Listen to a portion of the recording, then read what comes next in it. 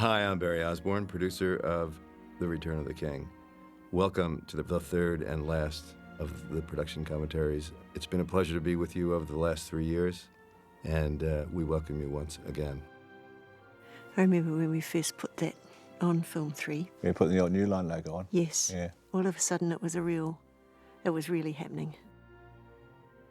I remember when we first shot the title sequence 5 years ago. I know, I'm still using it. The title, that was our last shot in the fellowship that we finished.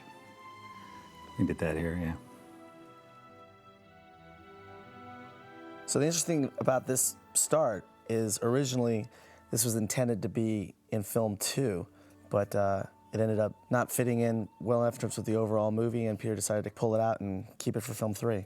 A really unconventional way to start the third film, but cool.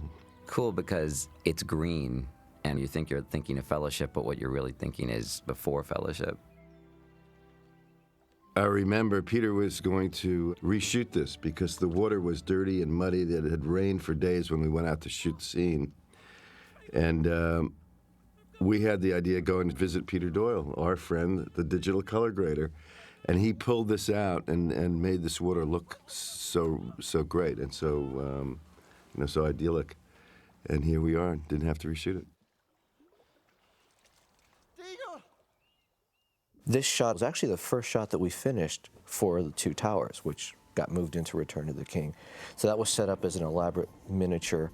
They shot a green screen shot of him on wires with a lot of wind and stuff blowing on him, and then we shot an environment representing the bottom of this lake. At that moment, when he comes out of the water, you hear the Ring theme.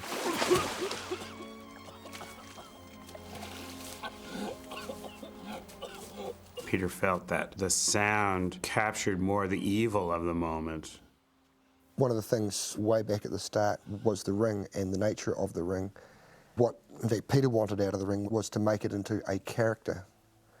And it was great because we've been able to hint at the nature of the ring in the previous 2 films, but it wasn't until this scene that we could really start to tell the story of the ring and what the ring is. The ring speaks differently to different people depending upon the nature and the character of the person. So it was being very sweet and enticing to Deagle. But then when the ring noticed Smeagol and noticed a character that could be corrupted, it immediately started working on Smeagol on a slightly different level.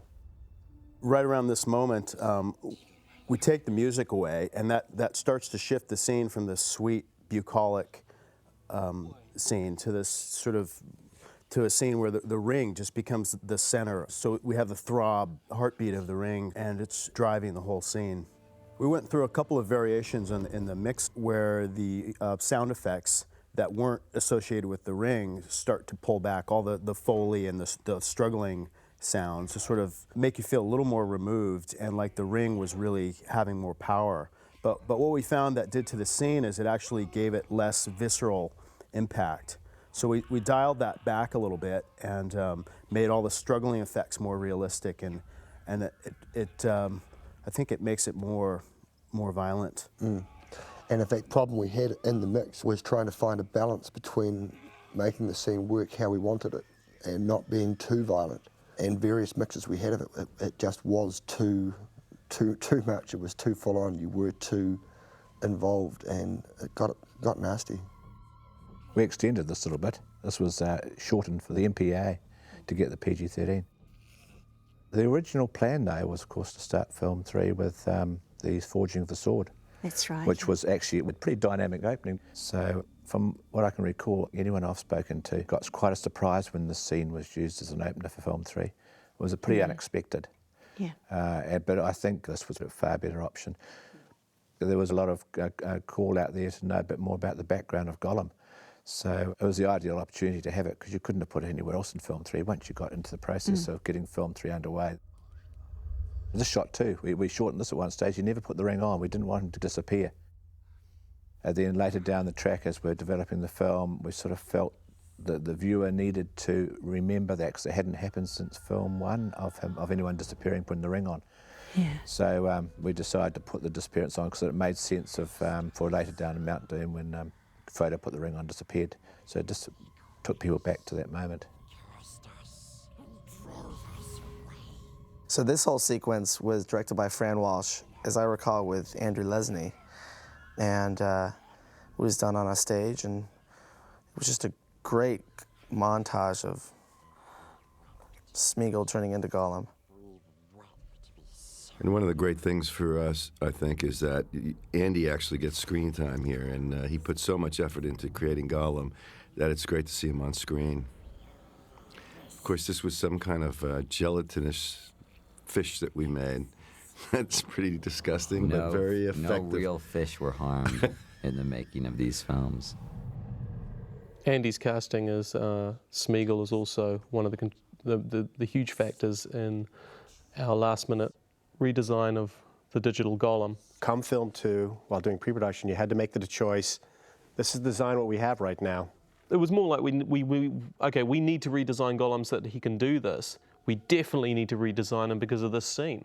Right. Because people are going to see Andy Serkis as Smeagol, and they're going to go, what the hell is this creature that looks nothing like him whatsoever? Yeah. Based on the old design, Pete was looking at Andy's performance on screen and going, I really like what he does with his mouth there. I know. I really like what he does with his eyes there. Puppet couldn't do that. Puppet couldn't do that. So Didn't that's look anything really, like I mean, it. in the end, that's the reason why we did the redesign. Everything else is like a wonderful byproduct of that. At one stage, we went straight to from the putting the ring on it to the waking up in a nightmare state by the pool, and then he went over and looked at his own reflection and had that whole schizo sort of a Smeagol Gollum type conversation. But this was a fabulous way of doing it. This got straight into the ring. It goes straight into Frodo, and you knew exactly where they were heading. We would get these shots sequence by sequence. So this sequence of Gollum in the culvert was the first Gollum sequence that we got for Return of the King. So we started work on this one first, which was good because it was a continuation from the last film. And since Gollum goes through such an evolution during Return of the King, as the journey progresses, he gets dirty and more beat up. In this sequence, he had to look just like he did at the end of the Two Towers, so it was a good place to start. Frodo wakes up and talks about how dark it is in Mordor, but it was shot in bright daylight. So we had to replace the background in all of these shots. So everything that you're seeing out the back there, we completely reconstructed. And we shot this around Ruapehu. It was an area that was struck by lightning, and the trees were devastated and burned, and it was really fortuitous to find this location because it was perfect for the sequence. Middle-earth lembas bread. We had a baker that made our lembas bread for us in Wellington, and I actually don't remember exactly like who it was. shortbread or? It was denser than shortbread. It's actually some sort of. It was probably one of those really good bakers in Wellington. But it wasn't like disgusting tasting or anything, was it?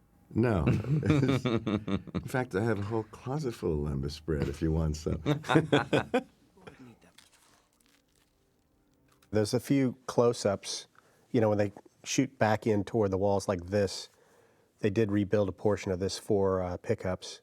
And what's really amazing is you've got footage here that is, sometimes a span of, 2 or 3 years apart, 3 years, yeah. intercut.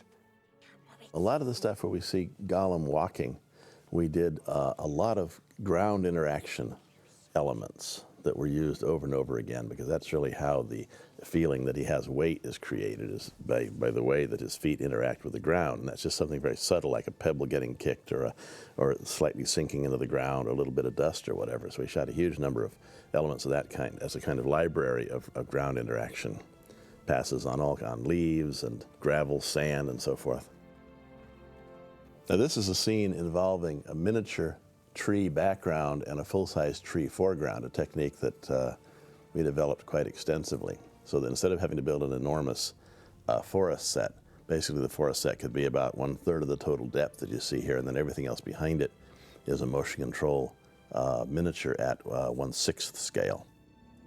Yeah, so this is a miniature where we actually shot some guys on horses, comped them in.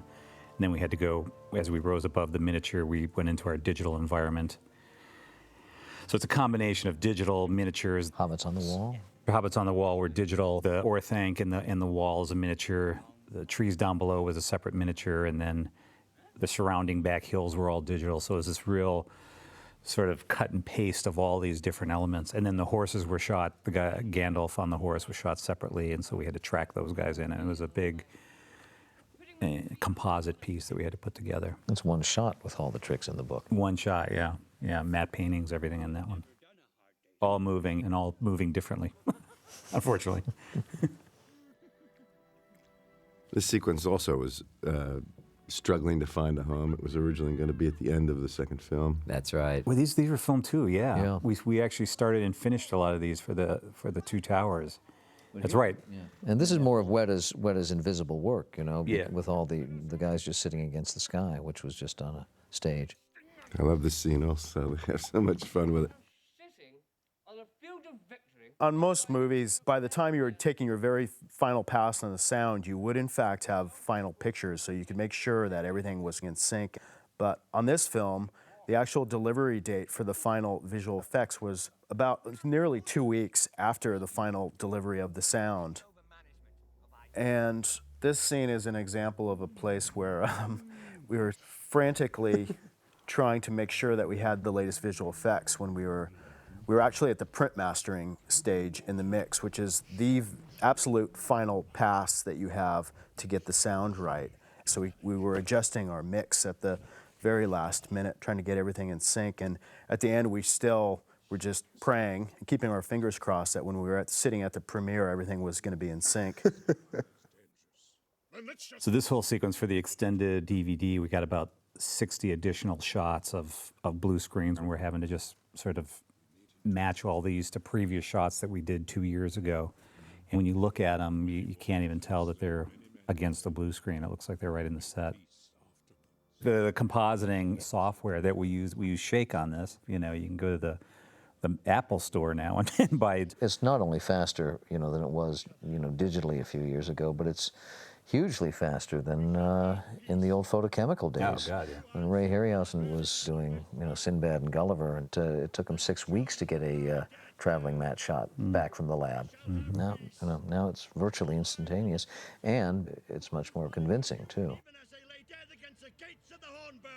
This whole section was the end of the Two Towers, you know, the destruction of Isengard, and then, of course, was moved here in a version of the theatrical cut, and then ultimately moved here into the DVD extended cut of Return of the King. Here's one of our very last miniature shots. 35th scale Orthanc spiraling around, revealing Saruman standing on the top.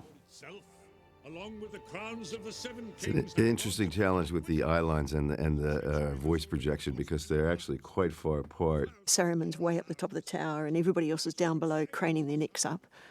You can't be looking at people's nostrils all the time. Yes. You know, to get that sort of thing. So Peter chose to, when he did this, shot this, he chose to keep the eye line down a wee bit. And I remember when we were looking at the data, we kept on saying, gosh, the eye line's totally wrong. It's meant to be looking up like a 400-foot tower. But once you actually, when you look at it now, once you put it together, you sort of get used to it. You don't take too much notice of it. But we always felt the eye line was never quite high enough. But as you said, and we couldn't, anyway, you can't have them looking up too high because it would made the actors look pretty ugly. Yeah. You know, Saruman is talking to these people that are a good 500 feet below, yet he's not really having to scream out. And that's all tied into the fact that he's a wizard and he's able to magically kind of project his voice down below. It's also whether you shoot it with a long lens or a wide lens, you can make them look a lot closer together. Also, if they can hear the music, they could probably hear his voice as well from down there. Exactly. These shots of Saruman, they were done in the parking lot at Stone Street, and we didn't have any need for a blue screen because it was a beautiful blue sky day. It's intercut with this footage of our fellowship in the wet set. And then everything sort of beyond the horsemen, the terrain, the Orthanc Tower, obviously the Ents, those are all digitally and miniature replaced. When we had the pickups, we had Sir Ian and John Reese, and a lot of these were just shot against blue screen, knowing that we were going to need to put these in later. Christopher Lee This was probably one of the most heartbreakingly difficult decisions in the theatrical cut editorial process on Return of the King, to move Christopher Lee and Brad Dourif out of it and into this DVD extended cut. And to his credit, he ended up coming to the premiere in Copenhagen despite all of the original drama and pain, because it's a painful decision. I mean, ultimately, the rationale behind it was that, you know, this is your film 2 villain, and the destruction and flooding of Isengard was obviously essentially his destruction. So therefore, to commence your third film with your film 2 villain, at least in the theatrical cut, was a difficult pacing issue. God, there's been so many shift-arounds, especially at the front of a film, that it's hard to remember all the permutations we went through, because, you know, how many times did we cut the front of this film? We cut it quite a few times in the UK, I know. One of the things that I found really exciting about working with Fran and Peter is that there would be a whole lot of different ways of the structuring of the scenes and also the internal structure within a scene. There'd be a day, you'd walk into the cutting room, you'd think it would be a normal day, then there'd be this flurry of activity, and Fran would come in and Pete would say, right, we're going to... try moving this scene to here and that scene to here. Yes, and we'll take this one from up there and put it down there and somewhere there. And they'd obviously been talking all night about the blooming film. and they come up with quite radical restructuring and shifting about. And it was always pretty blooming exciting. Yeah, it was. This is a cool shot. I wish I could say that was a miniature trip down the tower, but it's a digital trip down the tower. The reason being that we couldn't get the motion control high enough to actually do the shot. These other shots that we had where actually Saruman is falling, that ended up being a shot that we did on the stage. Remember that, Brian, where we had him on this elaborate wires going end over end, which is quite a complicated thing to set up for the stunty, just because of, you know, avoiding the wires, but flipping over end. The interesting thing with that whole scene was it was shot on that backlot in Lower Hutt, and someone sneaked a photo out to some... Oh, that's right. Yeah, it was in the some paper. Wellington newspaper. And everyone was like, Gandalf's dead? Yeah, that was the it must be headline, Saruman. Gandalf But is where does Saruman die? No, in the book, he dies here. Well, it can't... They couldn't actually pinpoint who it was, so that controversy sort of died out. However, I do remember sitting down with Peter trying to figure out what would happen to Saruman when he fell off the tower, because part of the destruction of Middle-earth is about industrialization and mechanization, and that wheel was something that was being destroyed by the ants, and it was in the water, and we said, well, why don't we have him land on that? And this is the point that really the whole scene is here for. Yep, is just to now. get Pippin to pick up that Palantir. That's really the only reason it was. We had to use this part of it in the feature. This was an interesting shot here. It used to be 2 or 3 riders riding away from Eris there, and we had to erase them at Western and put those digital riders in to head towards Eris. One of the most stunning shots in all of film 3. And there is no mats, no nothing in here. That's as it was. That shot was backwards, incidentally. That's an amusing sidelight, is that the shot pushing in on Eowyn is actually shot as a pullout. So everything is going backwards in that shot. When you look at her cloaks, they're sort of in reverse, and smoke is going down chimneys, and we sort of had to pick how many things we wanted to fix before it looked too in reverse. The smoke, I think, is still going down the chimney. It is going down the chimney, yeah. And the flags are blowing backwards. We actually had guys walking backwards in the shot, too, and Peter wanted to leave them, and Fran sort of busted him on it. So we were all set to sort of leave that as a tidbit to look for in the DVD. The great thing about this scene, it's unfortunate it didn't make the theatrical, but there's a lot of good humor in it, and it's also got a couple cameos. So here comes Howard Shore, a nice close-up, our composer right there, as well as Michael Semanek just to his left, who is our dialogue mixer. They were very disappointed to be cut out of the original theatrical cut. They'll be very happy to see this scene go back in. Yeah. At least I know Michael will. Yeah, he's the fairly slim Rohan guy. He kind of expected that he'd be way in the back of shot, as did the wardrobe and makeup. And then when he walks on set, Peter grabs him and Howard and plants them directly behind the main character. This has to be one of the most complicated, intensive ADR films in history. And of course, it was your job to sort of supervise that whole process. And hey, lucky you. Just glad it wasn't me. ADR is the process of replacing any dialogue which is deemed to be no good because of extraneous noise. In our case, we had aircraft and background birds. Now, to give you some sort of idea, on most other productions, if you come up with a total ADR cue count of 500 cues, the producer will howl at you because that's way too many. And just for The Return of the King, we've got a smidge over 4,200 cues scripted in our database just for the one film. So there was a bit to actually deal with. John Rhys Davies was lovely to have in the editing room. I mean, as footage in the editing room, because he never performed the same take twice. He always used all the ad-lib lines too. Yep. Or that hairy woman one, the drinking game was one of his ad-lib lines. That goes swimming with little hairy women. This is a nice little detail coming up here when Gimli falls backwards. All the sounds sort of go away, and you get this little chair squeak right as he goes over. That's just such a beautiful little detail that Brent Burge, one of our master effects editors, created.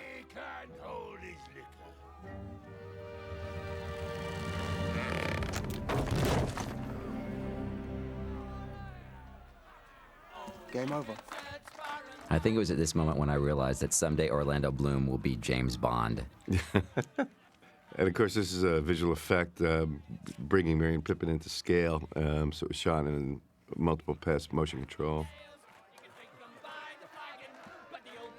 This was actually a fun shot to work on, and shot the background plate with the party and the table and stuff, and then we did the motion control move much larger on a set with a few plates and whatnot, and Fran directed it and had both actors just sort of make up their own little dance and everything, and it was actually kind of fun afternoon. Yeah, in fact, she and Philippa Boyens also wrote the lyrics for that song. Yeah. Here's an example of a very low, almost in fact, whispered conversation. Part of Viggo Mortensen's approach to the character of Aragorn was that he was a very calm, in control, been around for a while type of guy, and so he never really feels the need to raise his voice too much. So he always talks very low and quietly, and which, I'm sure works well for his character, but it was a complete pain in the ass for us to mix. This is a tough Gollum shot that Stephen Hornby animated. One thing that helps it subliminally is the scleral displacement on the eye, so you can actually see the eyes moving around, darting around in sort of REM, underneath the lids, the tissue-thin lids, which gives it a greater deal of reality. You really feel like you can touch them. Yeah, there's nothing about it. And I mean, that's an example of the amazing animation. It's such a bold move. It was such a challenge for the CG that Peter threw down for the CG artist to actually create that shot. It's great. It's one of the marks of Peter, that he would actually move the camera in so close to a character that's not there, that's CG. Another interesting thing I find is that Peter really pushed to put lights in the eyes. And again, it's a CG character, but he always feels that one of the things that distinguishes a living being is the fact that the eyes are so reflective and so luminous, and it gives you sort of a feeling of life. And so the highlights in the eyes are all added as almost an afterthought that he pushed for. This sequence, which rather echoes the soliloquy or the dialogue between Gollum and Smeagol in the previous film, was written and filmed before the schizoid soliloquy, as it came to be known, in the other film. So this was always part of the script, and this was always part of the shooting plan, and the other scene was something of an afterthought. This was done in much the same way, with very close adherence to Andy Serkis's performance in the back and forth, I think one thing on the animation side was that they got to know the character better. Exactly. Yeah, they got technically better, but as in 2, I know the hardest part was just finding what Gollum was. We basically were done tweaking Gollum on the last shot when we delivered the last shot of the film. I mean, we worked on him, on every single shot that we did. So, and we were making him better, and we were getting his skin better, and we're getting the animation tools better. So he never really was Gollum locked off. People have asked me, once they find out that I was involved with the dialogue in these films, one of the first questions they ask me is, what did you do to Gollum's voice to make it sound that way? And I say, it evolved over time. Andy Serkis basically got the performance and the voice early on, and after that we just worked on enunciation and clarity. And that voice is all him. And in fact, I think in all of his dialogue in 2 films, we only added some sound effects once, and that was in his very first scene when he attacks Frodo and Sam in the first film. We added a couple of really small growls at one point. But apart from that, it was all him. There's a horrid, fat hobbit who hates Smeagol, and you make... Originally, when Gollum wakes up, he's woken up from a dream of his own origin story, having strangled Deagle, but then the feeling was that it would play more directly to the tension of the scene if he was dreaming about, how he's going to deal with his situation and these 2 hobbits.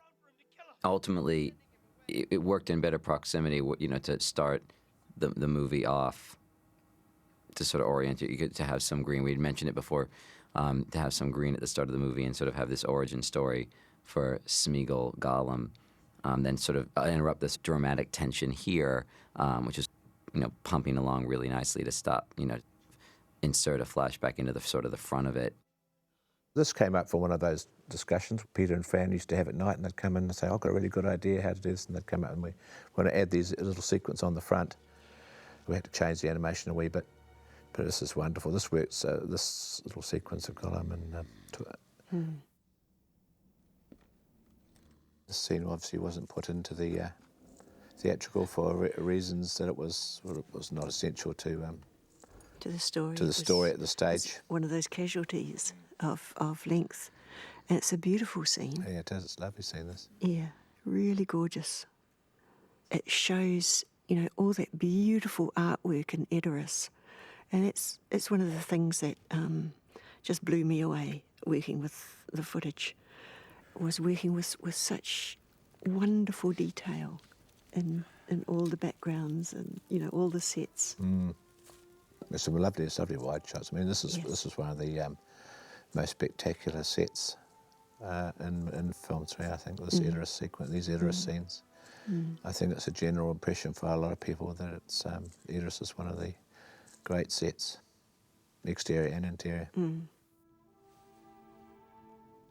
There's quite a few different performances to pick up in this scene too. There's some performances of Eowyn's were very tearful, and some were a little less odd. We went for a sort of an intermediary sort of performance, just to get a little bit of that watery eyes. Yes. Because sometimes she tend a lot of her scenes, she did a little bit too much tear action. Yeah. Must be terribly hard.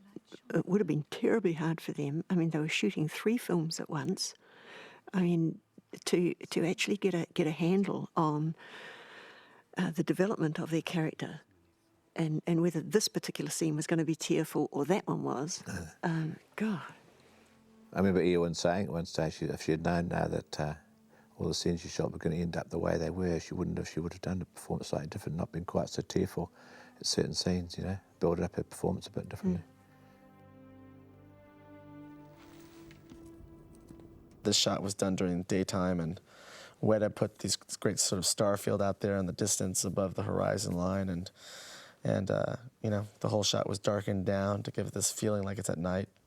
Then this profile shot that turns into a 2-shot with Legolas and Aragorn, that's actually just done over blue screen.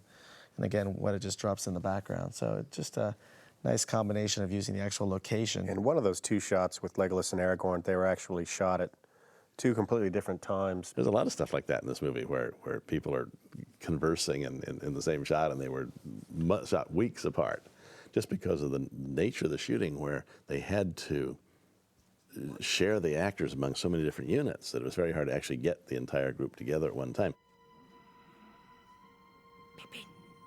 And this is the reason for the Saruman scene. Basically, yeah. Yes. Yeah. I remember debating when we were wrestling with the length of the theatrical cut. The whole Palantir storyline was one of the things we debated whether we could afford to drop, and of course you can't because it really is what drives the story forward, and we absolutely needed it. But it was one of the things we did look into because of the length. What we did then was when you lost the death of Saruman, that little bit where the Palantir is in the water, there was a lot of pickup shooting to put the Palantir in the water so that Pippin could find it, and then it could be here at Edoras, since since obviously it hadn't, fallen off the rooftop with Saruman. The interaction with the Palantir and the way he performs it is just so good. It must be great because we sort of know the story, but for the audience who sort of this is the first time the Palantir's done that. It must be a total shock when you see it cold. One thing that we tried very early on with the Palantir was introducing the voice of Alan Howard as Sauron coming through the Palantir, and it's I think it gives it that kind of organic and spirit quality that it needs, and also sort of really makes clear that it is a device used for communication. It basically works both ways. I mean, Sauron can see into the person holding the Palantir, and the person holding the Palantir, if they're strong enough, can see into a Sauron. So it's more than just a video phone. It actually connects people mentally.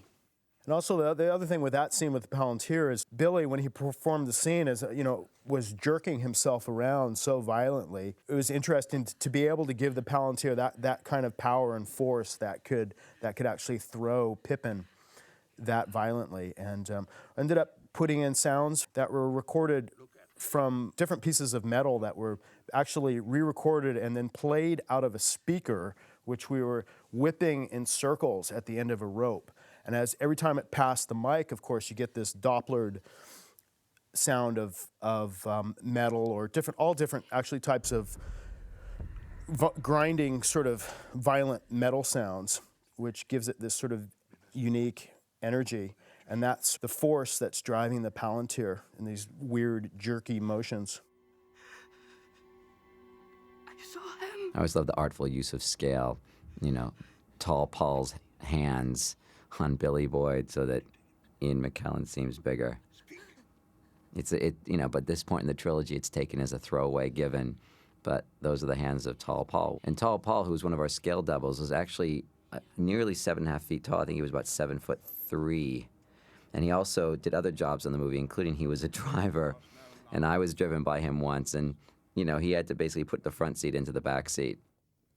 But an honest fool he remains. Now this sequence was tinkered with endlessly, mostly through sound, additional dialogue recording and off-camera lines, because we had to get all kinds of kind of critical plot information and where are we going from here, what's the plan, what's the mission.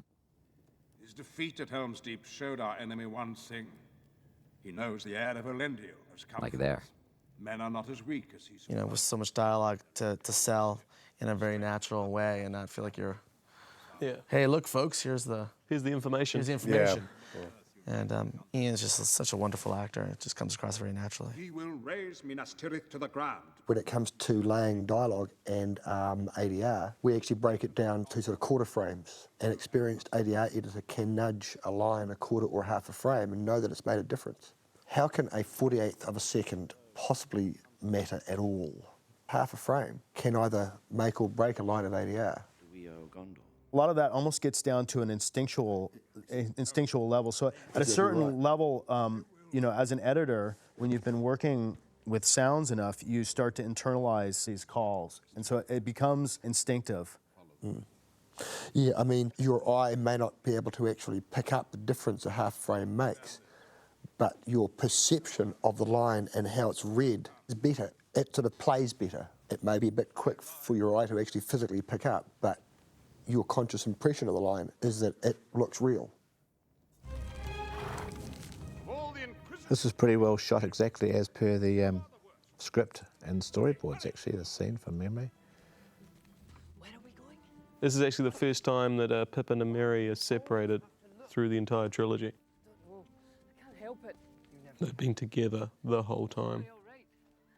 No, but it does bring out a point that, you know, when we were doing the shoot, you know, we did get to that moment where, you know, just like with the major parts of the Fellowship, in other words, Sam and Frodo being away from everyone else, when they broke away, you know, they started shooting in other parts of the country, and they no longer were hanging with everybody.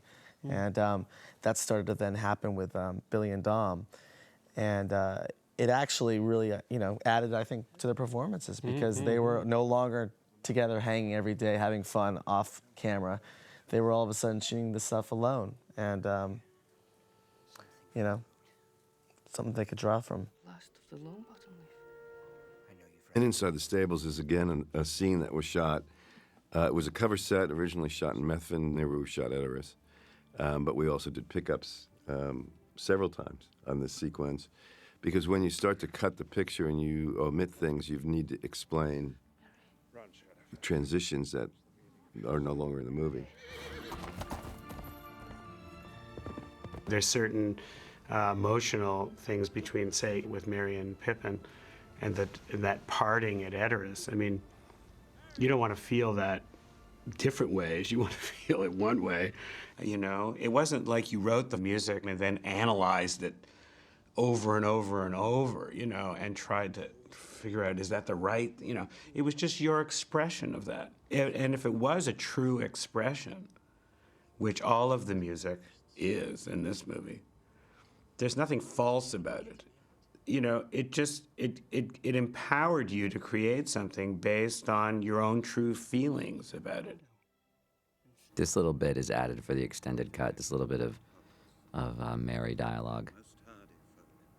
Again, only for pace issue, because it's actually quite beautiful, but in the theatrical version, you really wanted to kind of keep the momentum kind of pulsing along.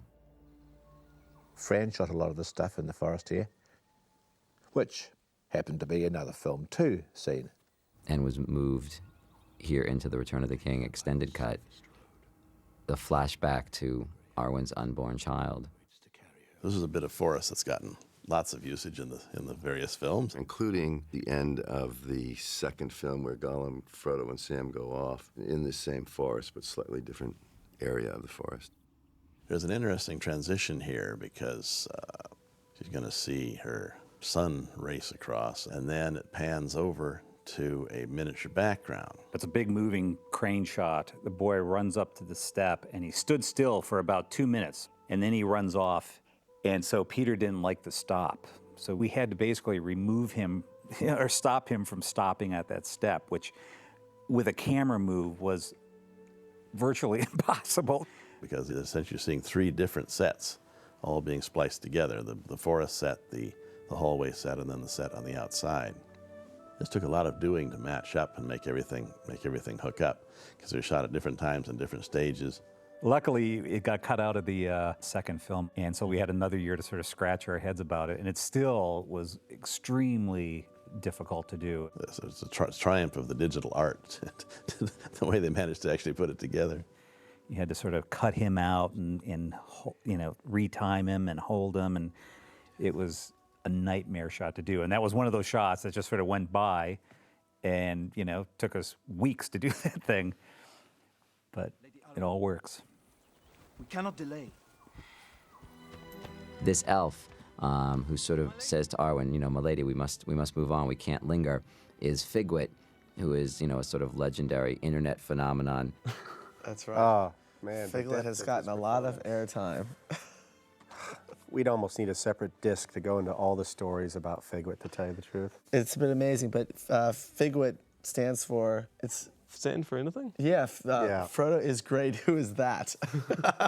That's Figwit. And there ended up being these people talking on the web wanting to know who this guy was. And he was this dark, brooding elf in the background. He was in the council chamber scene. Yeah. Yes. And that's where people were talking about it, especially when everybody rallies around Frodo. There he is in the background. And Figwit is also in a very good New Zealand music group called the Black Seeds. And coincidentally, his girlfriend works at Weta Digital. And his father was also an elf. Yeah. Anyway, there you go. So you got to talk about Figwit. We were fortunate on these shows to have dialogue mixer with the experience that we did have. And Michael Szymanczyk was able to clean up quite a bit of fairly marginal production audio. And that scene with Arwen and Elrond was an example of that, where because of script changes and so on, suddenly we were obliged to use a production line that was very awful and match it into ADR, which had been recorded either side of it. We had a different close-up of the shards of Narsil, but it wasn't as dramatic as the poetry. So they did a very, very quick pickup on the sound stages at Stone Street just to get a more dramatic-looking set of shards. Arwen's role in making the sword definitely grew into a more significant role as film 3 was evolving. Makes him more involved in her and Aragorn's combined fate rather than this character who's just waiting around for other people to make decisions, you know. When Arwen drops the book, it's one of these chances for sound to really start to tell the story. It's all about the impending doom that Arwen has actually given away the grace of the Eldar that she had and is becoming mortal as a consequence. And so her fate is pretty much tied to the rise and fall of Sauron. One of the interesting things about these sort of ethereal scenes is getting the right balance between the magical, more surreal effects and the realistic, environmental, straightforward effects, and getting that sort of balance happening right, and with the music as well. This was nearly a teaser trailer for the Return of the King theatrical cut, sort of, tease the audience of what was coming, and this idea of the reforging of Narsil, there's such great imagery, of course. There was tons and tons of coverage from a million angles of this, and these are real smiths. It's actually impossible to reforge a sword this way, and you actually have to make a whole new blade for it. Oh, for humans, maybe. But not for elves. The sparkle on the sword flame was something our effects guys came up when we were shooting forging that went on in the caverns below Isengard. And one of the effects guys just put this little extra, I think it was phosphorus or something, on the blade itself. And whenever you'd hit it, you'd get this cool little sparkle. The Gondor theme, it's quite stately, and it is played on the brass. I mean, the brass are really central to Gondor.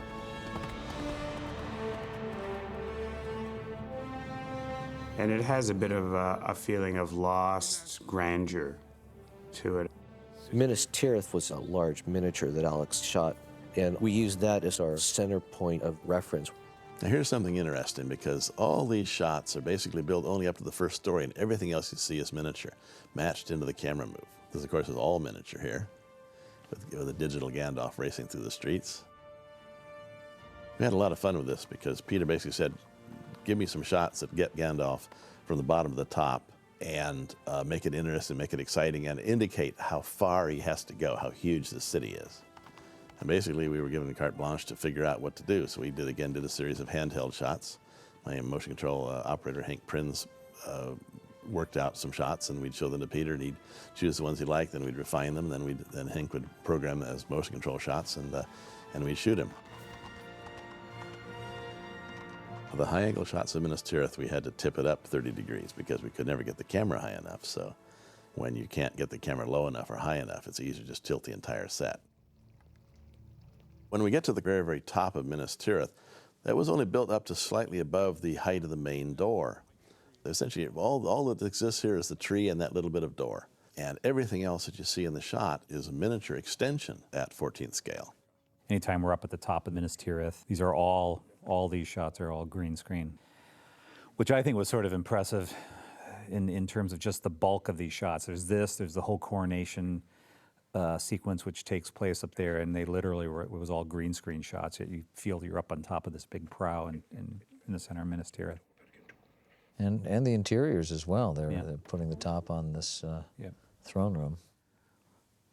Yeah, the top bit is all digital extension up above the sort of the round part up above the throne there. It was all digitally and extending back toward us too. Extended, right? yeah, on all sides, yeah. Yeah, it's amazing. There's an absolutely fabulous matte painting of the ceiling, because again, it was only built at the top of the column, and everything else you see above that is painted in all that ceiling stuff. This is a brilliant piece of painting. Lord and Steward of Gondor, This is probably the biggest single interior that we built. And this was also built on Stage O, which was down at the docks, the same place that we built the exterior forest where the horses gallop in the second film. This is a beautiful set. It's one of my favorites. Basically, we'd run out of big stages that had nice tall ceilings, and there was a bit of a scramble to try to find another warehouse somewhere in Wellington. So the gang found this amazing warehouse right there on the water. There's a nice little sound effect associated with that, the Boromir flashback that we see there, which I kind of love because it's one of those almost, again, an almost sort of subliminal sound that I think just works on an emotional level. And it's something that we first used in the Boromir lying dead in the canoe that we first see in the extended edition of film 2. And it's actually the sound of bees buzzing around a pot of honey, recorded very close. So and then it's slowed down, but what it does is it gives you this sort of very emotional, buzzy quality, almost as if we're inside Denethor's head. And Boromir was pierced by many. This is really the first setup scene for Denethor, really. I mean, he had never met this character before, so it was pretty interesting. His whole process. He's a pretty interesting character. He was very difficult to ADR from memory too. He wasn't an easy actor to ADR with. Right outside the door, you've got sort of shunting trains, you've got trucks, you've got downtown Wellington as well. So all of which meant that the production audio was absolutely screwed, which was such a great shame because John Noble, the actor who plays the character of Denethor, is a very much a performance on the day based actor. And so John found it really hard to walk into an ADR studio, let's face it, 2.5 years, 3 years after he'd actually done the part. He always felt his performance was pretty good on the day. And it was. And it was. It's pretty rich. Yeah, some of it actually got a bit strong at times. You have to tone it down a bit to go for slightly lesser takes. He got a bit at times, but I found him an interesting character actually. An interesting. Yeah, I sort of feel quiet through these scenes with him in this big throne room because I'm always remembering the tension that's actually in the scene. And the very first time when I was assembling the footage, feeling the tension throwing between these two. It has a lot of energy when you're cutting like that. We ended up with a pretty similar scene actually to the original cut from memory. These were green screens, so Gandalf would be shot in the plate, and then we would green screen Pippin in there and sort of place him where we needed to. These doors just opened up onto a parking lot. So they built this sort of exterior courtyard, and then on the outskirts was the crew parking lot. And so there were some shots where we go wide, we sort of crane around. You just saw cars parked on the outsides of Minas Tirith. I think we had to make it seem as though they were 300 feet up in the air. This is all shot in layers because we couldn't get the camera through. So each of those buildings as it goes by had to be shot and then pulled out as the camera passed it so we wouldn't run into it. This virtuoso shot that starts as a wide and ends up on a two-shot of right. Gandalf and Pippin. This was our single most difficult miniature shot to do because of the problems of tracking it. So what you're seeing here is the top of the flat surface is real, the sides are digital, and everything behind it is the miniature. The prow of the Court of the Kings was built flat on the parking lot, and they did a very complex train move that was just kind of a grab shot. No tracking data was made for it or anything. That shot took 3 weeks to do. You really don't know it, but any one of these shots that we're looking at right now is a composite. All these ones where Gandalf and Pippin are talking. The Wellington weather was great for creating the Cloud of Mordor because we would get these big storms coming in off of the ocean and just try to make sure we were out there shooting them all. One day I got a call from Peter saying there's a great storm cloud coming in over the South Island. It's like, okay, we're on it. Someone went out and shot it. Yeah. The problem you have with a sequence like this is if you have everything under a dark cloud, it's either going to look like a nighttime shot or it's going to look very dark, which doesn't make for a very interesting film. So the idea that we came up with is that we would have this big valley with the cloud of Mordor extending out from the Mordor mountains, but under either side of the clouds, you would still be able to see the world out there, and there would be this bright sky that would allow light in. So then, depending on how we were shooting, we would be able to rake light in from under the cloud from either the left or the right side. So we could always get some interesting lighting on the scene, but still maintain this heavy presence over the top of everything. This was shot up here in the hills in Wellington. I think this was the end of film 2. Yeah. I wasn't there that Yeah, day. So that's right. they went over to doing more on-set mocap with Gollum. The on-set motion capture negated the need for any animation supervising coordination. We just take what we'd get. As it turned out, it was certainly a step in a new and exciting direction that I think we'll see more and more of. Yeah, it was amazing just to be able to do that, just to be able to go there and capture it, whether it was, whether even it was just, if it was just a reference, it was pretty incredible to be able to capture his motion as Peter was directing it, rather than going back to a motion capture stage later. Our wardrobe team did such a wonderful job, not just the actual creation of these costumes, but also just the way they were worn down for specific parts of the movie, and the actual team themselves at each of the production units, making sure that they were keeping track of the correct continuity, that it had the correct wear and tear for that part of the journey. It just helps add to it, something we take for granted that we don't even maybe think about, but it just sort of helps keep playing along this journey. It really kind of sells the scenes. Now this is another scene, same added for the DVD extended cut, but I love this because it's sort of the uncrowned king scene. I mean, that's how I refer to it myself. The good thing about this scene was that moment of emotion and pathos as the light comes on the crown and then fades off again. This is one of those scenes that just makes the world so much bigger than the actual story you're following, which is obviously the depth that Tolkien had in his books. It's a world that a story is happening in, rather than a world that's been written for the story. And now we rejoin the theatrical cut, still in progress. Although what's great here is we've got added little beats here between Pippin and Gandalf, with the smoking and the coughing and the sort of, rapport that's building up between them, which is going to become very significant as the film moves toward its climax. This scene was a pickup scene, a new scene here. Pippin was originally lying in bed and heard Gandalf coughing and got up and gave him a drink of water.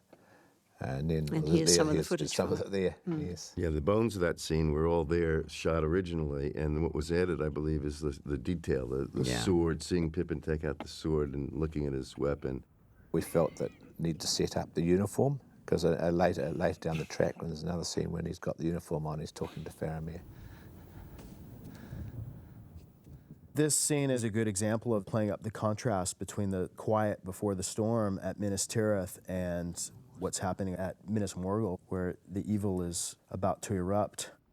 It's also very nice to be able to have so many quiet scenes early on in the movie, because we knew from the beginning with all the battles later, it was going to have to have some loud scenes. So it's nice to be able to really get simple and quiet. Mount Doom is this constantly exploding, rumbling presence of evil that you always know is just across those hills. And we're really sort of able to play that up with the contrast in sound. The great evil and the death of our time is just across the air, and we can see the glow. It does make it tricky sometimes to try and get enough sort of power out of the sound design elements when we're dodging and weaving around quiet voiceover. It's one of the small mix challenges. From the coast. There's Peter Jackson barking orders on the boat. Now, this whole speech here that Ian McKellen does was conceived during post-production. The idea to absolutely clarify Osgiliath, Minas Tirith, their proximity to one another, the strategic imperative that if Osgiliath falls, then Minas Tirith is vulnerable. This moment between Gandalf and Pippin, we did shoot some of it in the pickups, where getting into the drama a bit more, and it's really nice, this concept of cutting together the threats. Peter felt strongly that Return of the King needed its own sort of really clear personification of evil, because after all, Sauron really is a disembodied eye, and Saruman has now bit the dust. You know, the idea of building up the Witch King, armoring up, getting his helmet put on, his sort of gauntlets attached and so on, to really give you a personification of the evil on sort of the ground level. Yeah, I mean, we really tried to make the Witch King getting his armour on as creepy as possible, because Peter wanted it to be a very otherworldly place. But, of course, in the mix, we just weren't able to sort of realise that, because we were obliged to actually be able to understand the voiceover, funnily enough. Minas Morgul is his lair. Here's a first view of Minas Morgul. Just a little tiny foreground set. Everything else is miniature. Now, Minas Morgul has the sickly glow because it's a poisoned city. It's leaking toxins because the whole thing is that this is trickling down through little cracks in the rocks, and it's seeping down into the swamp that surrounds it. So here, as they're creeping across here in front of Minas Morgul, there's just a tiny little set. It's just basically a walkway and a few rocks. This is a full size. This gargoyle is real, but pretty much everything else is miniature. Now we're going to do a shot where we're going to tilt up the wall to the stairs of Cirith Ungol. And again, that stairs only go up about 8 feet. Everything beyond that is a multiple scale miniature. There's 2 scales here, laying down flat on the ground, of course, so we could build it long enough, and then matching the perspectives. The biggest problem there was how to make the stairs show, because the problem is that the stairs are supposed to be secret. You're not supposed to be able to see them, but you need to be able to see them. So the combination of putting chalk on the edges and then lighting it in strong backlight so the edges just slightly light up, so you just barely see the staircase winding up there without actually being too obvious about it.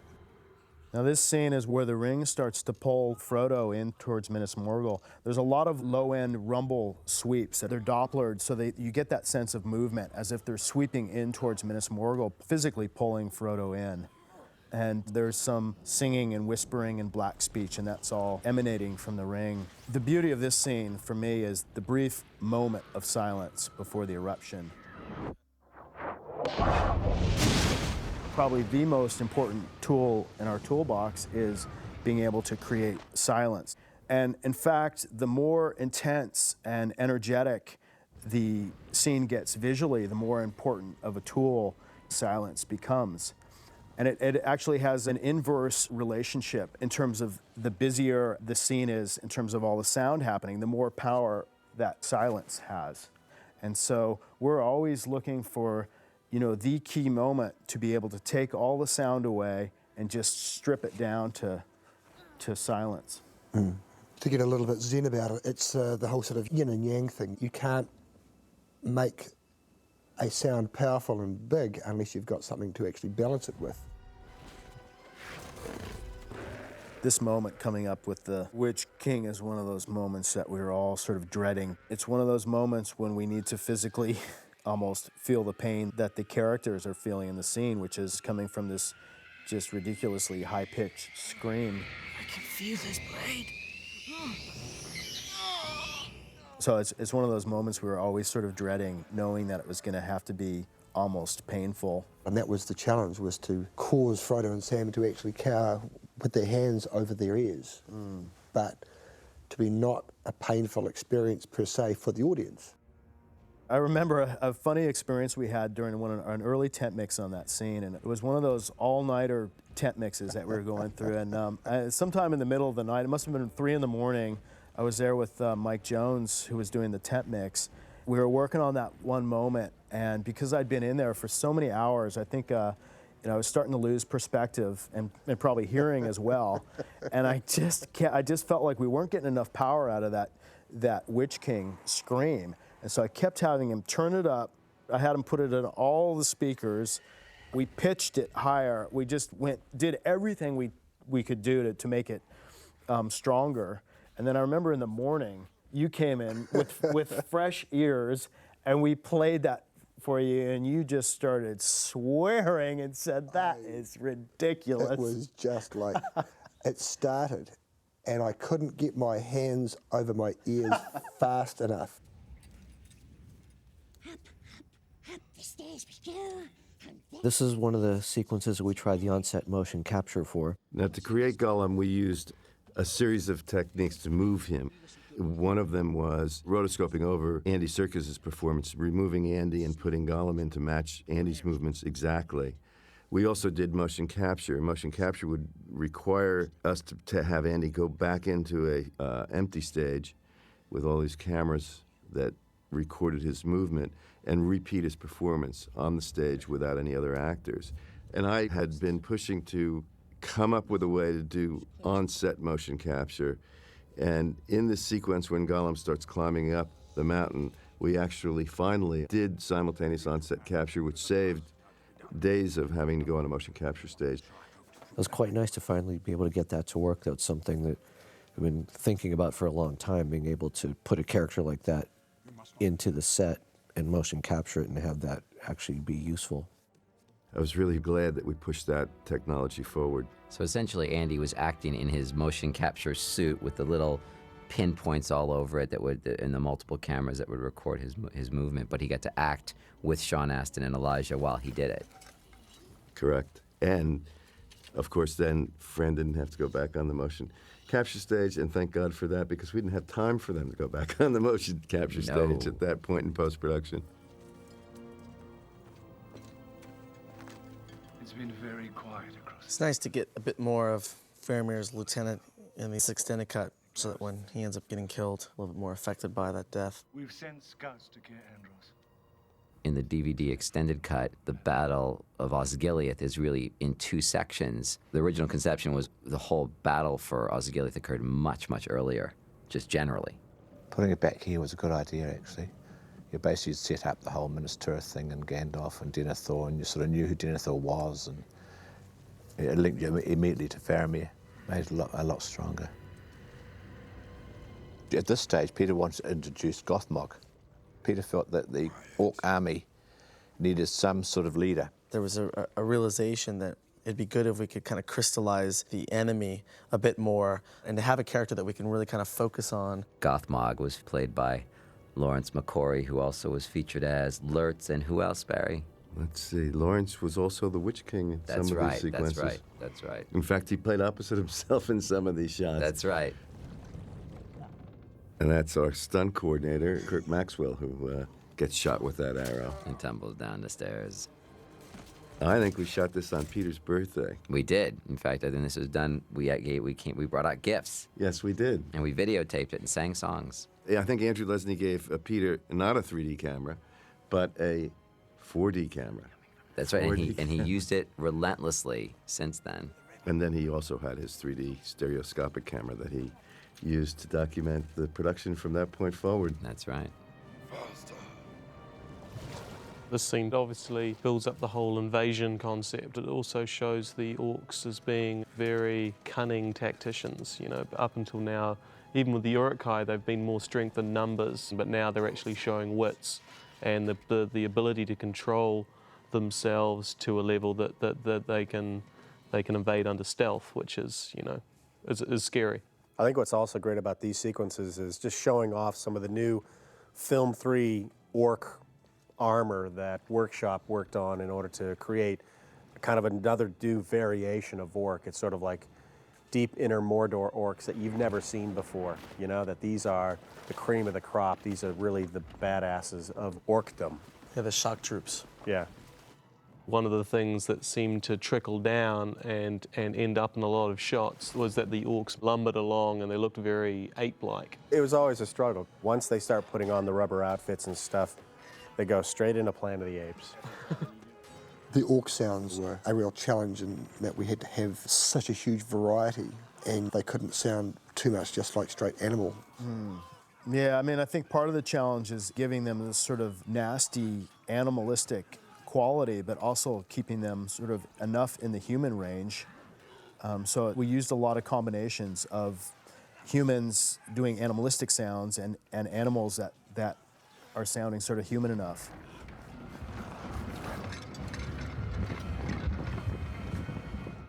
I had no idea that Peter had planned this tower to be that high off. There were a lot of things that we had no idea what Peter was planning. Peter said, here's what I need. Find some angles that reveal the beacon. And then we essentially went off and figured them out. because none of this stuff was really a previs. It was just drawn, but we were pretty much figuring it out as we went. We would essentially push the sets around until he found something that he wanted, and then with his handheld camera, he'd show us what the blocking was. So a lot of the stuff was directly interactive with him. It's again all blue screen up there with Pippin, adding the stormy clouds of Mordor. And the establishers with the miniature was Miniature with a CG. Digi-double. Yeah. Now, I have to say that one of the most significant unnamed characters in this movie is coming up here. He just does such a great job reacting. This moment of Christian. Oh, no, sorry, I was looking at the pillar. I thought that was Christian. Oh. No, but the other shot, that's... It was, actually. Yeah, and as I recall, that actually was directed by Barry Osborne, our producer. It was directed by Barry Osborne, So, and I misread one of his cues. It was completely my fault and nearly burned the set down. That's right. Yeah, we actually set that on fire, and Peter wanted me to let it burn down, and they lifted parts of that and used it for some of these beacon lighting on top of the mountain. Like Middle Earth internet.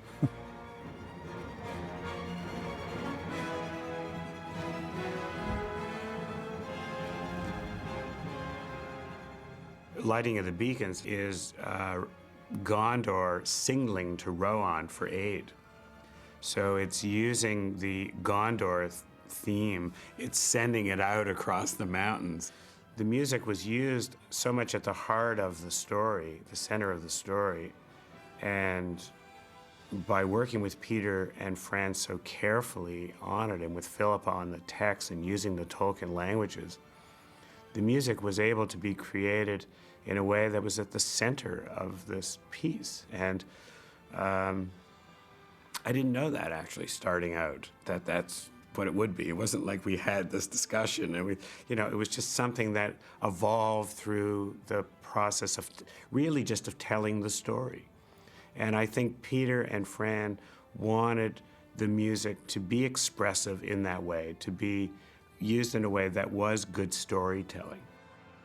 It's an older style. It touches people. I mean, storytelling is something that's been around for a long time, and everybody loves a good tale. And Peter is a great storyteller, and by allowing me to express the story in the music, you connected with people in the way that music can. And I'm seeing that, and it's fascinating to me, actually, to see the reaction to it and the knowledge of the music in the films, that people know all the moments and they know how the music relates to every frame of the movie. I mean, they know everything about it.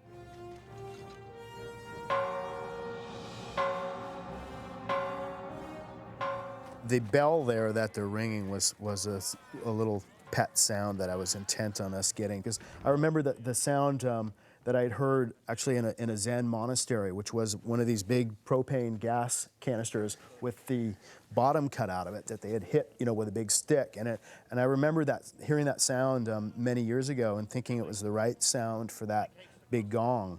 So essentially, we went out and got all these different gas bottles and strung them up in our record room and struck them and ended up using a combination of them for that sound. And for me, it's an example of just getting the right sound for what you see. And, God is in the details.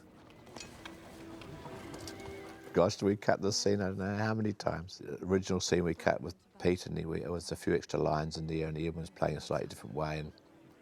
And then we recut it again with Fran, and then we had, I think Philippa got in on it as well at some stage.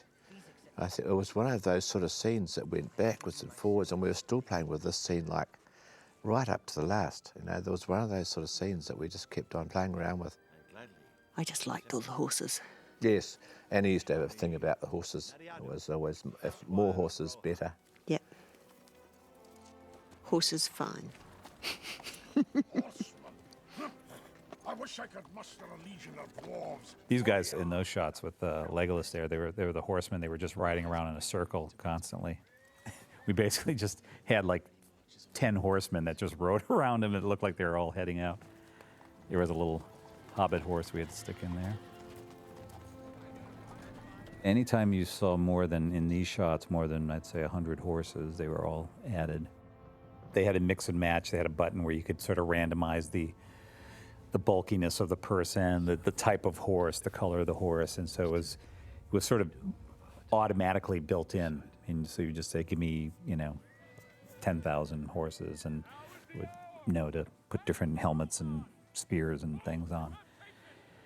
And then give them different walk cycles, and just so they didn't appear all the same.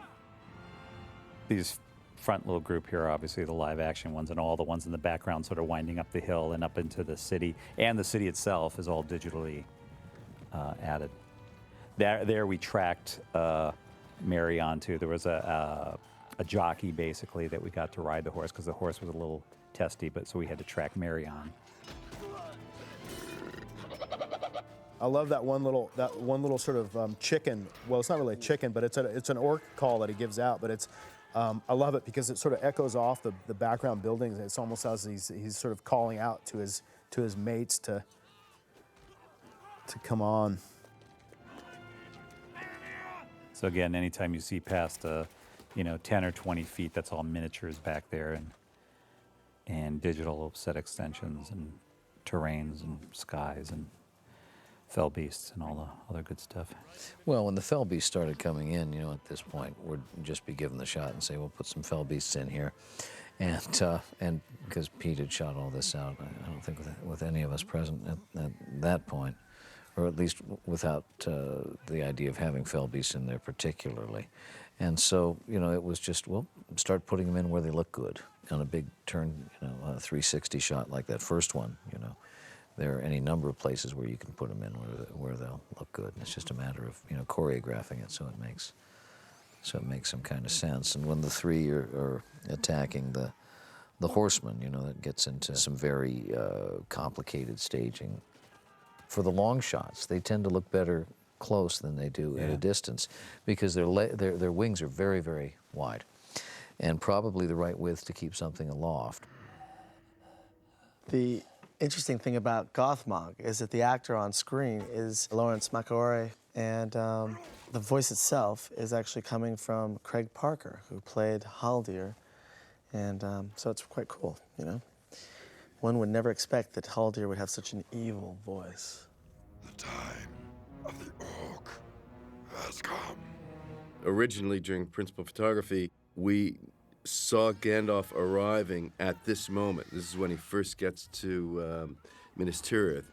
So, for storytelling reasons, Peter wanted him to be at Minas Tirith, have his meeting with Denethor, set that up, have the beacons lit, and then have this retreat from Osgiliath happen after he was there, and Gandalf rides out intentionally to save them. We sort of thought, well, hold on, it's a bit odd for Gandalf to be riding out of Minas Tirith to rescue them with Pippin on, but no one seemed to be too concerned about it. Because it was obviously thinking, oh well, take Pippin for a ride, for a bit of action.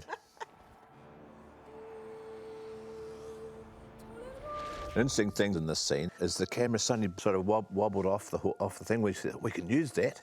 We can put Minas Tirith in there. That shot is a kind of a case in point of all the post-production facilities' ability to deal with effect shots, because that was sort of shot on the back of a truck, just riding over rough ground behind horses, no tracking markers from memory. Just basically we want to keep the horses, and you've got to replace and leave everything else in it, and put Minas Tirith back there. Right. Replace the sky, the distant mountains, pretty much only keeping the ground and Gandalf and the horses running. Battalions of orcs are crossing the river. It is the Lord Denethor predicted. So this sequence here used to be before Gandalf met Denethor. So this was the entry scene into Minas Tirith, not riding up. Yeah. This was where he entered. But it was far better moving it around because you had actually met Denethor first, so you knew he was, The problem was. The problem was, yeah.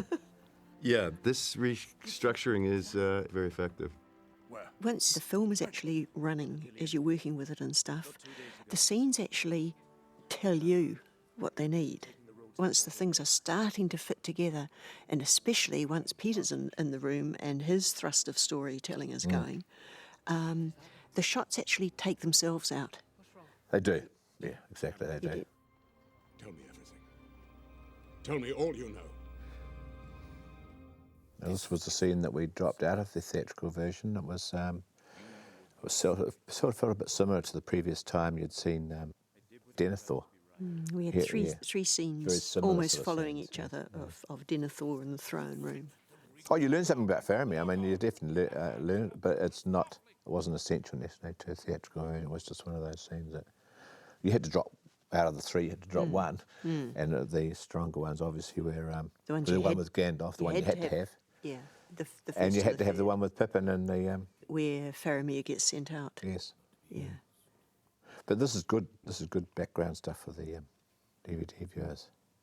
Yeah, I mean, one of the reasons that, you know, a lot of these scenes ended up in the extended cut is simply that, you know, for pace and momentum issues, you can watch the film without knowing all this sort of deep background and get it, you know, Denethor's grief, his delusion, his sort of tactical incompetence. But here you can kind of sketch in, you know, what the real motivating kind of nuances, and that's what's happening here. But yeah, in the theatrical cut, you know, by going back to Denethor and sort of shading in things that you've sort of already kind of made clear, at least on a sort of surface level, you slow the momentum way down, and that for a theatrical cut, that was clearly the priority. You would not have known your son. Did they ever fix the throne rocking? No, that was something that no one ever picked up except Rick. Look at the shot. Look at the chair. Boom, boom. This huge stone-like throne actually moves when Denethor hits it. Yeah, Rick was very concerned about the throne rock. He thought it would be such a solid throne it wouldn't rock when he hits it. But I actually think it's, who's to know what it's made of? Is it made of marble or is it made of wood? It's a bit hard to tell. I mean, he'd get piles if it was made of marble, wouldn't he? They He wouldn't would. have done that to the Yeah, kings that's of right. Gondor. No, not Denethor. I mean, Denethor's got enough troubles without piles as well. See, you watch these extended cuts, and you see this stuff that you didn't think you were going to see.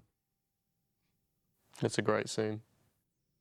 It just completely shows Denethor's weakness utterly for the ring, that, you know, he'd even consider using it when it isn't even in his grasp. You know, he's sort of fooling himself, and then, you know, he hasn't even got the strength to do that. One of the nice things about Peter, he was always open to hearing where your emotion was engaged. As scenes got tightened down, stuff like where Frodo's slips might come out. And then I found myself sort of thinking, that slip is the bit where I really get worried about the height they're at. That's what does it for me, is the slip. And Peter would go, all right. Yeah, put the slip back in. Here's a miniature foreground. This was a shot that was plugged in at the very last minute. Miniature foreground for Gollum to sit on, because they needed to have a transition to this shot where he's on that flat and they hadn't shot it. So What we would have is just really an idea in our heads of how Gollum's dirt progressed during the scene. I think it was mostly just something that we talked about, and everyone knew what to do with him in the various scenes to get him that way. Get back, you! Don't touch him! I feel so bad for our actors here because when I was shooting this stuff, I must have done about 10, 12 takes of Elijah and Sean climbing up this thing in varying angles, and I had a crane and just a whole bunch of stuff, and it was quite a workout, even though the physical stairs themselves weren't that long, still having to go up and down. I think these were the first Gollum shots shot. First Gollum. This was the first Gollum stuff shot back in a little gymnasium as weather covered. These scenes were shot in the squash court of a hotel in Queenstown. Yeah, I remember being, there's weather cover they need in Queenstown because it's starting to snow and go crazy, and everyone went out to this little lodge with an indoor handbook on this tiny little piece of wall. It's like, right, we'll shoot what we can here. And it was also used for some of the Black Gates, Frodo and Sam Black Gates stuff hiding behind the rock. This is Lawrence playing against Lawrence, actually. Exactly. Lawrence as Gothmog and Lawrence as the Witch King. We close enough on that fell beast for you? Yeah. Now, for that close-up of the fell beast, you really wanted to get the sense that this was sort of a big, agitated beast. So, yeah, that little bit of movement in the head and the breathing just really give you the sense that it's alive. Pete and Fran wanted the Witch King to be very lean. And Lawrence, though very tall, has also got a real sort of linebacker's physique. And obviously, an actor with that amount of cloak and armor and a helmet just still doesn't look like that. So they kind of digitally squished him. Towards the end of the production, like in the last month, a lot of the Witch King shots got just squashed in compositing, just to give them a leaner look. So he became just a hair taller and a hair thinner. Didn't happen to all the shots, so there's some that you may notice that don't have that look. It's a very subtle thing.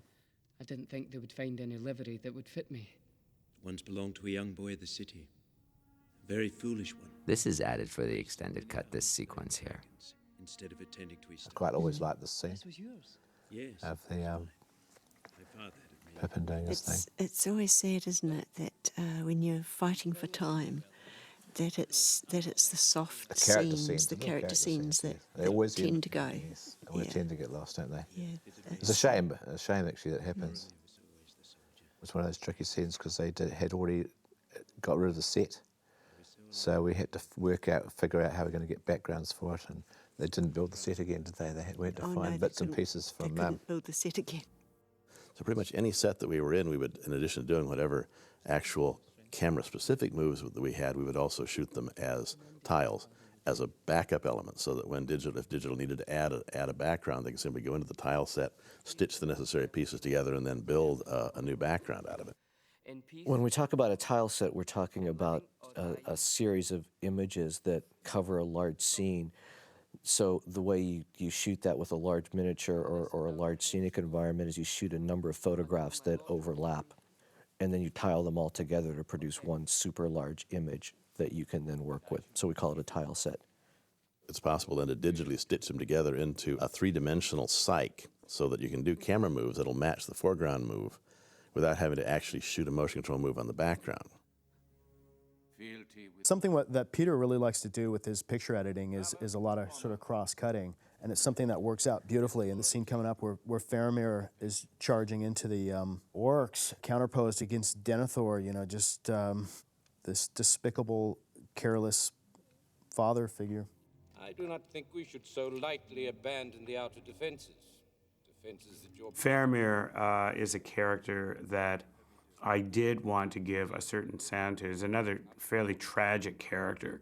The panpipe is one of the oldest instruments in the world, and I think I was just waiting for the right moment and the right spot to use it. It wouldn't have seemed appropriate to me to have used it in Fellowship of the Ring. It might have seemed almost too obvious, I think.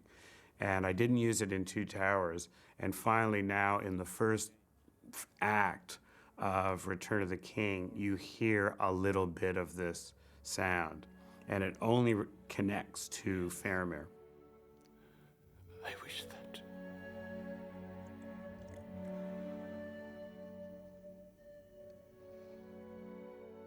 And it's a scene where he's in conference with his father in Minas Tirith, and his father is sending him on a mission that he knows he won't return to. It's a really great moment in the film. And it's a turning point in Faramir because he knows he's going on this suicide mission. And then as he leads his troops out of the city, you also hear that panpipes again. But now it's more fully developed, and you hear the piece with choir and orchestra. This was a scene with Gollum where the animation was initially too good. The animator animated like he was really asleep. But unlike the earlier scene where you see him talking in his sleep, this you want him to be basically faking it, and so we had to actually go in and say, no, just make him a lot stiffer, make him uncomfortable, make him a bad actor pretending to be asleep. It's great sequence. So I think this shot was one of the longest in production shots.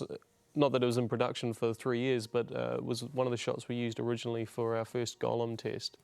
But it was also before Andy came out to New Zealand.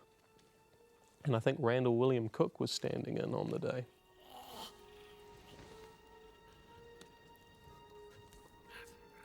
What we try to do is to make sure that what we were producing looked like a camera original. You want to make the light that's hitting your characters or creatures or scenes match any lighting that would have been done on the live action. So we would always match that lighting first.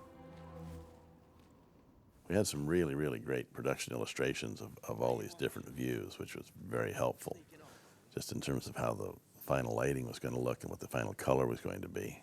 This is going to be Gollum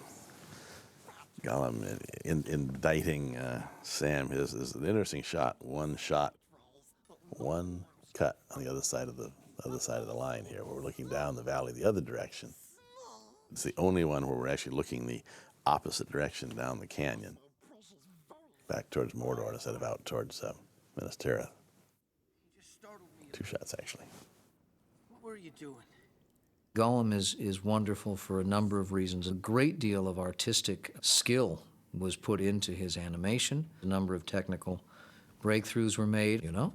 You can get amazing details that you could never get with rubber if you were doing a foam rubber Gollum, or with stop motion if you were doing a stop motion Gollum, just because you can really go down to almost subatomic level, you know, and go in and finesse everything and get it looking just right, and then control it. I mean, because mechanicals for Gollum's eyes, for instance, would be virtually impossible to do with the same amount of persuasiveness. Forget the lip sync, but the control you get, you know, with the CG is amazing as far as your detail. No matter how close in you go to a 2D animated hero, his face or her face is only delineated by a certain number of lines, you know? It's harder to do a close-up because you've just got the line for the opposite side of the nose and the 2 nostrils and however the mouth and the eyes are drawn, right? And so you don't have the luxury of big pantomime, you know, to fall back on.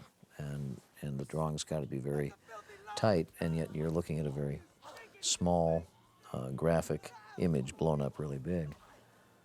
But here, you know, you can't, you just don't do that kind of detail work in 2D. There's a lot of wind in the movie. There's a lot of wind, and specifically up in these scenes around the ledge. It's obviously the wind is pretty much the only atmospheric sounds we have going, and so used a lot of quad recorded winds so that we could fill the whole room with the sound and have it feel natural. This is a critical deviation from the book here because, you know, of course, in the book, Sam and Frodo are not separated. And for a number of dramatic reasons, Peter wanted to separate them and have, you know, Gollum drive this wedge that's so effectively driven that Sam is essentially driven away, sent away by Frodo. And so the challenge was to keep this out of the knowledge of this away from fans and others. So it was a constant battle to keep the script pages hidden, not talk about it. All of our licensees, you know, game designers, trading card designers, and so on, couldn't be told about it. And I frankly lived in constant dread that the information would get out. But it didn't. Yeah, and the challenge, of course, again, it's not that you're trying to deceive people, but you don't, because it is a deviation, there are such fans of the novels, you don't want them to prejudge what the film's going to be like because it deviates from the book. You want them to see the film and actually decide then whether it was a good decision or bad. And thankfully, I think it's quite obvious that they embrace the idea. There was a shot done here which changed the animation, because at one stage Gollum would walk past here and turn around and smile at Sam.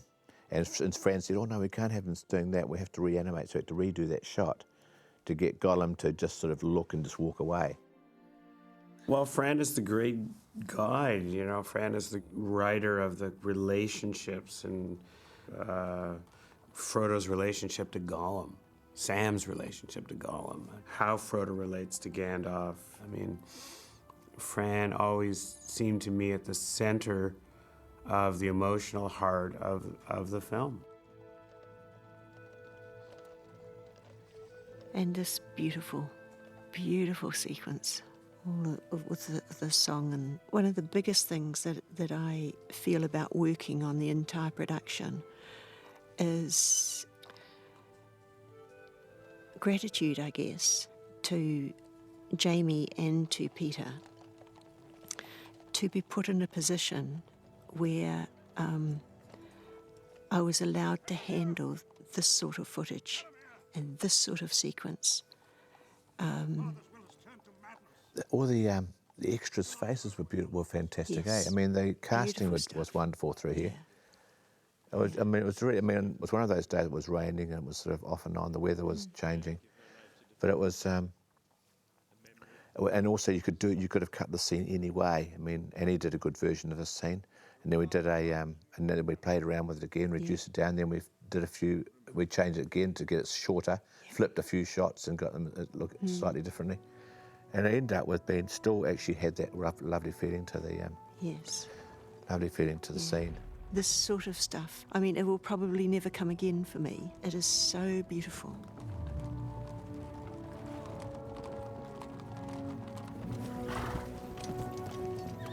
I really like the way the effects and the music are working together in this scene, and I think Chris Boy's effects mixer did a really tasteful job of sort of picking out just the right details to be focused on at any moment and putting them in this sort of dreamy reverb that really sort of sets up the emotion of the scene in a nice way.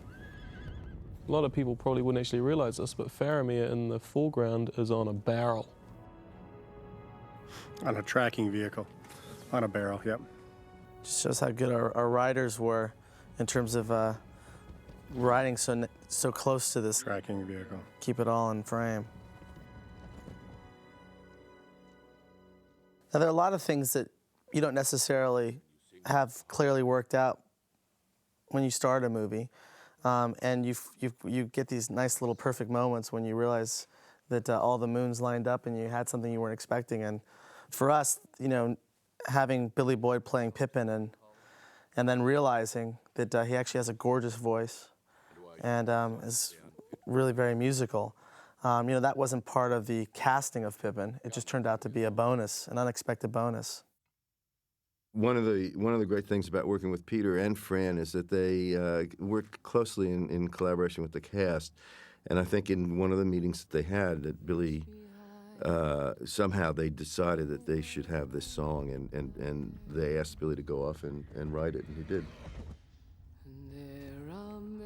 This is an interesting sequence coming up here where I remember when he first turned this over, the first shot he talked about was this big wide shot of seeing Faramir's army advancing on towards Osgiliath, and then panning onto the orcs, seeing them raise their bows, and then basically whipping out with the arrows and seeing this whole line of horses just hit the ground.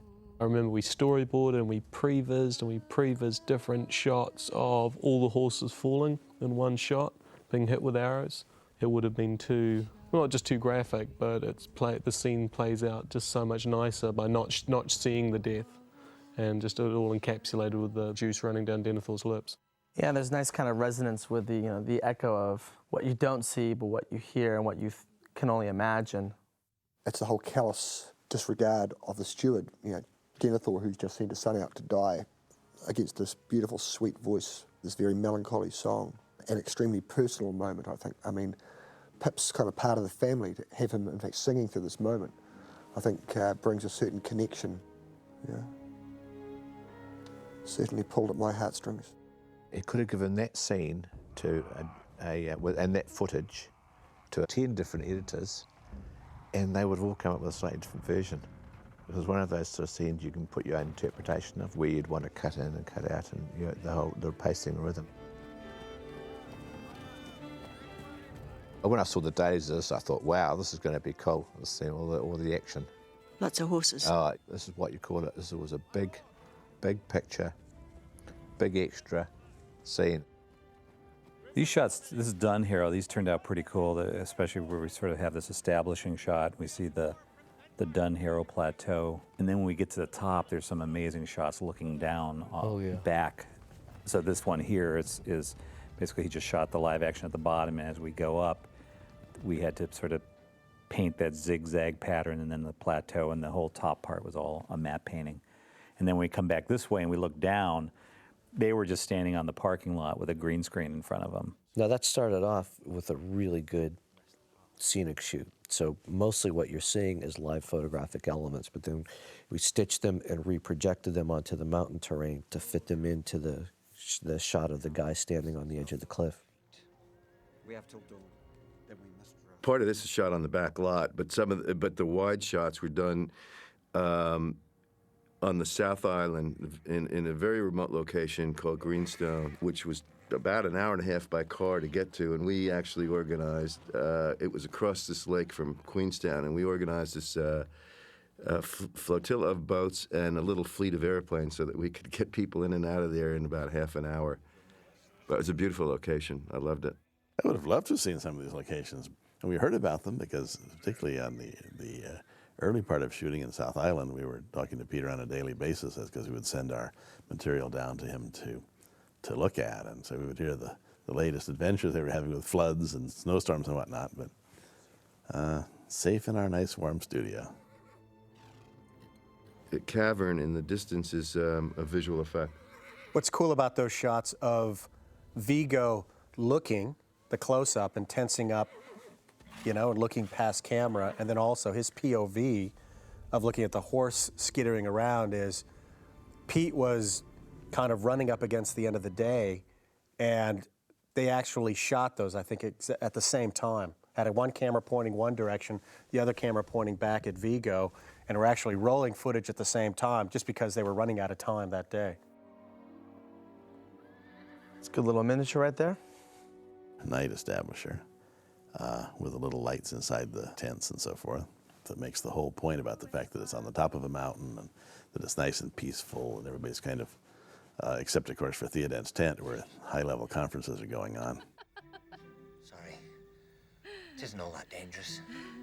This was done really to set up the Ewan and Mary thing so that it didn't come out as such a surprise when she picked him up on the horse later down the track.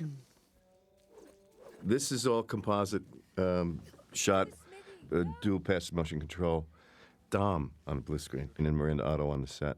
But we did use scale doubles for women. And I mean, Tall Paul played Arwen in Fellowship on horseback a couple of times in little close-ups, and also cradling Frodo just before he arrives in Rivendell. That whole scale thing was so well set up in film one that people just automatically think that they're small. This is a great scene for Karl Urban, which is here in the extended cut. The character of Eomer, you know, is a very strong, silent type, very stoic and fierce, but this sort of gives you a kind of a window into, you know, his mindset and why he is the way he is. I'm glad we extended the scene. I always felt the scene was important for Eomer. War is the province of men, Eowyn. He's basically saying that she should stay in the kitchen. But Eowyn's more determined, obviously, than that. Here's another one of those great shots where it's the set basically ended where the guys are standing, and that was all miniature extensions and digital off in the background, a digital horse coming up. That breaking of the Evenstar. Of Evenstar was it was originally going to be a visual effect, and then we actually did it as a practical. So what was Evenstar, and what was it made out of? We were going to make it out of ice. We tried a lot of different things, and ultimately they made it out of some kind of cast material, like a candy glass or breakaway glass, and dropped it from the top of the stage on a stage. Good aim.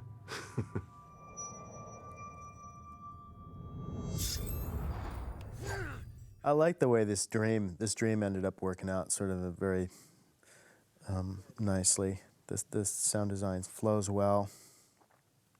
These tents are a little detail that I was sort of intent on getting just the right sound for, and some of the crew spent a bit of time searching out the right tents and getting them, actually setting them up in windy locations, and actually again recording them with a quadraphonic setup so that we could have, you know, the sound filling the room, but to feel that it was one recording. And here we have Elrond, one of the last last elves in the Middle Earth. And the reason being, he's such a downer these days, they wouldn't have him on the f***ing boat. They said, no, you're not coming to the Undying Lands with us, you f***ing moaning bastard. Just bring us all down. I mean, look at him. He's so f***ing depressing, isn't he? I mean, all he talks about is doom. We're all going to die. You're going to die, you know. Just give that man a Valium, some Prozac, for f***ing sake. This is always one of my favourite scenes. And I think again it's because of the some of it is because of the set, all the lovely hangings on the walls and the canvas drifting in the wind and stuff like that. One of the best flashing sequences I've ever seen, really. Yeah, one of the key aspects of this sequence and throughout the trilogy as a whole is that, you know, whenever these characters have these sort of geopolitical kind of speeches where they sort of orient you to what's happening, you know, Peter is quite clever with how he'll give you little flashes, either through montage or insert, to give you a visual reference for what he's talking about. And the insertion of shots like the Corsair ships and stuff like that, you know, in the early stages you cut the scene. You didn't have any of those flash and cuts. You cut it according to the script and that sort of thing. And when Peter walks in, he brings in a whole another set of thinking and knowledge and stuff. And in a lot of cases, it was really like adding just little shots and lines within the scenes. It wasn't really doing the whole scene. Quite often it was just adding extra footage within the scene. I mean, obviously the huge amount of time we spent on the pickups for film 3 was really, in a sense, for little bits of drama, but it was also huge amounts of element shooting for effect shots, because obviously in the original shoot there was very little shots, effect shots done for the big battle action, etc. So huge amounts that had to be done for that. There was a room at Weta which me, Scott Reynolds, Andrew Calder and Peter Jackson would sit in. We'd just storyboard out the Lord of the Rings. And Rick was charged with keeping us on track and turning up every now and then, making sure we weren't goofing off. Which, by the way, they were goofing off quite often. So we'd have heads down, we'd be drawing away, and then, you know, the one moment that we actually put our pens down and we all turned, started talking about stuff, Rick would walk in. So we made this little box camera that we glued up in the corner of the room. It was called the Porriscam 2000. And it had a little notice that sort of said any information gathered from this camera cannot be used to review storyboarders' pay. The little moment we just passed there where the wind gust comes, we have the flash insert of the King of the Dead and the tent, the gust comes through the tent, is a sort of interesting example of how Peter sometimes shapes the track in really interesting ways, because originally we had just sort of a standard, wind gust just howling through and blowing the tent open, and when we got to that point in the mix, Peter said, I think it'd be really interesting here if we did something, if it was like the King of the Dead was actually breathing into the tent. And so we ended up doing that. I think that was a really sort of interesting way to go, and it works nicely. I like the idea of actually have wind become breath. It is but a shadow and a thought that you love. This was shot actually on stage, on the small little stage. We were going to do it outside, and the weather forecast was bad, so we ended up doing it. It became a cover set for us. This scene originally occurred inside a tent. The content is very similar to what was originally photographed, but it tended, the original vision was a little too melodramatic, I felt, and this is so much better scene. So we redid it to get the tone right. It was felt that Ewan was far too tearful. Yeah, too weak. Yeah, and that's exactly right. And I want to make a bit stronger character. Also, he felt it was a bit harsh, him just turning and walking off. That's right. He felt he wanted that scene to have a bit of, he wanted to be a bit softer, Aragorn to be a bit softer towards Ewan, rather than just turning and walking off.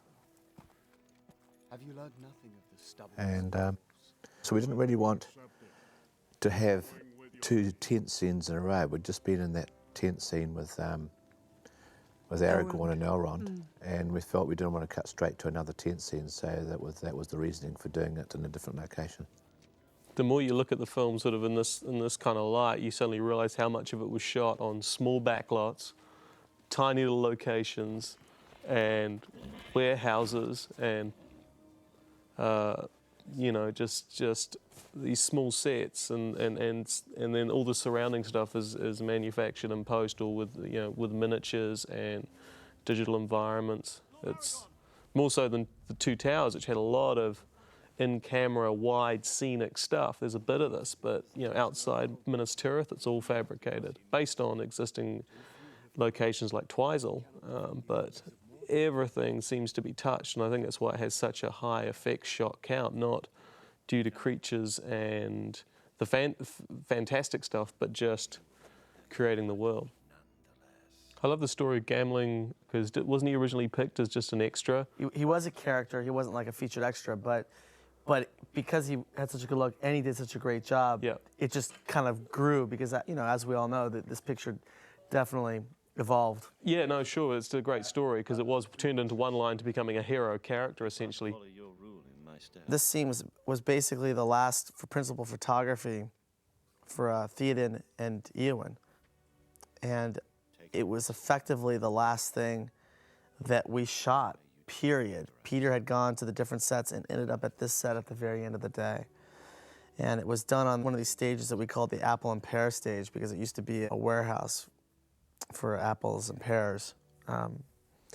But the reverses obviously are, blue screen with a nice little effect done by Weta Digital.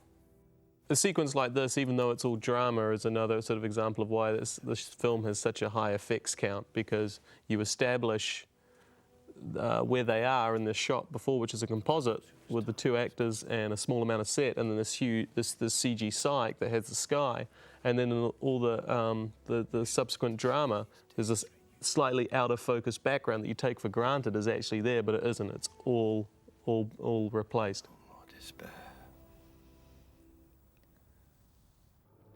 Past of the Dead uses a Sindarin text. It was created by Philippa Boyens, translated by David Sallow. The Tolkien book contains a lot of lyrics and texts and poems. And one of the ways I wanted to put some of that back into the film was to use the human voice, the choirs. And I wanted the music, again, to sound very old. And so we'll use text for certain scenes in the film, and we'll have the choir sing. And the Past of the Dead is an all-male group. It's mostly basses, and they're singing in Sindarin of his poem of Philippa Boyens. This location is a pretty remarkable spot. Now, where is this that we shot this? This is out towards Palliser Bay. It's on the coast, and it's this really strange formation. It's an area called the Pinnacles, and everything you see there is real. It's just really amazing rock formations. Very good evocation of mood here. It's going back and forth between the Pinnacles and the live set that they built. Peter had shot, I think, a scene from Brain Dead there, and he always had this in mind for this sequence. I remember very distinctly when we just scouted it. Yeah, it's very bizarre looking. It's an interesting scene because it's quiet, which enables us to do some really subtle things. One of those shots you added, one of those. The way it's shot. Whoa, wow, that one nailed the coffin on that one, I tell you. That's a big exhale from the King of the Dead, who's getting ready to get fired up. And he's carrying a little dust with his exhale. The Pals of the Dead is a place where we're really able to do a lot with different vocal elements, whispers and groans and moans, and they'll really sort of lead into the Army of the Dead. The idea of sort of being that they're almost leaking out of the caves, these whispers and voices on the wind.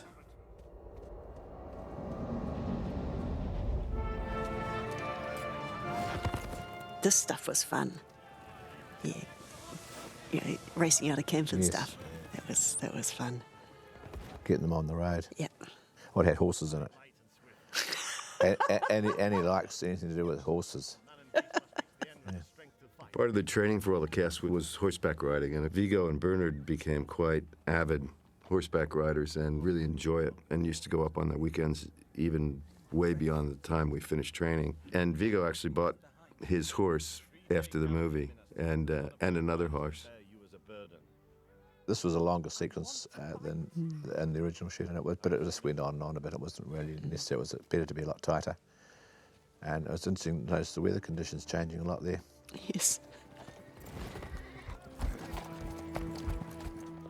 The shot of Mary getting picked up by Eowyn, that was just out the back of Stone Street, and a tiny little piece of back lot that they'd made look like the Rohan camp and the pickups, and just round the corner was Pelennor Fields, the With dead the big Mumakil, yeah. It was just all these tiny little And slivers in front of that set. was the stables of Edoras. Right. And next to that was the of the wall courtyard for Minas Tirith. You could walk from one end of Stone Street the other, and you would have traveled thousands of miles in Middle Earth, Very cool.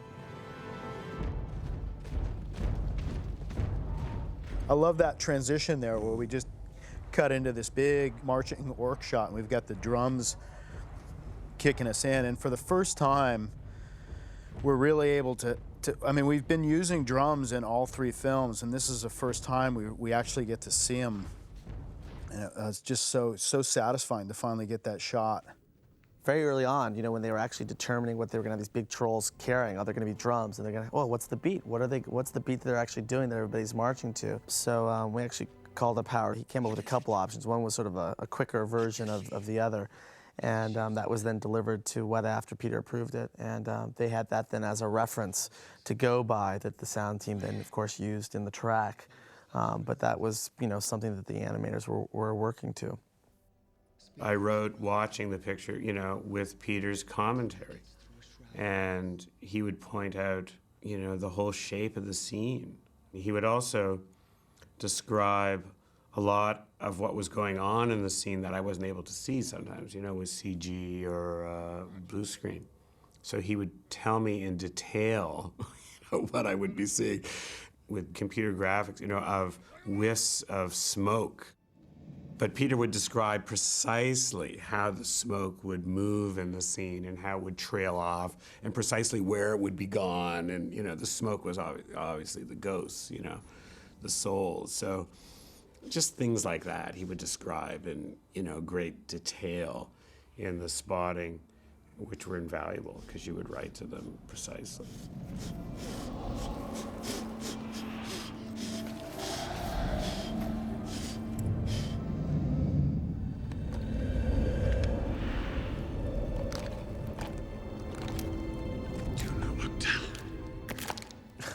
I love how Aragorn says, "Do not look down." Of course, Gimli can't help himself. He's got to look. Coming up is the whole sequence of the City of the Dead, which is very challenging because we had a lot of illustrations of this, some of which had been done at the very, very beginning of the whole movie. But there were still a lot of unknowns, like how does the actual city appear, for example, because it's a kind of transparent city overlaid over the rocks and so forth. And so again, it's one of these cases where everything had been planned, but we were still inventing it on the set floor as we were shooting it. And again, it's a set which is lighted but not lighted. So we treat it as if it was at the bottom of a well, with the light source being far, far away, coming down through a very narrow aperture. So you have to imply that the light comes in the same place as the music, as the saying goes. I remember Peter didn't really want to cut the sequence until he had the visual effects, which, is a little bit backwards from what you normally would try to do. So it meant that we had to go really carefully and go on faith that he would do it in an economical fashion and make it work. And he did. We got David Harburger and Chuck Schulman from the States to come out and help on shooting while Alex was shooting 10 other miniature sets.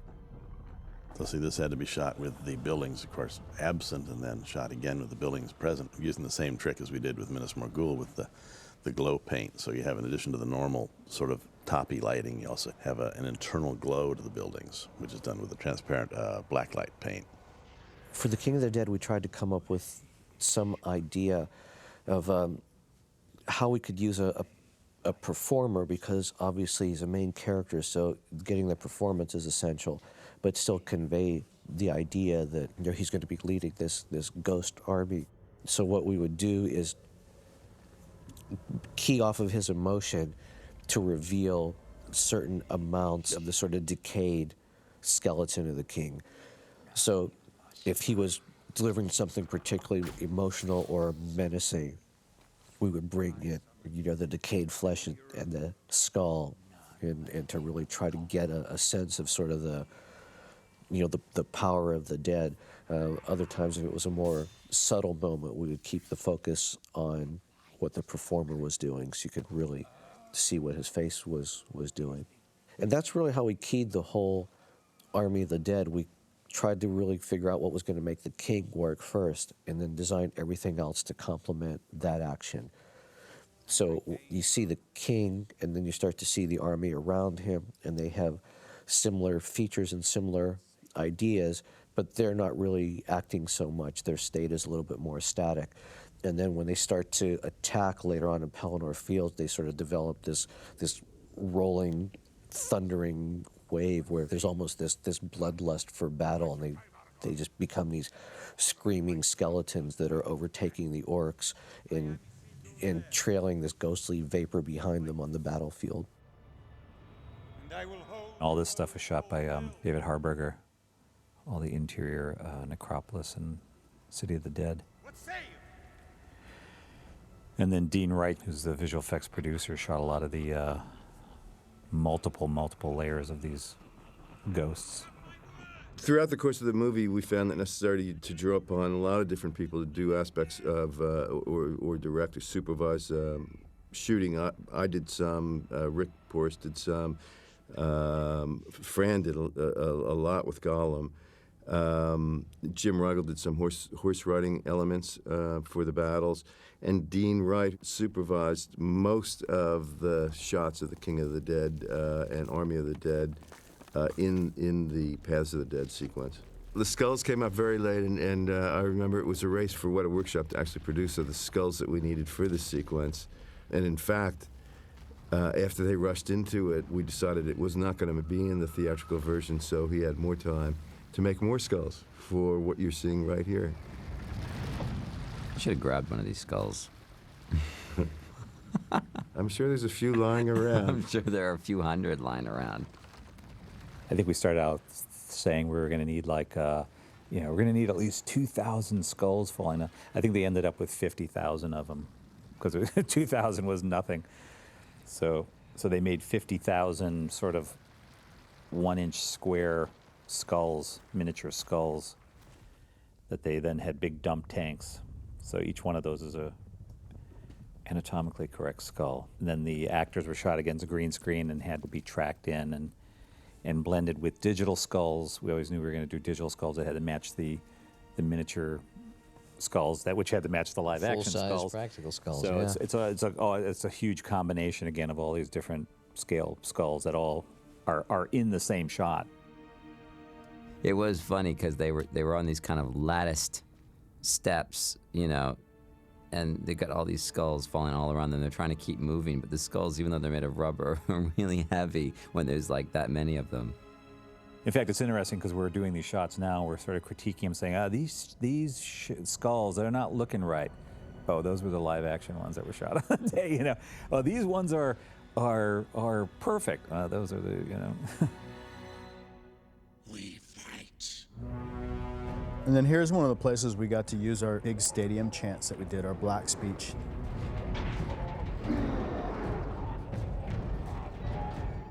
Chants of Katmuda, which I believe means to war.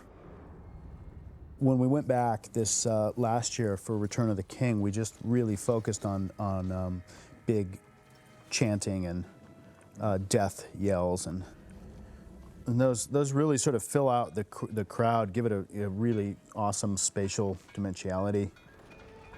That's it, because it actually was recorded with a large crowd. I mean, I think we probably had in the region of about, 6,000 or 8,000 people who actually stayed around in the stadium to record. And it's just very hard to recreate that kind of scale. It's not just the number of voices themselves, but it's also the actual space. Because the cricket crowd were the drunken, unruly mob, and the rugby crowd were the very sort of quieter, cooperative crowd. Not really what you'd expect, but anyway, that's... It was surprising to me. I was thinking, oh, cricket, nice refined game. They'll be very polite. Not at all. Match after all, and of course, at a one-day match, the main sport that they do is drink. I said it sort of half-jokingly that we should get a pig head to throw around, and of course, Craig Tomlinson jumped all over that, one of our effects editors who loves that sort of thing. Yeah, a lot of the previs we did here was already utilising Weta Digital's production assets. So we were able to use the Siege Tower models, we were able to use the catapults that they'd built, the digital catapults. But we designed the whole siege, essentially. I mean, one of the weird things for me, and it has not been derogatory, but when I saw the film, I actually felt the battle it felt small, because I've been so used to seeing this whole battle laid out in 3D and being able to move around it, look around and actually see the vastness of it, and suddenly having it confined to these shots, it felt smaller. It isn't smaller, but all the stages of it, the siege towers being rolled in, the catapults setting up, we actually planned them in previs to happen in a different order.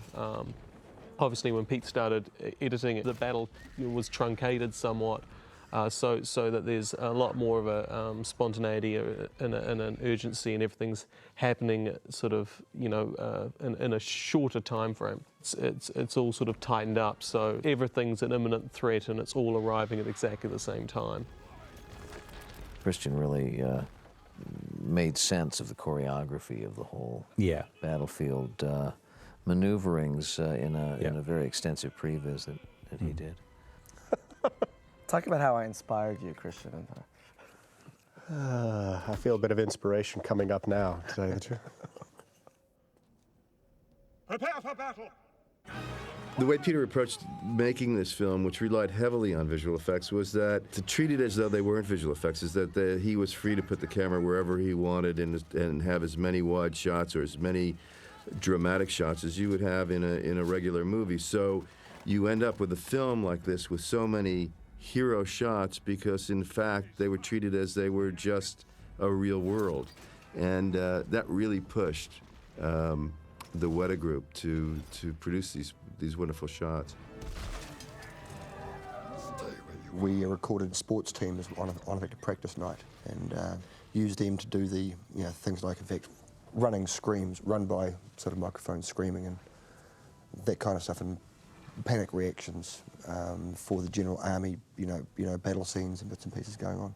This is the section where we went up to the crane yard in Poirua and were able to drop these 2-ton and 4-ton blocks of concrete from 60 feet up in the air on a crane, and we had microphones buried and we had microphones all around. Just being there and actually being around when this big block of concrete was dropped from its highest point. Dave Farmer basically did all the work on the fell beasts, and yeah, I mean, they're basically just big air whooshes, but there's a lot of low end in them, which is what gives them power and weight and size. That was one of the first shots I think Peter gave us for Return of the King, one of the last ones to finish. Actually, this was a shot that we were given as a done deal with just the miniature, right? Yeah. So the move was all done. We had to drop the creatures into that. And that was our digital Witch King flying up to camera. It's another close shot on a digital lead character who fortunately had a helmet. We had a lot of fun with these catapults because they had, I think, only 2 practical ones, but we had to extend them, so you had the feeling there was an entire artillery barrage of them. And of course, when the Gondorians start shooting back, naturally a few catapults have to get smashed by flying rocks. So we had a lot of fun heaving concrete rocks at miniature catapults to smash them flat. It's kind of detail that Peter would just never give up. He would always want to have something like that, even if it's only there for a few frames. It's the kind of thing that makes you feel that, wow, they must have really built 24 catapults. That's amazing.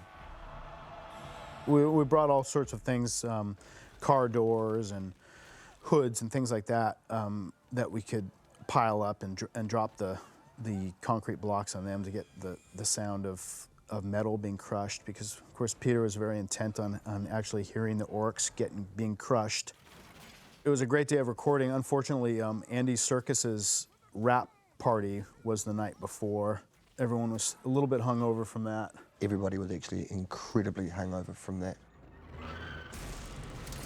One of the things about the Orc army from the original footage, which disturbed Peter, was that they looked like some sort of, I don't know, mindless sort of rabble that you wouldn't be scared of anyway. And so when he was doing his pickup shooting, he was being very careful to make them a more regimented, much more threatening sort of group.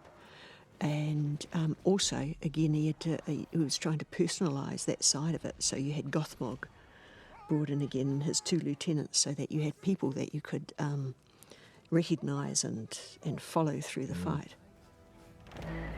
Yes, that's right. Peter just hated that. Yes. And so he wanted to make rightly. them far more like a more formidable army by having more regimented. Exactly right. It was, and it worked so much better. It made them more sort of fearsome. Yeah.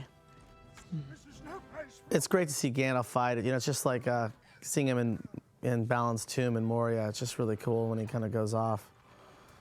It's a nice little sequence that Pete put together. You know, despite these epic battle scenes, which do go on for, you know, an extended duration through the cut, you're always, you know, sort of going from macro to micro into these individual moments where the stakes are really one-on-one with your main characters. Like, you know, essentially here, Pippin has saved Gandalf's life, which is a moment that, you know, you might not be able to even think to stop for when you're orchestrating hundreds of thousands of orcs, even if, though most of them are digital. And that's one of the beauties of the movie, you know, on all scores. We'd already had our plates full with the amount of digital creatures, and the effects load was already looking almost insurmountable. And Alan Lee had done this beautiful sketch of Grond being hauled by these huge beasts of burden. And Pete loved the design, and it also gave Grond a lot more weight.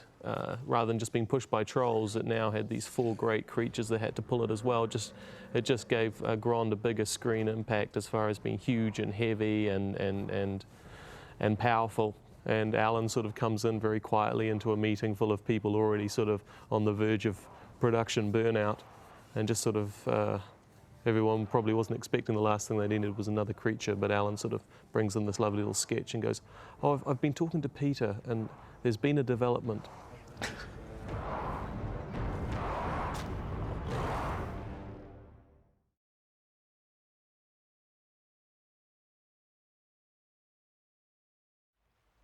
Welcome back to Disc 2, production commentary for The Return of the King.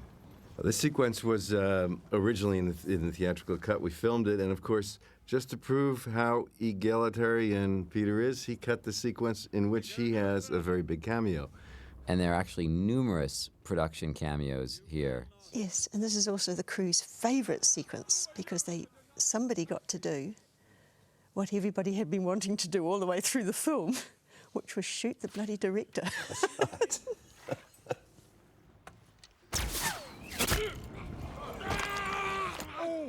Ooh. This scene is full of cameos. You've got Peter Jackson in it, Richard Taylor, Gino Acevedo. And Rick Porras. Rick Porras, the co-producer. Oh, yes. Rick, where are you? In fact, you're about to see Rick Porras scream right there. I just want to know, do you guys think, give me your honest opinion, but do you think that the scene is better, for the theatrical cut, it was better to cut out that close-up of my reaction shot? What do you think? Yeah. Yeah, that's what I thought. Here we are now in the tunnel Shelob Cave. This tunnel sequence with Frodo rushing through the tunnels was one of those sequences you could play any way. There were some lovely shots filmed. One of the earlier passes at the scene I thought was actually quite good. I mean, it was one of the passes that I think we did before Pete came in, and I actually reckon it was a bit long, but it was actually quite good. I think it was a bit more edgy. I think we ended up, I don't know whether we actually ended up with the, I always felt we could have been a bit more edgy with the scene, a bit more scary. But I think Peter does himself, that's why he shot the scene, because he wanted to, he just imagined this is what it'd be like. Spider to be sort of just appear in the background, just the little legs poking out. Because he always imagined he said when he was a kid, that's what he used to notice. Most of spiders, he'd see them tucked away in between a rock, and he used to see the little legs. And he wanted to make sure that that happened in this scene. And so there's a lot of back and forth went between the animators to actually get exactly what he wanted. There's a lot of patching that we had to do because the sets, as they were shot, weren't quite what Peter wanted to see once he started to put the sequence together. So we shot several component elements that could be used to just expand the set. A lot of Shelob's Tunnel is based on John Howe's original paintings. All this pitted, kind of almost rotting, kind of feeling honeycomb rock. Feels really decrepit and ancient. I really felt strongly that this Shelob's Cave should feel very just naturalistic and real. So I spent a fair amount of time torturing Bo, who was cutting all these water drips, making sure they were all in sync, and just wanting to feel the slime and the wetness and the dankness of it all. Which has the overall effect that once we finally meet the spider, it makes the spider much creepier because your brain has already put you into like a real cave. Mm-hmm. Mm-hmm. And it isn't playing as a fantasy, it's playing as a documentary type sort of moment, Right. There's another key deviation from the books here in that Shelob and Shelob's Lair was a feature of the Two Towers book, and here you see it in the Return of the King film. But I think the feeling was that Two Towers had enough going on that you couldn't possibly, slam Shelob into it. But it actually works quite well here. But it did present a challenge with the Return of the King because you had so much great material that had been saved that one needed to find a way to work it in. A notable piece of key trivia here is that, the gift-giving scene in Fellowship of the Ring, which was, severely shortened and truncated for the theatrical version, but nonetheless kept Frodo getting the Phial of Galadriel precisely so that he would have it at this crucial moment 2 films later in The Return of the King. One could never lose the gift-giving scene entirely in the Fellowship theatrical version, simply to be certain that people would know it here. And just to be certain, we reprise Galadriel's line, gift-giving line here, on the soundtrack, just to be certain that everyone remembers. Our most beloved star, may it be a light for you in dark places. Oh, wait, I forgot about Shelob. That's a whole other character. Shelob Forgot about her. Was not. I don't know what to say about it. I mean, it's a science fiction, fantasy, documentary, Tolkien. It's everything. It's a nightmare. It's a nightmare creature. For the look of the thing, we had the Shelob head competition where they had all the workshop guys. Basically, they had a competition where they made their interpretation of Shelob, and Peter sort of went through and picked one. We had about 10 different variations. We sort of knew what the body was, but getting that head to, basically, it was this head that couldn't move at all, but that had to give emotion, and just by its staticness of its look.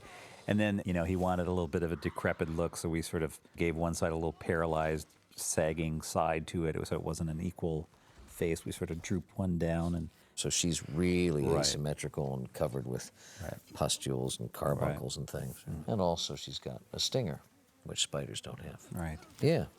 That's the business end is up here, not back there. This was just amazing. When the scene was cut, we had no Shelob in there. It was all figuring out the length of the shots and what Shelob's going to be doing. And Peter was very definite with the animators how he wanted Shelob to react and sort of work in conjunction with Frodo falling and just pushing up the light. And it was just as these shots started coming through, it was just amazing. They were getting better and better. It was getting really scary already making the scene. Pete really wanted to have a feel of a New Zealand tunnel web, not to be confused with the Australian New South Wales funnel web. But a lot of people working on the spider hadn't seen one, so I have a couple of these near my house, so I actually had to dig one out. And that was absolutely bloody terrifying because I'm a bit of an arachnophobe, and I went through had to dig it out with a coat hanger out of this hole in the ground. And the thing came out, and it was, oh man, I'm sure it was like 4 times bigger than I was expecting. And I just had the jitters. And yeah, I brought it in to show it to Pete just to make sure that it was the one that he kind of wanted to, the kind of spider that he really wanted Shelob to feel like. And it was, so that was good. I didn't have to go dig out another one. This sequence of Gollum attacking Frodo outside the cave is an example where we did use the onset motion capture, and it worked pretty successfully in here. So most of the motion capture data gave us a really strong basis for what we were working with. The thing about motion capturing a character like Gollum that is difficult is that Gollum is differently proportioned than Andy. So whereas Andy and Frodo work against each other and you have all of this contact that's real, Gollum doesn't fit Andy's body. His limbs are different sizes and different proportions. His neck is longer. His eyes are in a different place. So you have to reanimate him to make him look like he was actually in there with Elijah. You can't actually just take the motion capture and plug it in. It won't work.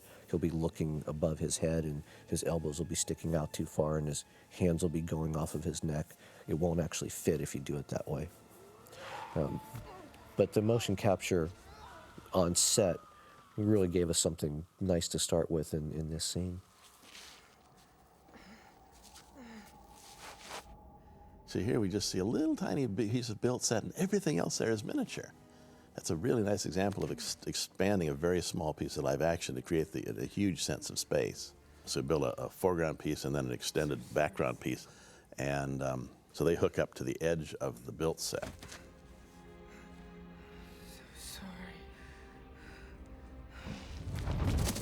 This was on stage, and in fact, this was shot on what became, in post-production, our miniature stage.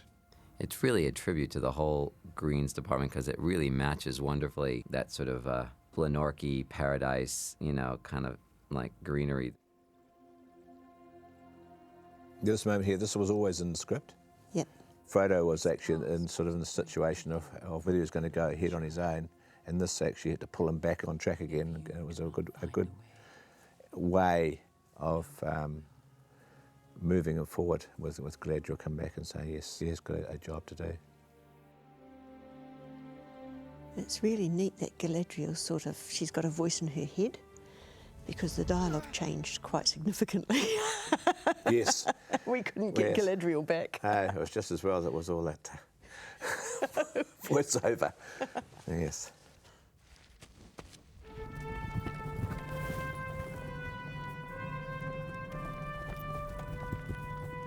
We have probably one of the most extensive horse libraries now after these movies in the history of the world. Our approach to doing horses has been to record actual horses doing all the movements as specifically as we can get them on, on the right surfaces. We have recordings of, huge groups of horses, which is fairly rare. The production recorders, in fact, we're also recording wild effects of the horses for us as well. Yeah, we're well covered in the horse effects department. We had one editor whose sort of primary job was the horses, and so he pretty much cut horses for films 2 and 3, which meant that he basically knew the library really, really well. And so there wasn't as much time spent searching things because he basically knew, in fact, what he had as palette. And so it meant that there was a certain consistency in the way the horses were handled, which was good for the overall sound of the film, but also in other practical ways, it meant that the mixer, when he was doing, in fact, effects pre-dubs, it was the same layout for his horses every reel. It was just a more efficient way of actually of sort of doing it. Of course, he never wants to have to edit another horse in his life. Yeah, this is true, but he was so good at it. This little scene actually never ever got anywhere near being in the feature. Yeah, this scene was not contemplated in any theatrical cut, maybe just because there wasn't time to contemplate it. Annie and I originally cut it way back, And then it was recut with Fran over in the UK, this recut the scene. It never actually got into the feature. It was never even thought of going to the feature. It's quite a nice little sequence, actually. It's a nice little bit more character stuff with Mary. So Grand only existed as a miniature, a very large miniature, and it couldn't carry its own weight on its wheels. So whenever you see it moving, it's supported by a big frame, and then the wheels are being moved mechanically with motors underneath, because the wheels could really just there for show. But we actually did smash the gate with it. And Grand was an actually beautiful miniature piece. It was, not sure the scale it was built in, it was huge. Yeah, even in miniature, it was huge. Yeah. It was car-sized as a miniature. Yeah. You know, it was like the size of like maybe an old Chevy Impala. And just the idea of seeing this enormous ironclad snout smashing through the gate and shattering it all to pieces, we were looking forward to that for 3.5 years, 4 years. Finally got to do it. Thus have I walked.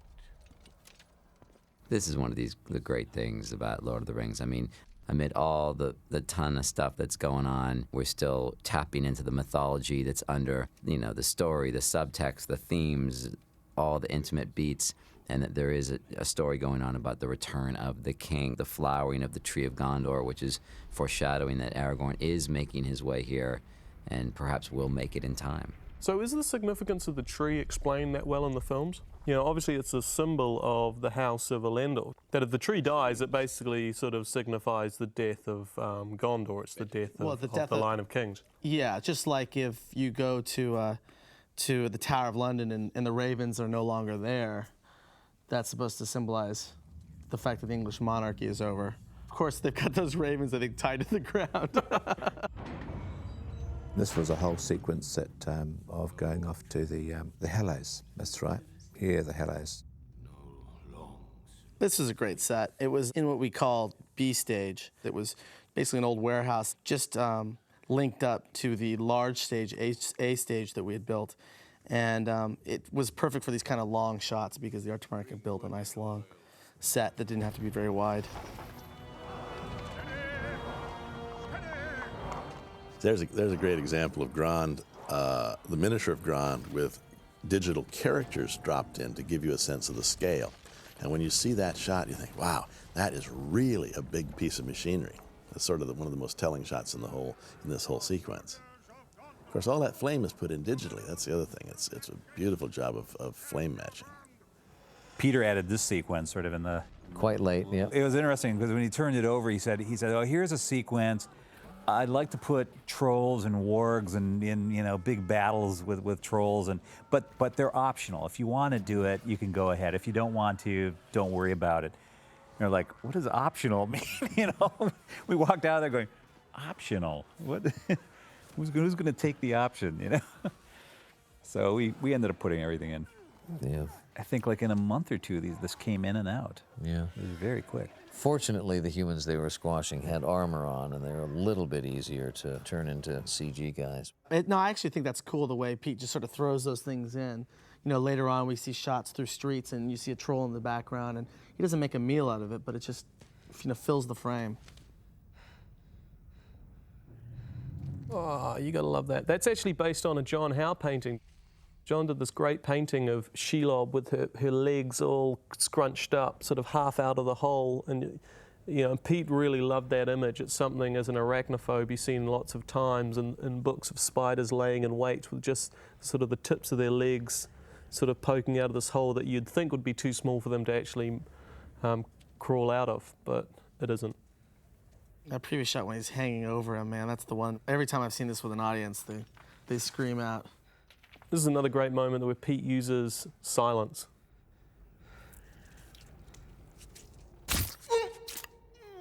It's all about, you know, creating contrast and having the scariest moments really are the ones that come out of complete nothingness.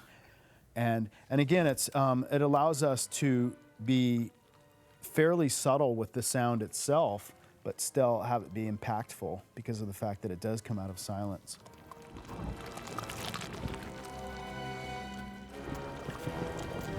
Shelob was like what we attempted in Moria. Like once you enter Moria, you were in your own unique world.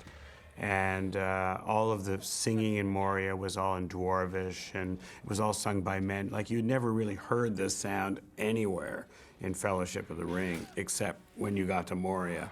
And then it progressed all through Moria.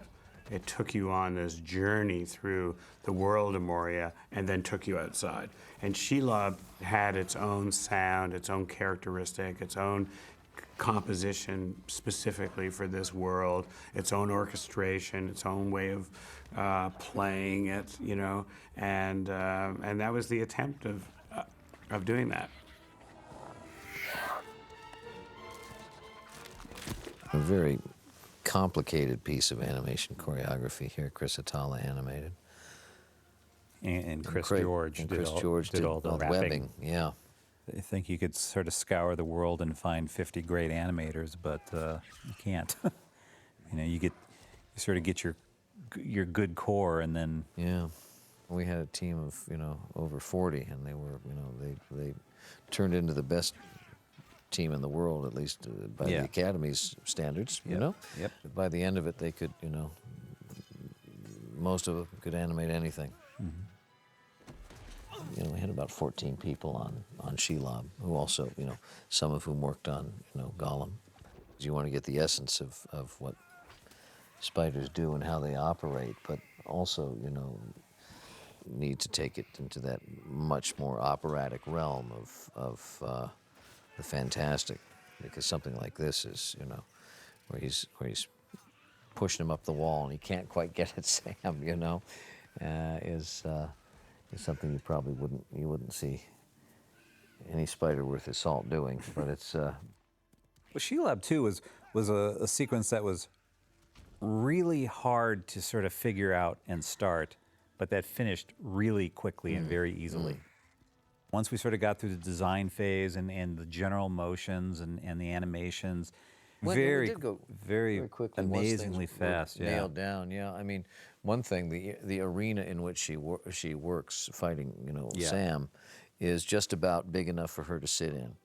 Yeah. And it was all shot with wide-angle lenses, so it was very tricky because she occupies so much space in there that it's very hard for her not to get close to the camera in an ugly way. She's positioned to camera in a way that's quite false, but feels right.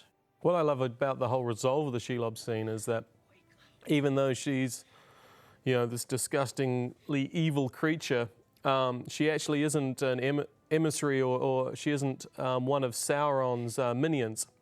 She does, this is just where she lives, and Gollum's clever enough to use her use her to try and kill Frodo. But, she doesn't have any agenda with getting the ring or helping Sauron get the ring. She's just there, and that's where she lives, and this is her lair. And so the fact that, she isn't willing to risk her life for a meal, and so, Sam puts up enough of a fight that she just creeps off back into the darkness. You talk about being able to get actors and after casting find out there's all these wonderful surprises like them being able to sing and whatnot, being able to take advantage of the fact that Elijah Wood can stare for minutes on end without blinking, and to be able to take advantage of that for a scene like this. Yeah, you should have seen, you remember the dailies, you'd look at him and you just think, I can't believe he's not blinking. I can't remember believe he's people not talking about getting a t-shirt that says, Frodo never blinks. Then she has her way with them. That's how she likes to feed. The original, there was a concept where we'd actually cut out of the scene before these guys came down. One of the earlier cuts, we actually ended on him sobbing away with just holding Frodo. And we cut away back to Minas Tirith, I think. And then we came back. But it was actually, I think, that this scene worked far better, continuing the action and having the orcs turn up. It was a far better way of getting out of the scene once they'd cut Frodo away. This is a great use of scale doubles coming up. Billy is sort of laying on the ground just below the frame line, and what happens is one of our scale doubles is actually the one being tossed out the door by John Noble, and they choreographed it in such a way that he, the scale double rolled forward, and then Billy sort of finishes the last maybe eighth of the roll and stands up. It's completely seamless, but you've really got two actors sort of, completing one move. You'd never know it. And then what the color graders did is they darkened a bit over the face of our scale double so that you wouldn't pick up his face. It wouldn't read when he does his first rotation towards camera. And that way it's nice and neat. Love it when he closes the door and he says, pour oil on the wood. And in one of the takes, he slams the door shut and he says, pour wood on the oil. Oh, that's right. Always like that one better. This miniature shot is just so tremendous. We had a lot of fun designing that because we had to work out which buildings were going to be hit by the flaming balls of hay and shoot them both intact and also shattered, so that at the moment that the flames hit the building, that the digitally then animate the breaking of the buildings. So each of those buildings that gets hit had to be shot both intact and damaged. There was a shot that came out nice. Again, it was a very quick, last-minute move by Alex on a mini, turned over to us, add battle, wide shot of battle. These shots are great because they it's a way to use effects without drawing attention to anything. I mean, there's these trolls just causing damage, but never once are they really the focus of the shot. Does the shot say, oh, look, we've got a troll in this shot? They're just there as matter of fact as the orcs are or the Gondorians. Yeah, throwaway troll. Yeah, that was an optional troll. We didn't have to do that if we didn't want to. Per Peter.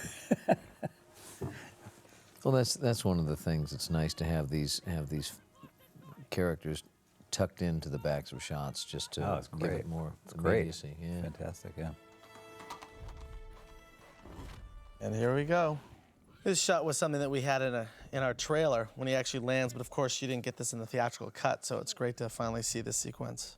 This was in the theatrical cut for a long, long time. It came out relatively late, and I think it was predominantly a momentum issue because you wanted to get to the Rohan cavalry moment, and not shortchange this. And also it had to do with the way the Witch King was going to be dispelled, and not sort of taking away from the Eowyn confrontation that's going to come later. A lot of the folks worked real hard on this to make it look good, and then it's good they'll be able to see it in the DVD. The world of men will fall.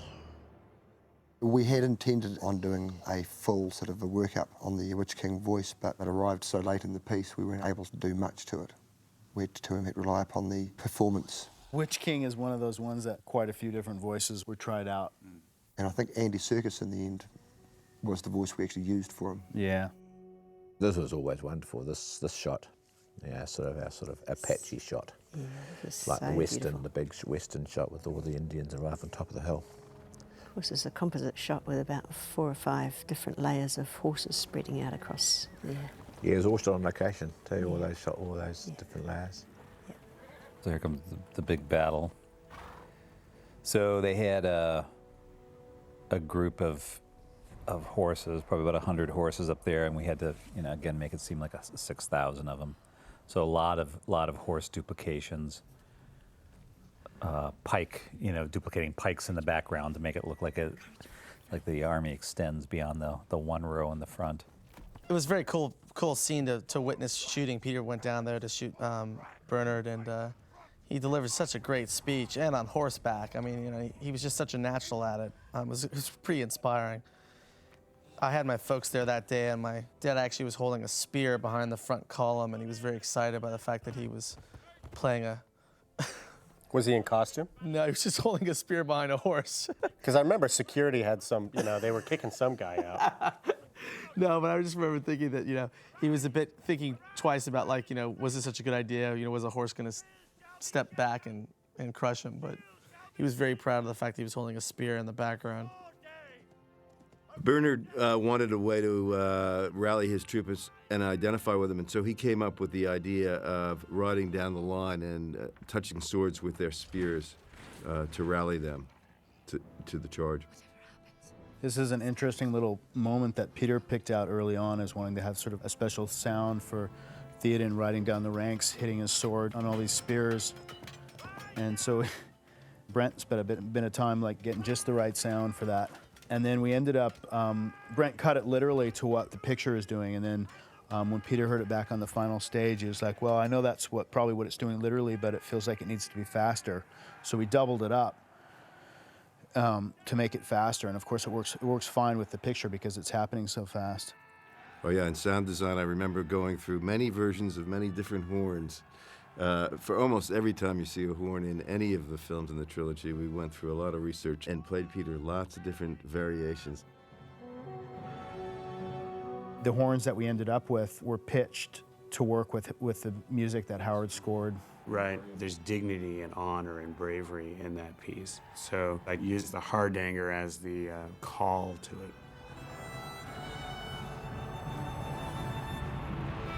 It's a Norwegian fiddle that has sympathetic strings. It has a very specific sort of Nordic sound to it. And that became a sort of a dominant kind of sound as part of the Rowan music. All of this Pelennor Field stuff is shot, predominantly shot at Twisel, at the sheep station. And it was a huge, carefully planned battle that we filmed that took lots of work, lots of preparation. Jeff Murphy and the 2nd Unit shot a lot of this charge. And what was really amazing about it was just, we were able to get about 300 horses, and just the number of charges we'd be doing down this hill and then on the flat land in front of the tracking vehicle. During the major clashes and whatnot, the stunt department really worked well with Jeff and the horse riders, and also the New Zealand Army that came in as extras for the Orcs, and were able to create a lot of setups that actually looked quite dangerous with a lot of stuff happening, but was actually quite safe. They'd be stacking up to camera. Everything would look like it's like a tightly packed group of people, but in fact there's safe lanes for horses to easily go through and people not to get trampled, with stunt coordinators and stuntmen and whatnot on the ends in costume doing tumbles and stuff, making it look like they were connecting to the weapons of the horses. This scene always makes me think about how awful it is for actors with all this oil poured in their eyes, going up their nostrils. I've always liked this camera move around him and him looking up under his brow. This sequence here, there's a ratings issue. Whenever you have people burning, the amount of screen time that you can commit to people on fire, it's a definite ratings issue for PG-13. So we actually, that sequence had originally gone longer. Yeah, and it got trimmed back for ratings issues. There's a dummy that Weta Workshop did a fantastic job. It was a silicon David Wenham Faramir face in costume, and it's the creepiest thing because it's so lifelike. They've still got it lying around at Weta Workshop, and you go there and you swear it's the actor just lying down having a sleep. There was some discussion about whether Shadowfax, when the moment comes, would actually kick Denethor onto the burning pyre or not, like whether that would be within Shadowfax's character. Coming up, this shot of Denethor actually falling back into the fire actually involves a classic, very simple in-camera effect, what we call a beam splitter, where we actually put like a piece of glass in front of the camera we can shoot through, but it also reflects off to the side a flame bar that's against black, so you can actually superimpose within the camera, just all live without having to back up the film or anything, and see what's actually happening, having to have additional flames. And Jeff Murphy, who's very gifted at using a lot of these old tricks and whatnot, set it up, and it saved us a lot of time, and it turned out looking great. This is always very funny when you see Denethor in a bundle of flames, having run a huge distance and to do his leap off the end of the prow. And run past an entirely good fountain, which could have put it out. Yes. Should have had a shot. I should have asked for a pickup shot there of him leaping into the pool and floundering around. We did build up this amazing library that we could say, oh, we need a guy running on fire. And they could, grab the appropriate flame and smoke elements and relatively quickly comp it in. The horns that the guys on the Mamakill use, again, had to be like a very special sort of a distinctive sound.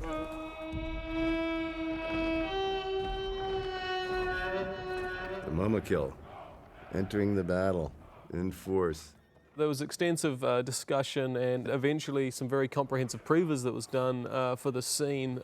Rather than planned out the battle, it was a very free-form discussion. Pete just wanted this high adrenaline, chaotic action sequence with these elephants. The way we approached the previs, we basically designed what we call vignettes, which are little action pieces of the Mamakill versus the Rohirrim. And we did this all in 3D computer graphics, and then Pete would ask for camera angles and just coverage as you would with a shooting unit. You just get a lot of cameras and you cover different pieces of the action, and then he'd take all that footage and he'd edit it together and then hand back a sequence to Weta Digital. So on these Mamakill shots, yeah, we got the previs, and then the next challenge in all this was getting as many live action guys in the foreground as possible, but with a moving camera to try and mimic the previs. The previs guys would sort of give us diagrams saying the car is going approximately 30K an hour. You know, we need 10 horses sort of around the camera as we're chasing them. We need to sort of tilt up to see a Mamakill within a second and then tilt back down.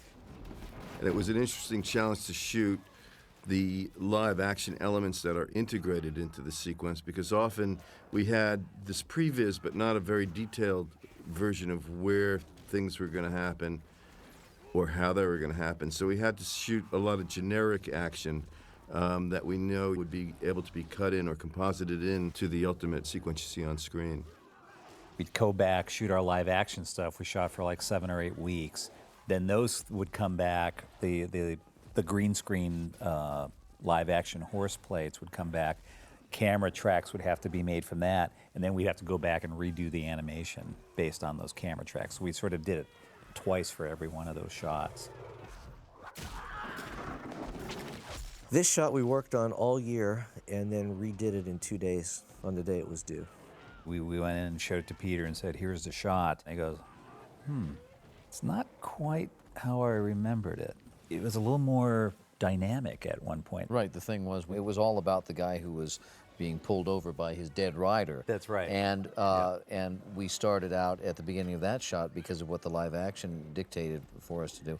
So we had to throw out all the live action and do all the foreground crosses and everything digitally. Yeah.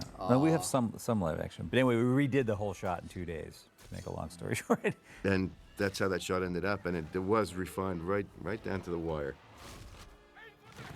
This battle is huge, and it's one of those things where I can't speak quickly enough to do justice to any of these shots. It was a very difficult piece of animation, one of the most difficult that's ever been done, I think, you know.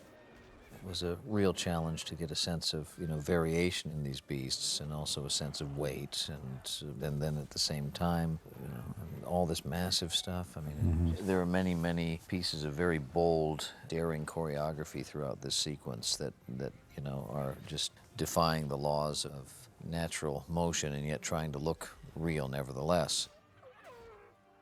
Our camera department was kept pretty busy by this show. Most of the time, we wanted the camera to have a certain amount of momentum. For an action picture like this, Pete knows that, you know, you've got to keep it moving. You know, the camera is you, the viewer, getting to see the action, and there was always so much happening and so much to see that it always felt better if you were moving along with the action. And also, you know, keeping these shots moving keeps it real when there are these fake characters in it.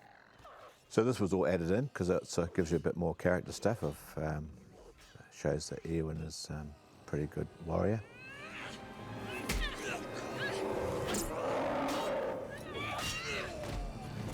This was a nice little moment too, a nice little respite in all the battle action. It was nice to have this little sequence here where looks like all was lost, and this little nice little moment here between Gandalf and Pippin. I didn't think it would end this way.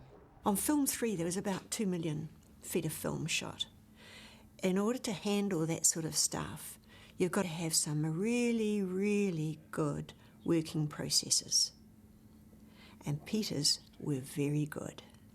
He would get me to assemble the rushes in shooting order, not script order, shooting order. The first shot would come up and he'd go, yes, I remember.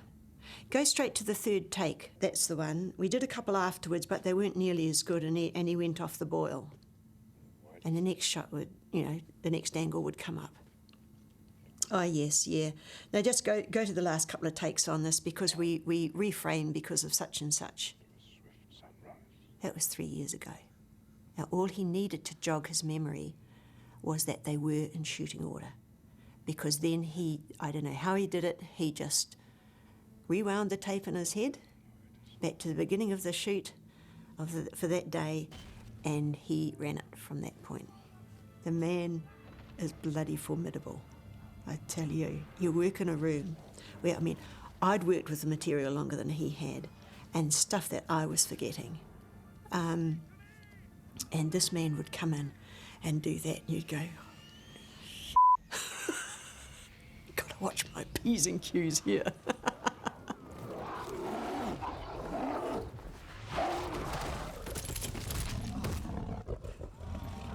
I think our sound department does a great job in here because, the effects work was amazing.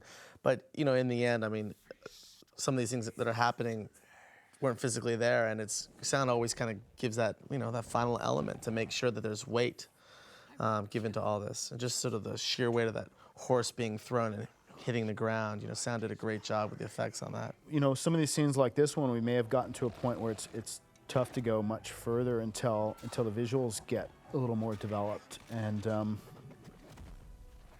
Peter didn't have a lot of sympathy for us. He was his response was, well, when I cut the scene, I had to imagine what it was going to look like. So that's what you guys should be doing. So we took that to heart and just started going for it.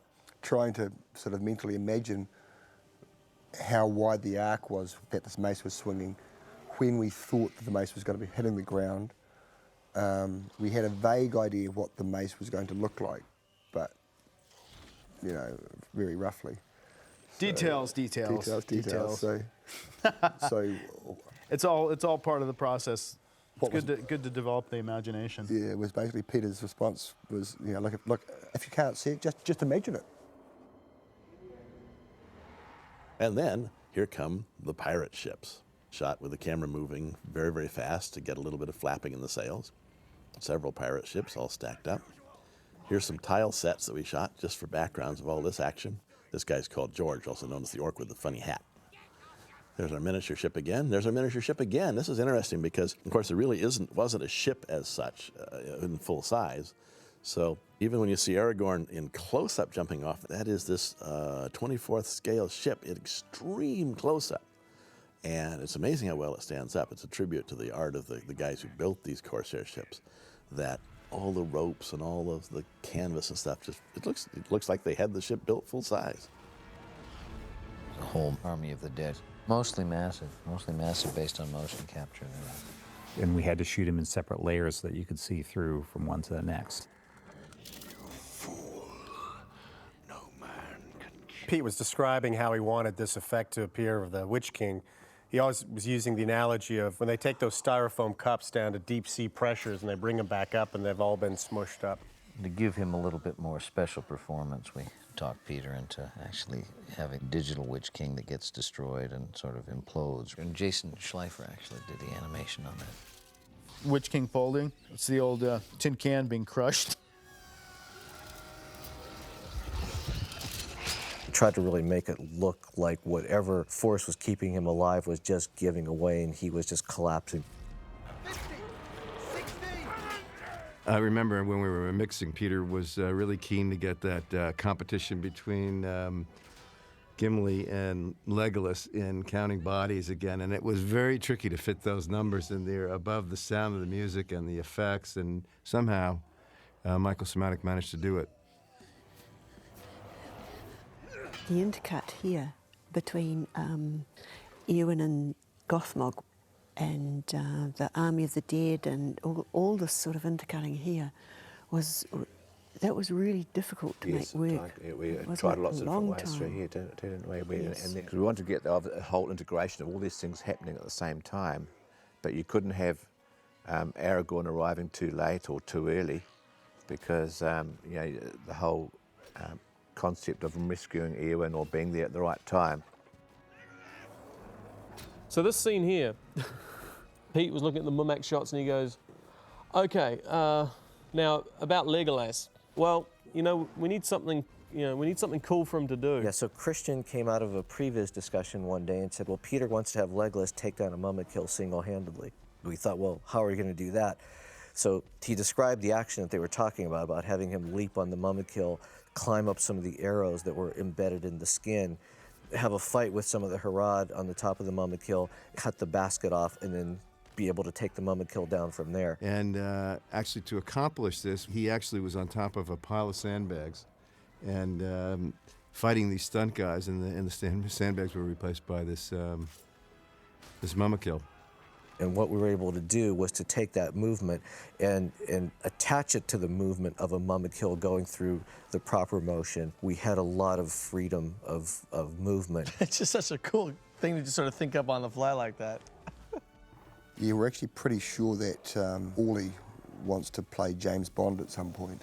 That seemed kind of cheesy. I mean, people just love it in the theatre. One of the favourite sequences, isn't it?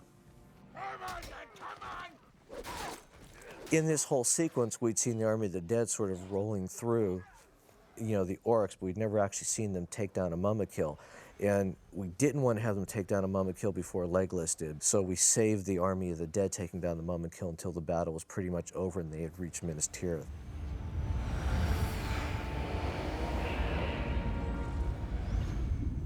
Something as subtle as having the sound of the swarming ghosts over the cities, just letting that carry out a little longer, continue a little longer, really sort of helps resolve the moment into this next scene.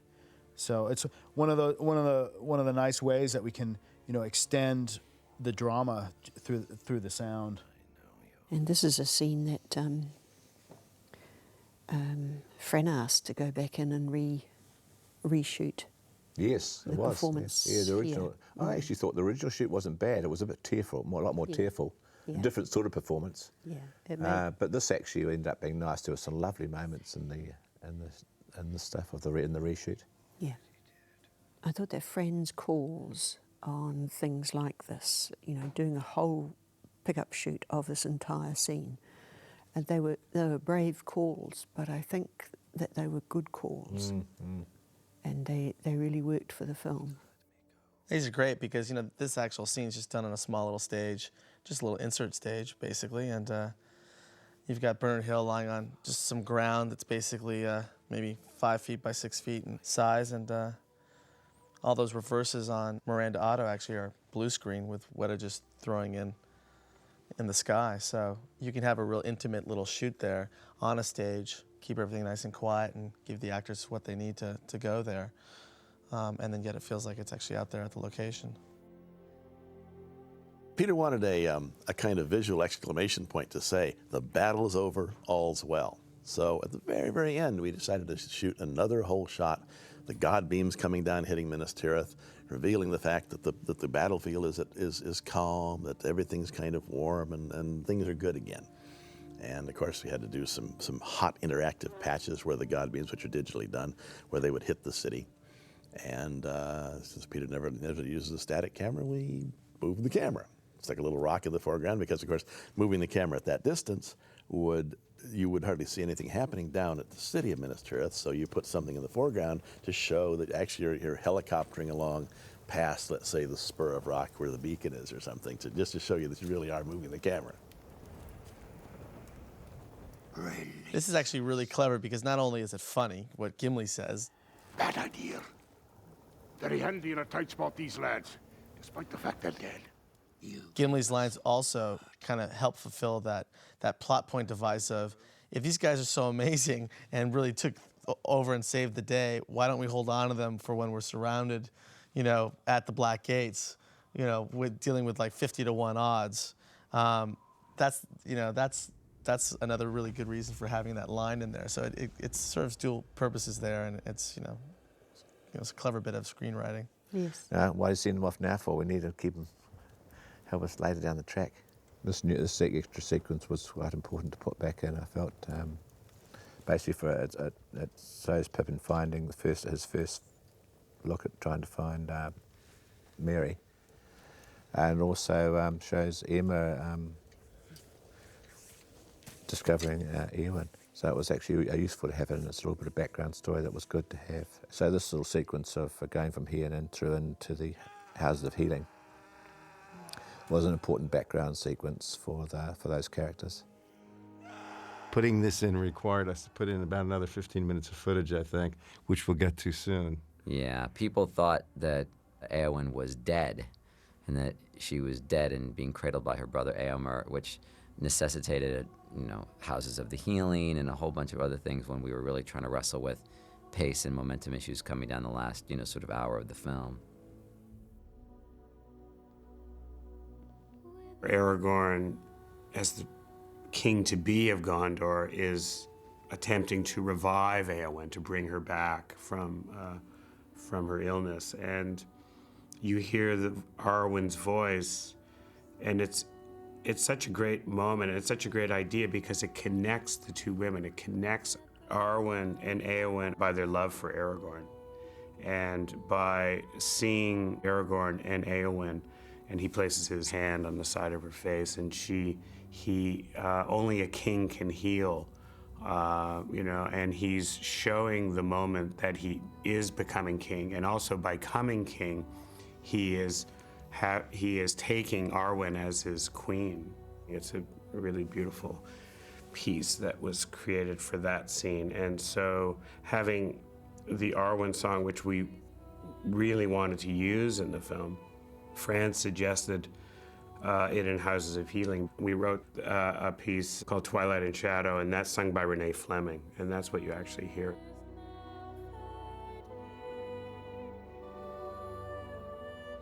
We decided to actually make it more of a montage to set up not only the healing of Eowyn, but to start to get the connection going between Eowyn and Faramir. This is back to night shot. It was shot as a day scene for the theatrical, and we've gone back to night, because obviously we've done the process, gone through a night. Eowyn was healed during the night, probably morning really. Seems like a bit of a time code. They've been having hours healing, and she's recovered, and this poor is still out on the battlefield looking for his buddy. It's like, where'd everybody go? Yep, they seem to have conveniently forgotten the sort of, Hey, go send some sandwiches out to Pippin. He's still out there.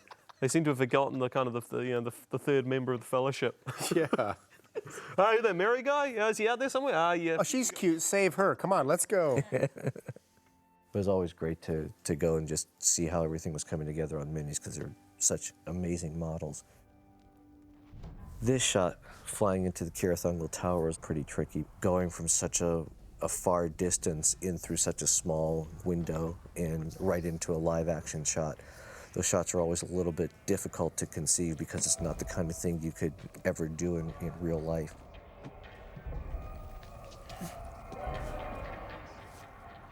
This scene, though, I love because yeah, this was great. I thought about this moment from my childhood where I woke up in the middle of the night and couldn't figure out where I was and where the sound, this drunken, music was coming from. And it sort of flashed on that when we came to this scene. And so the brief was basically, well, let's have the orcs down below be doing this drunken party. When he wakes up, it sort of will add to his disoriented state of mind. Keep your eye on the orc, because his wig comes flying off, and he's actually that one there.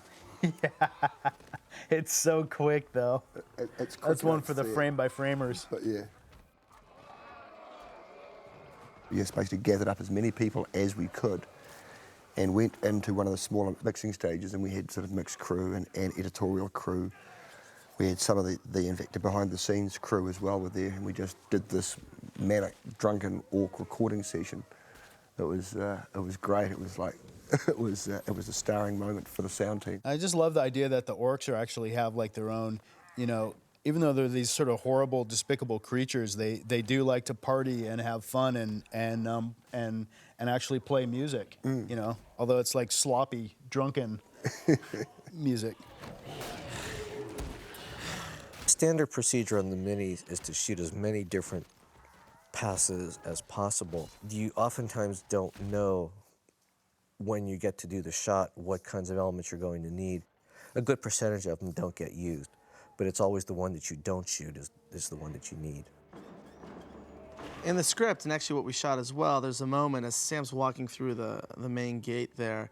You have these characters that we see, these two horrific-looking statues on either side of the doorway, and they were called the Watchers. Yeah, what we used to jokingly refer to it as the evil turnstile. He gets that little walkway and can't quite get through, and he has to sort of use Sting to kind of push his way through as if he's moving a subway kind of turnstile. In the end, it was something that Pete chose not to include in the cut. I think what's great about the DVD commentary is if real fans object to the fact that things are missing, you can always mention, oh yeah, we shot it. Trust us, we shot it. And for reasons of pacing or time, we just could not fit it in. And that sound, again, that mix of Sean making those noises, that was something that we came up with in the mix. Peter said, wouldn't it be great to go with the shadow, to have the sense of this big presence coming up the stairs. In the process of extending the DVD cut, we obviously need to ensure that the vest was taken by an orc, because that turns up later in the Blackgate sequence. There's a lot of inconsistencies in Tolkien's original text, and sort of the fact that we've used in this cinematic version that when the ring gets put on, Sauron is aware of its use, and he's aware of its presence at that very time. And so to have Sam wear the ring right on the gates of Mordor and not have it evoke some kind of, awareness within Sauron would be an inconsistency in the world. Also, to have him wear it sort of belittles its power, and even though we've built up the hobbits are very resilient to its evil, and Sam probably the most resilient out of all of them, to even to have someone else wear it at this point in the film when we've built up what it does to be a ring bearer, it would have been too great an inconsistency. It's too late. It's over. And this is, in fact, one of these moments where the ring comes into play, and we again get the sense of how persuasive the ring can be. Basically, Sam's only been carrying it for what is, probably a comparatively short time, but already it's making a play for him. This scene is actually a cousin to the scene where Frodo sends Sam away, in that it was originally shot with a certain dramatic intention, which was simply for Frodo to have this kind of crazed reaction to the fact that here's the ring and Sam's got it. And if you watch carefully right here, little gestures that weren't actually shot with this intention make it appear that Sam is somewhat coveting the ring, maybe even being tempted by it. That shot was originally about Sam being scared by what he's seen Frodo go through, but because you don't have the reverse angle there, Fran and Peter were able to make it look like Sam was having a ring obsession moment, when actually that was not what was the intention. And that sort of lateral thinking is obviously the mark of great filmmaking, but Peter and Fran excel at, particularly because you were taking material that was definitely not intended for the purpose and make it seem like something it wasn't, but it works. It will destroy you, Sam. Sam and Frodo seeing Mordor for the first time got worked on for most of the show. It just kept sort of moving along, trying to figure out what the look of Mordor was going to be, and sort of constantly evolving. And it got to the point where a few days before it was delivered, we just sort of started again with it, because we had developed so many other scenes of Mordor that were so different from what we were doing with it earlier, that we just kind of did it again, just basically started and came up with a look that was more consistent with the rest of the show. The eye has a sound which it's one of those things that sort of started developing on the first film, and it's one of those things that sort of was sound designed on the final mix stage when Peter and Fran could be there to give feedback directly on it. And since that point, we've sort of just kept developing on that basic signature sound, which one element to it is the Alan Howard vocal element, which we've sort of established as a Sauron sound. Just make it down the hill. You and I had done 3 full cuts by the time that we had Peter come into the room. And so there was every chance that we'd be hanging on to, in our heads and being bolshy about changing things that we'd done. But in fact, the project was far too big to stick your own oar in. Yeah, I think It was far too important. Yeah, I think at the end of the day, what we did was lots of little moments that I think we achieved in the process when we were cutting before Peter came in the cutting room. I think a lot of those were saved. They are in the cut. I don't think I made this point before. We never did what was typical, which is to preview the movie, get an audience reaction, and use that as a guide to cutting the film, increasing the pace, clarifying issues. Instead, we relied really upon ourselves and also upon input from the studio, so that any questions of clarity, which you usually need to get from an outside source, because when you're making a movie, you become so enmeshed in the story, you become so familiar with the story, that things that may be clear to you aren't necessarily clear to an audience. And you need fresh eyes or outside eyes to actually point that out to you. And in our case, it was really New Line, particularly not so much Mark, because Mark was there most of the time with us, but really Bob and Michael and other people at New Line. Certainty of death, small chance of success. What are we waiting for? The scene in the Great Hall was truncated because ending it, I think, on Gimli saying, "What are we waiting for?" and then seeing them ride out is a great way to move the story forward. This is, however, a wonderful scene because it shows you more dimension to Aragorn's character, and it shows you that he's using a thought as a way to ensnare Sauron. This is obviously a new scene, similar to the Palantir scene in the beginning of in the opening of the movie. Obviously different because it's doing a different thing. We actually played Sauron talking directly to Aragorn. Mm-hmm. Mm-hmm. You know, do we have black speech for "you're a worthless sack of shit"? Who'll never amount to anything? You know, who's ugly and his mother dresses him funny. Peter's one of those guys that you always have to do it in a slow process. I mean, he likes to see it all there first. He's an extraordinarily methodical man in the cutting room. Sometimes you picked an order which was quite out of the blue. And also, I think sometimes too, we picked a different order to what I might have done originally. Yes. Which was a bit of a worry. Peter's, as he's editing the film, I'm composing it, I'm writing it, and I'm working with him as he's editing it. And he would edit in threads of the movie. Aragorn, Gimli, Legolas, thread, journey, and he would edit quite a lot of that. By doing that, you were writing those scenes very linearly, but then he would intercut the scenes. This is a very important thing to understand. So once they're intercut, scenes actually play differently because of what's coming before them and after them. And the thread of the story is kind of shaping and unfolding as Peter does the intercutting. And actually, once he does it, and then he's reshaping the intercutting. So it's all, so it's changing to a degree. You may write it and think it's a certain way, but then you realize once the intercut is done, you realize the positioning of it in the film, that it actually has a much more central part to the film.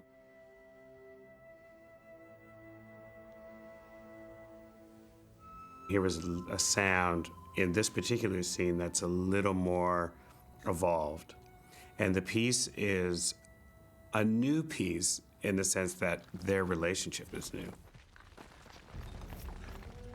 The look of the eye and the fact that it's ever watchful and it's looking out over the armies was a very difficult nut to crack, as far as it not looking like a lighthouse or a big beacon And part of the problem was solved by the animation of it giving this erratic, nervous sort of look. Pete wanted to play it that the armies, that Sauron's kind of, he's not completely naive. He is aware that that something's not quite right. The ring hasn't sort of been seen for a while. He doesn't really know where it is. He thinks he's got the upper hand, but he's just in the back of his mind, there's something going on. And so he is actually still scanning his lands for what possibly could be his downfall, which again gives more impact to Aragorn's decision to ride out to meet him at the Black Gates, because then it completely justifies Sauron sending his armies out to the gate and freeing up the journey for Frodo and Sam to get to Mount Doom. All of this was shot up at active volcano on the North Island, Mount Ruapehu. This little road area was just an area that took you from the lower, what they call Happy Valley, where the beginner skier area from Mount Whakapapa was, to the main area where you could take a chairlift up to the tougher runs. So we just actually shot along the side of the ski field for these sequences. And when we actually see the hobbits escape from the marching orcs soon in these next few shots, actually there are a lot of these little ski chalets that were just in the background, so Weta didn't just have to kind of put in, cool, dark skies. They also had to make sure they removed the ski chalets that were behind the little tent cities that we created.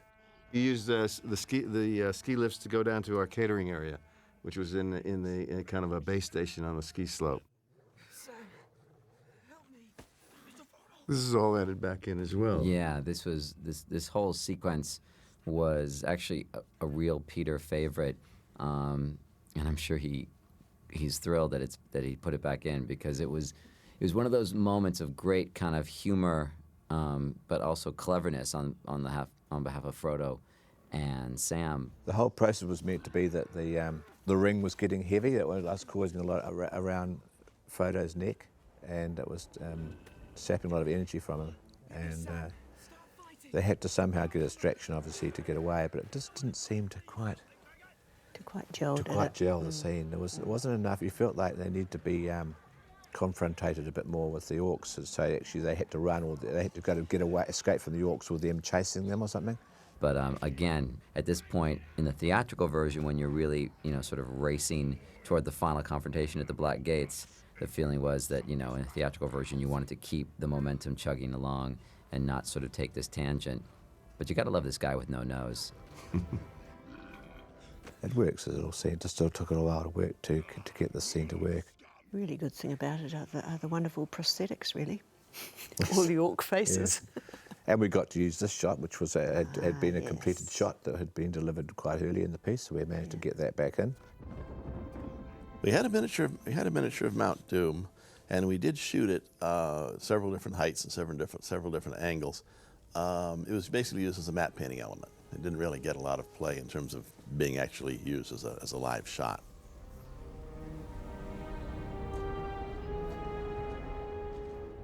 Oh, we're going to be walking up the mountain for about 3 years. We have a sequence coming up where, in fact, Frodo and Sam decide that they just have to shed all of this armour, that they can't actually sort of carry on carrying it up the hill.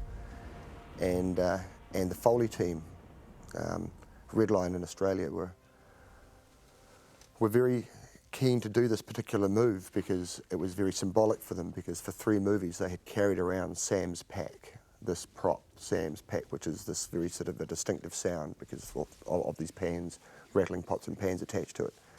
And they were so looking forward to the ceremonial dumping of Sam's pack in this little scene. And so when the scene was actually dropped from the cut, they were gutted. They were absolutely gutted. So they're extremely happy to know that this little sequence is now back in, and they finally can dispose of Sam's pack. Here it goes. Yes, and it's down. Yahoo! A very cleansing moment for them, I think. This was another great location. This was actually in the plains just below Mount Ruapehu in the middle of the North Island of New Zealand. And just a really cool place with all these boulders there. For the Mount Doom cloud, we shot some tank clouds, but they were used as part of our pyroclastic system for doing the cloud. So we would take small elements of the tank clouds and find pieces of the animation that had the appropriate dynamics and have our system that would actually create the smoke effect, then basically drive those elements as textures. Here's our big landscape with the eye swishing back and forth. We did the moving eye light using a beam steerer, a mirror, to steer the beam so that we would actually have the interactive light going to the various parts of the landscape. This is a really nice reveal. The black gates are at 24th scale, so it's pretty small to shoot anything close up. So to do that reveal from coming up behind the rock, of course we did the foreground rock at a larger scale so we could hold the focus on it. There's a few drops left. This scene here was shot again in the pickup shoot, but went back to the original shoot at the end of the day. I think this was stronger. I like this original shoot better. There's some sort of quality about that original footage, and I'm never sure whether it's because it's the performance you first saw, which sort of took your emotion with it, or whether it is actually better. But sometimes there's just something special about that first shoot of something. Doesn't quite get recreated in the pickup, does it? No, Sometimes? no. And this sequence of Black Gates was shot not very far away from, about a quarter of the way around Mount Ruapehu. Mount Ruapehu, the name of the volcano is a Maori word, and in Maori, WH is pronounced as an F, so the name of the mountain is called Whakapapa. Now this shot actually was done on the opposite side of Mount Ruapehu, at the Takino ski field area, which is actually opposite from Whakapapa ski field. The pulse that we've associated with the ring, the heartbeat of it, has turned into really migraine pulse. This just oppressive beat that's just throbbing in his head. So basically the soundtrack goes into his head at that point, and it's just, throbbing. Peter's idea about this was that the Sauron light beam has got Frodo pinned to the ground and is keeping him there.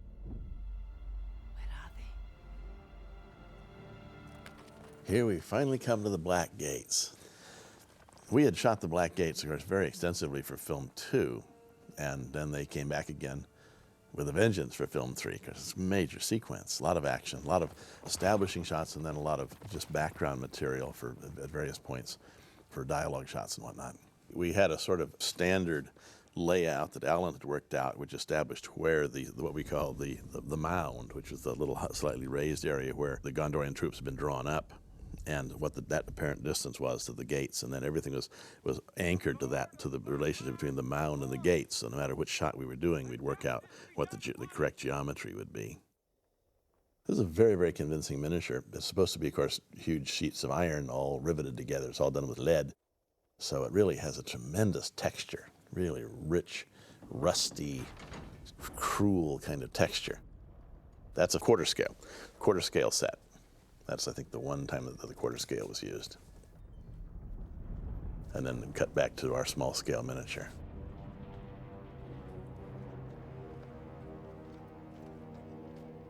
The Mouth of Sauron. Yes. Also known as the Black Lieutenant. This is an actor we're about to see whose name is Bruce Spence. And again, I made the call to Bruce. He was very understanding that he might have been cut out because he knew that that's the movie business. But what was really fun about this is back before this was cut, there was this desire for the Mouth of Sauron to seem more unmortal. And so what Peter asked Weta to do, if you look closely, is basically increase the Bruce Spence's mouth, by 200%. So it would be, and we looked at all these wacky tests, either in making it 200% bigger or maybe just doubling the number of teeth in his mouth. And we talked about turning the mouth, sideways, so it was vertical up and down and opening sideways, which looks sort of interesting, and to say the least. And then ultimately, we came up with this idea of just making the mouth bigger, you know, just radically bigger than it could physically be, and putting it sort of back on top of itself. Thankfully, that's what it became, was just sort of overscaling, picking the area inside the armor and overscaling the mouth up. The scene pays off the mithril vest, which you see one of the Uruk-hai make off with, and it's a nice touch. And also a nice taunt, a really great taunt to our friends. There's something not quite right about this guy, and you can't pin it down. This guy is kind of like a meat puppet. He needs to go to a dentist. And that he's just an actual physical entity that Sauron uses to interact with other physical entities. I do not believe it. I will not. This whole location where we shot the Black Gates was actually a firing range for the military. And before we showed up, they, you know, took a crew through and made sure there was no live ammunition on the ground. But we got a very severe lecture when we first got there, saying, look, if we ever came across anything metal, don't touch it. A lot of the extras came from the local military base. And when you see some of these close-up shots of soldiers reacting to the oncoming enemy, a lot of those guys are just, you know, New Zealand Army personnel. And they did a great job doing some acting out there that day. We worked out an equitable basis for us to cover their costs, and yet not bear the full cost of having hundreds of extras in the middle of really no place. And they treated it as a training exercise, so it was good for them. I think they learned their logistics, and it was a big logistical exercise for them to put that many people out on a field with us. And oh God, this scene. Covered from here to breakfast time over about 3 days of shooting. Oh man. It was amazing, eh? I mean, we sunlight footage, shadow footage. All different lights. Yes. You name it. Oh. It was really funny. We used to look through the dailies. This it used to crack us up because you see these dailies going through, and it would be tracking along all these soldiers, and they're obviously all the New Zealand Army, the guys, and you could hear Rick in the background saying, "Okay, you're scared now. No, you're moving back. No, you're coming forward." There was all these comments from Rick going on, getting these guys to try and do reactions. It was so funny. Some of the dailies that you just crack up when you hear some of them. Aragorn does this very rousing speech, which is actually all, in fact, production. He kind of really sort of wound himself up on the day. And so this was, in fact, one of the few scenes that we actually used a production audio with the odd line cheat in there. What we've done in these scenes climbing up the mountain is include a lot of steam vents, which is nice because it allows us to have sounds that come and go as opposed to being constant, which is great because we don't really want to have the constant sound of steam going, or even the constant sound of wind going, which is why with all our wind tracks we try and include a whole lot of movement and different wisps and individual little gusts, things that we can pan individually around the room. And so we've done the same thing with steam vents and with grit blows and just individual events that we can spike little moments with. And that allows us to give the feeling that there's heat and steam and wind, but without having these constant beds that just turn into noise.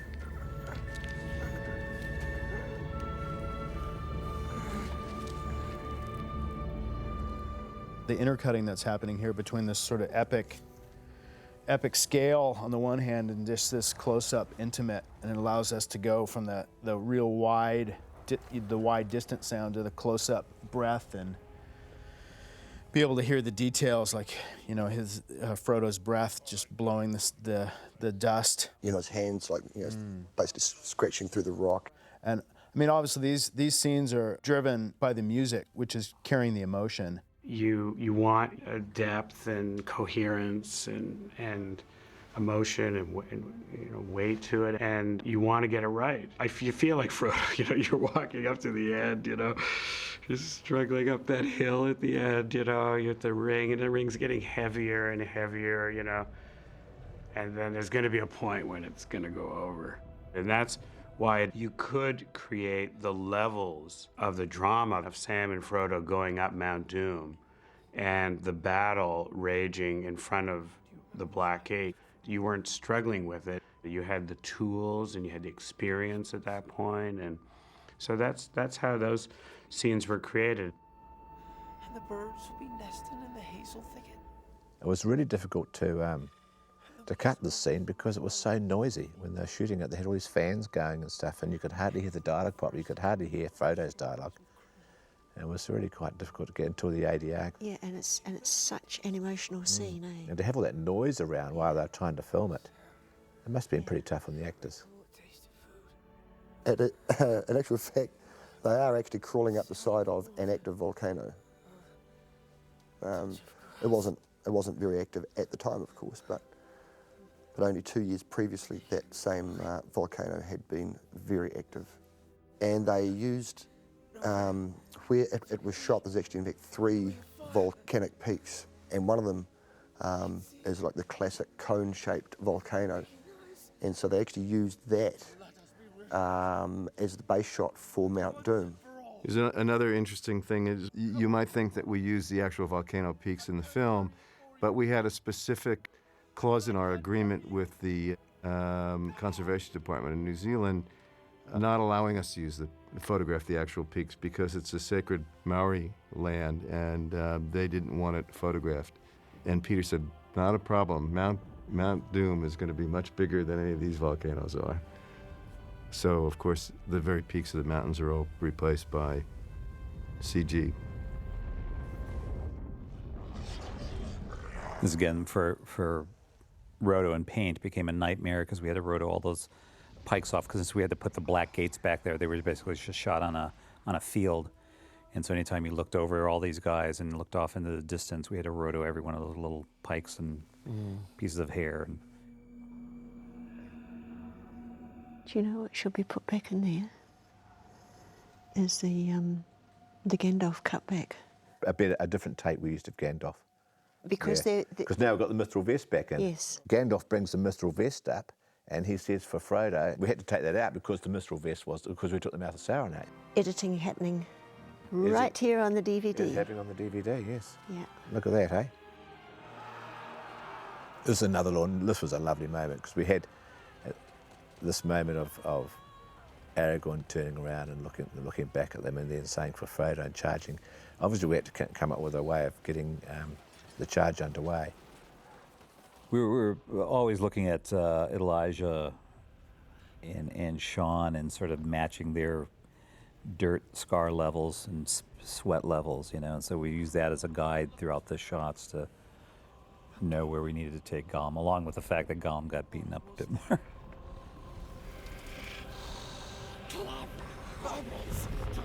Towards the end of production, Peter was piling on more shots and more sound effects and more of everything. And I think we had something like 400 shots to deliver in the last few weeks of production, to the point where we actually had to go to New Line and work out a revised delivery schedule that allowed us to do something very, very unconventional, and that is deliver reels out of order. And the only way we were able to do that was by really the fact that we had digitally color graded the film so that you could have a continuity between reels even though they were delivered way out of order. They would still match. There would be no bump in the grade between the two. And then on the sound end, we were able to get Euphonics to rewrite their software so that we could preserve the automation even when we rebalanced reels, which again enabled Peter to deliver out of sequence and late on some of these reels, staggered. The idea that every problem there is a solution, but sometimes the conventional thinking is just not going to get you there, and the idea of coming up with ideas that are so beyond the pale. Really, the amount of innovation that went on production-wise on the movies. I mean, it's all so easy to say now, but at the time, this was completely uncharted terrain that just had to be made to work. We emailed our entire soundtrack to NT Audio in LA to print onto the film, so that was pretty remarkable. And there'd be a guy, one of our people, Duncan Nemo, who'd be waiting on the other side of the pipe. We called it the fat pipe. My producer and I were on set, and we were just standing around. We, see what we're shooting for the day, and all of a sudden we see Pippin going, look, the eagles are coming. This is before we even knew that there were shot was eagles even in the film. The eagles are coming. It's like, eagles? Eagles? The eagles originally, when we storyboarded the film, didn't show up at this battle. They just showed up to save Frodo and Sam at the end. And their inclusion in the battle was something that happened very late in the piece. It's really great because it adds just another level of dynamic to the battle. It's having this aerial dogfight over the battle with the fell beasts and the eagles, and it also sets up the fact that they're there to save Frodo and Sam. We went through a number of different scenarios of how we were going to address lava. We came back to the realization that the best way to do lava was by doing it as a miniature. We brought over Chuck Schumann, I believe, shot all the lava elements. We had these guys against green screen, a little bit of billowing smoke and some flashing lights, but as far as what was happening, is lava spouting out of the top? Is it pouring down? What's going on? Nobody knew. So effectively, Chuck shot a whole series of different lighting passes, light from above, light from below, smoky light, clear light, and so forth, just so the compositors would have a chance to put it together any way that they needed. Now, that's our first view of the wonderful lava that was shot for this. This is flowing methocel, which is a very thick, gummy substance, lit from below and from above, lit from below with ultraviolet and from above with colored light. And the technique in order to control it is that a huge table with a transparent floor has to be built. This table was 20 feet long and about 12 feet wide. And all of the methocel is laid onto it with it in a horizontal position. The camera's locked to the table. Then when you tilt the table, of course, the camera goes with it. But now gravity is your friend, and gravity now pulls the stuff downhill at whatever speed is defined by the angle of the tilt. So, in effect, you can preset everything, the bits of rock that are floating in the lava, the crust, the dark crust, which is done with a combination of black powder, black dust, and spray paint, all pre-built so that you have the way you want it to look. And then at the moment when you tilt it, then it all starts to flow. So this is, I think, among the most convincing lava that anybody's ever done. But then, of course, all of it's been heavily worked over with digital enhancement. Yeah, flying away. Entire CG shot. That's a lot of drama cutting back and forth from one to the other. It took us a long time to decide actually how to introduce Gollum in this sequence. We couldn't quite decide whether Gollum should come up behind him or should he see the rock hit him and then you see Gollum. So it was actually rather a nice idea that actually the Gollum comes up behind him. It's a lot scarier. The initial impulse was just to take Andy and put him on a motion capture on a guy's back, moving around. As it turned out, Which we did. Yeah. Yeah. It didn't work out so well in mocap because he was sort of struggling. We animated that, but we animated Gollum onto Frodo and made sure Frodo was staggering around appropriately. So you didn't just, make it up, you had something to base it off of. I was hoping we'd get more of Frodo's feet in the dust up close, but we didn't get any shots that quite covered that, while Gollum's on his back. But yeah, just a series of very difficult to do shots, each of a different type. I remember when we first storyboarded the shot, I remember Pete describing it, and I just remember him chuckling. He went, "Oh, I know what we should do. It's pretty audacious. I don't know if we'll get away with it." I said, "What's that?" And he goes, "We'll pull out. You'll see Gollum's face and we'll pull out through the ring."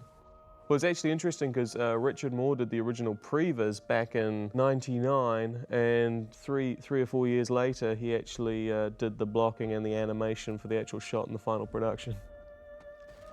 This is such a great Andy Serkis moment coming up because it's basically the first time you sort of see Gollum stand straight up without sort of being hunched over and bent. It's a subtle little thing, but if you look closely, he sort of, sort of actually straightens up. Now that he's got the ring, he's so happy. A lot of the audience knows he's going to go, he's going to go over. So we wanted to make sure that we'd send them false signals subliminally that he was going to go over, sooner than they expected, with the jumping around, which was part of Peter's choreography, all this dancing around and killing Gollum. Sad moment. There's a lot of drama that has to play out there. He finally achieves the thing that he's been chasing all this time. And right at the moment that he acquires it and is about to master it again, he realizes that it's betrayed him to his death.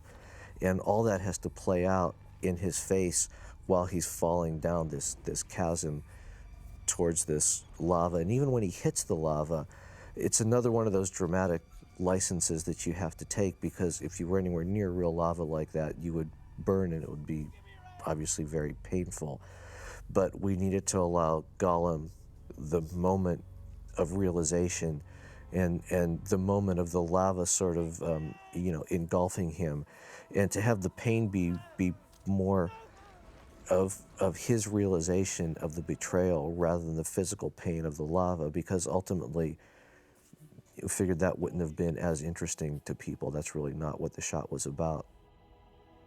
There was a whole discussion about how long the ring should float, and it actually floats, I mean, you can tell, it floats really until Frodo makes the decision not to give up on life. But there was a lot of debate how long it should float. Should it mean anything that it's that it's floating, and that the ring essentially, even if Frodo's lost, then maybe in a bizarre way the ring has won. The idea for this little sequence was that the scream of Sauron Eye actually vibrates down through the body of the tower and really sort of shakes the tower into collapse. And for a minute here, it's almost as if the scream really sucks all the rest of the sound out of the environment.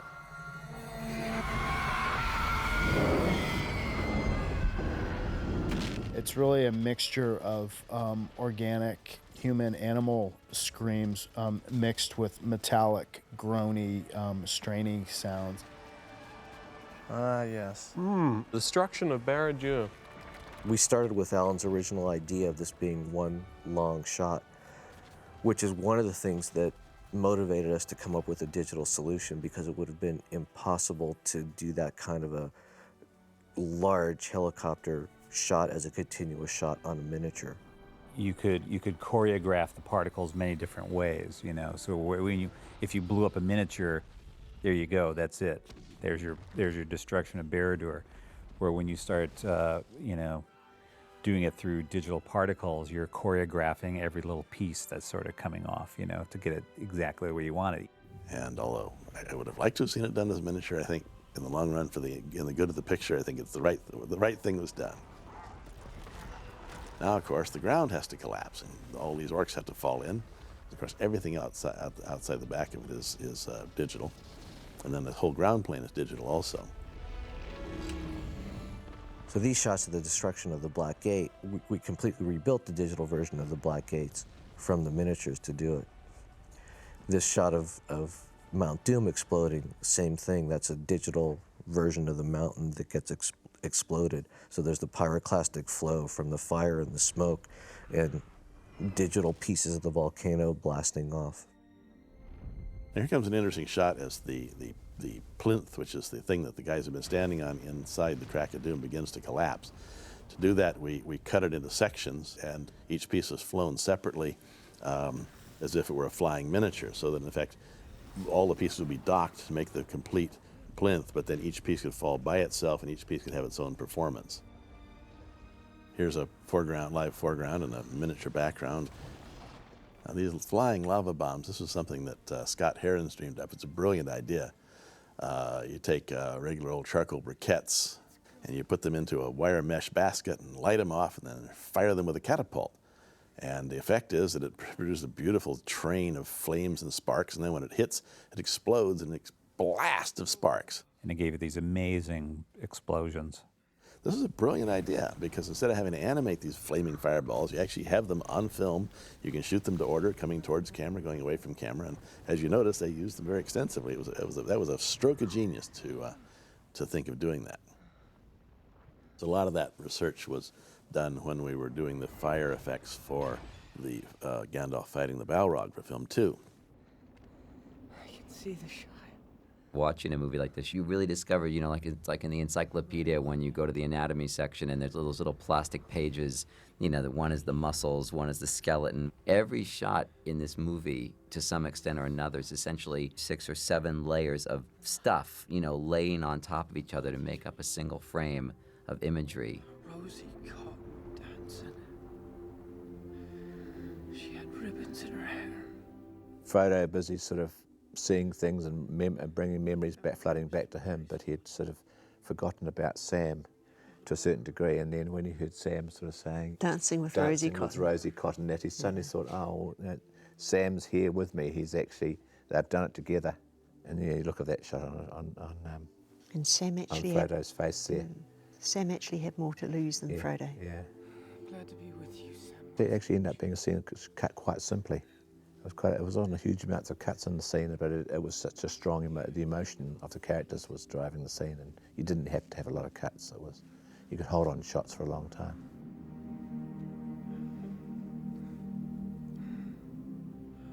And that lovely fade to black there.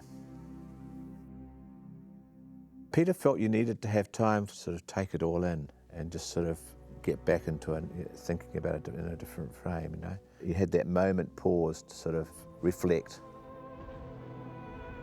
When Peter hired John Howe and Alan Lee, they came out and John had just completed a painting of the eagles saving Frodo and Sam. And Pete just thought it was, such a great image. And when we storyboarded it, he based it on John's painting, and obviously the feel of the shot on the film is, very evocative of that. These shots would have been storyboarded, and then once the elements were shot and turned over to us, Peter and Jamie would look at the selects they want and pick them and then hand them over to us. We would have worked with Alan and Jeremy to come up with what the appropriate backgrounds were, which direction we were looking, coming up with elements that we could use for the sky and that sort of thing.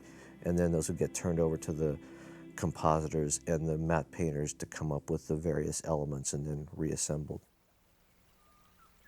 And I remember Peter always said, that was really the end of the movie.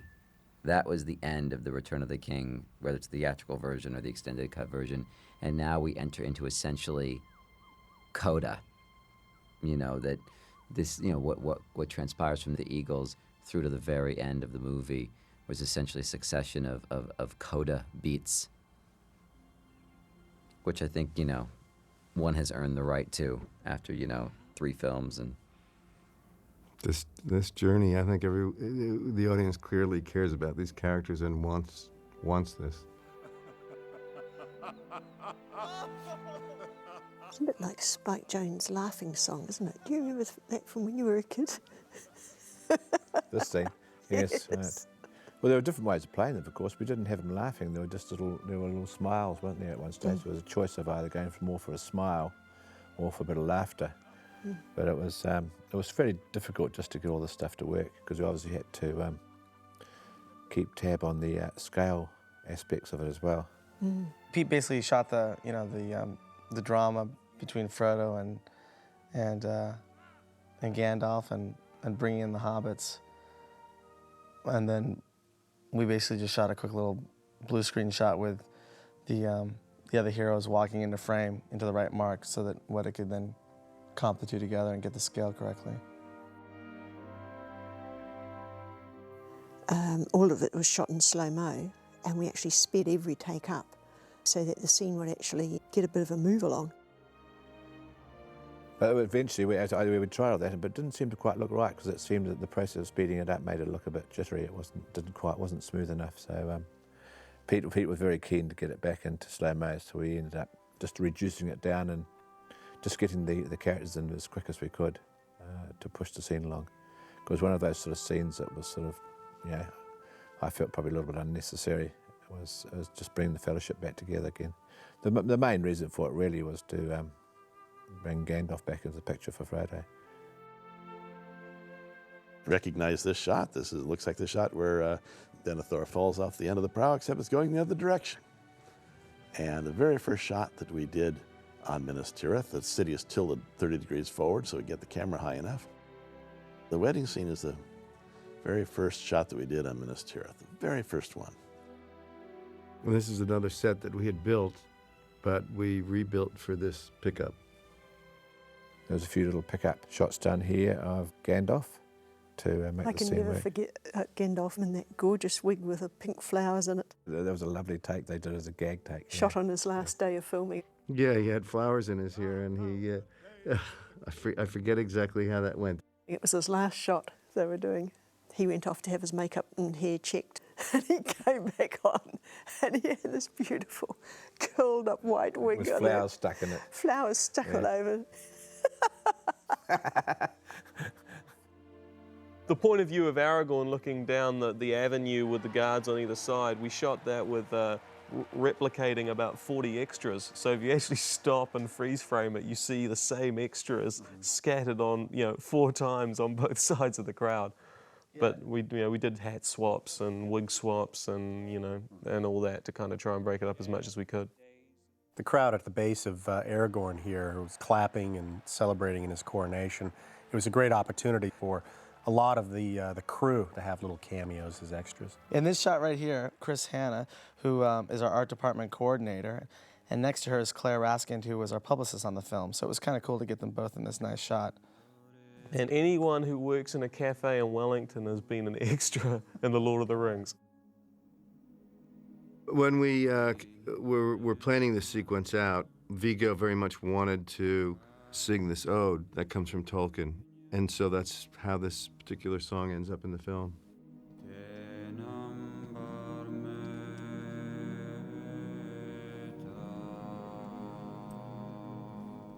It's really a measure of Howard's expertise, isn't it? Yeah, it was actually pulled it all together because it was pretty rough on the original shoot, and Howard managed to pull it back into the movie and sort of make it feel a lot more like an integral part of the scene.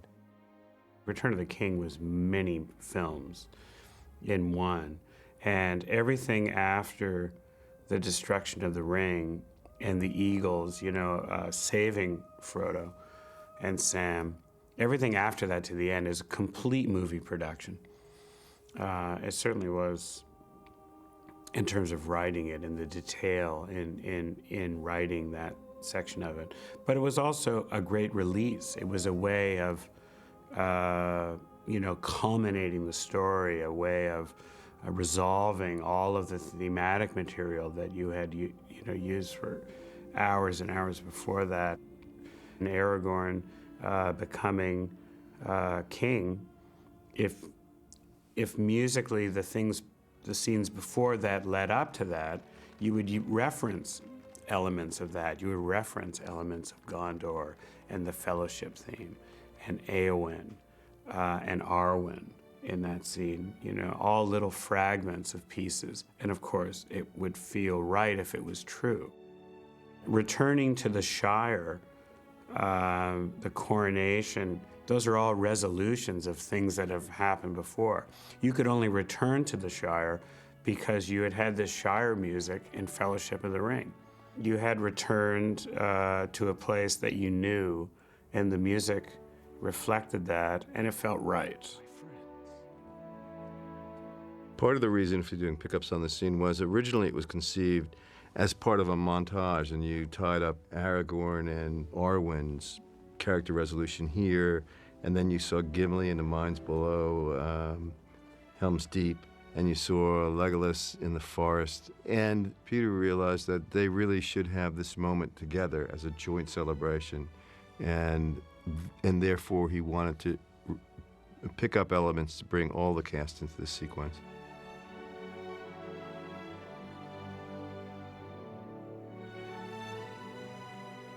We're going to pull out away from Minas Tirith and go into the map. So again, this is one of those shots where we had to tilt the set forward so that we could get the camera high enough. And that was, I think, the second shot we did was one of the last shots in the movie.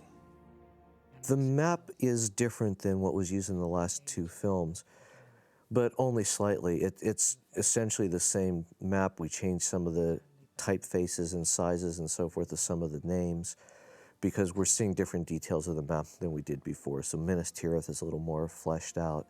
We're sort of tracing the journey back now from Minas Tirith through where we've been in the last 2 films and back to the Shire. So it was really just kind of dressing in those areas to make sure that everything read really well to get us back to where we started.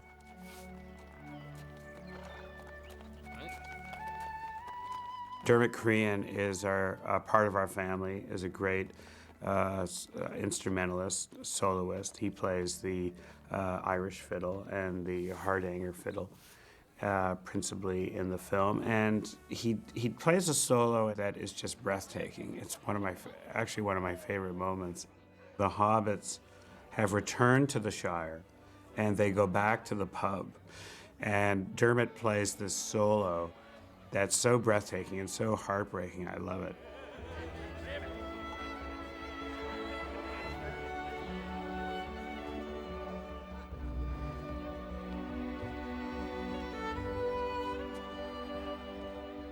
The Shire theme relates to the film because it relates to Frodo and Sam, and you could write the pieces because you could take it down to a small area. It could just be a glance. It could just be the way Frodo looks at Sam. You could write the music based on that because it's just pure emotion. You're just writing from an emotional response to the characters, and it has to do with their performances and the way they move in those characters. There's certain expressions that the actors brought to it, and that music is written and created around that expression, and then expanded enormously through the film. And the hero gets the girl. One question that Pete was asked was, well, should there be a minister? But one idea that was knocked around was that Alan Lee would do a cameo as the minister, and it was even talked that he would be this sort of, he would be Tom Bombadil as the minister. And I remember Fran and Peter talking about this business of they're sort of isolated from the rest of Hobbiton now because of the experiences that they've had, and they can't actually talk to the others. And they were quite consciously thinking about the experience of people who come back from a war, and there is no way that they can talk to their companions who are still at home about it. There is no going back. Do you remember when I first started work on this, you took me on a tour of Bag End, and I walked in the door of Bag End, and it was the most beautiful place I had ever been in. It was magical. I love the entry into the scene. Yeah. There was another alternative way of getting into it, which we eliminated, a chopper shot that tracked right across Hobbiton and went right up to the door. Didn't really give you any more, so we eliminated that and just went straight through to the from Frodo's face into the hallway. An exact mirror image of the opening of Fellowship of the Ring, except now it's Frodo, not Bilbo. So a lot of people, have passed comment that the film, The Return of the King, takes a long time to end. But I think it's completely fitting. You're finishing a story that is 3 films long. You're not just finishing one film, you're finishing 3. And to not give it that time and that attention, I think would have been a sort of a disservice to the epic story that's been told. I can remember one of the most sort of emotional days on set was, it seemed like they almost saved the shot for the very last thing for Elijah to shoot, was to be back sitting at that desk, writing the last few things in the book and actually closing the book. And when Pete finally reviewed that final take and said, check it, telling the camera department to check to make sure it was good, there was just this total silence. And then they said, yep, okay, the take was good. Pete got up, went over to Elijah. You couldn't tell what they were saying, but they were just sort of talking, then hugging each other and stuff. And it was kind of at that point where it really began to solidify in everyone else that after 6 or 7 or 8 years, however long a lot of these people worked on things, it was finally going to be over. It was a momentous moment to say goodbye to Frodo, and which was really the end of this long, long journey, symbolically for all of us. We had some gorgeous illustrations of the Grey Havens that Alan had done. It was one of the most beautiful set of paintings I've ever seen. And we knew that this is going to be a very important moment in the film. It's kind of, again, a visual exclamation point. It's an ending. Grey Havens was a really difficult sequence to come together. It was a beautiful sequence, and of course it needed to be.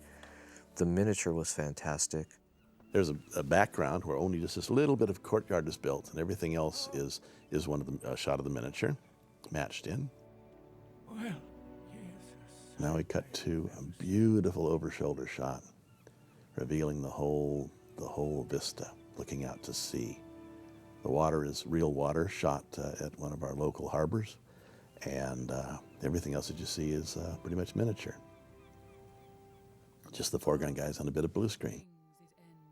It was very interesting to see the set, which is the last really big miniature that was built by the Weta Workshop, and to see how mature the style had become, looking back at, let's say, the Caverns of Isengard or Helm's Deep, how the style had matured, the technique, the use of materials, the level of detail. It was a revelation to see how the guys had adapted to our way of working and the stylistic way that Peter was using these shots.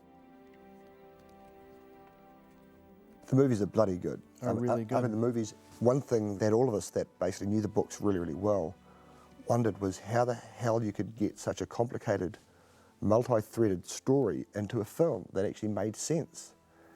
And of course, that was the challenge that drove Peter, Fran and Philippa just around the bend, was actually maintaining the integrity of the story, but knowing what was actually superfluous and could be pruned without actually offending the fans. Like, for instance, when Tom Bombadil wasn't in the first film, even the purists understood why Tom Bombadil wasn't in the first, because it was a whole other place with a whole other character that you never see again, that you really didn't need. And also, I think the way that they truncated the timeline of the books was also very clever and had to happen for the films. And I've spoken to many, many fans who have seen the films, and they're all really amazed at how well the translation was made from book to film. This is based on a book? In terms of fantasy films, it's sort of like, to me, which was one of my favorite films, was 2001, and it's sort of what 2001 did to science fiction films of the 50s.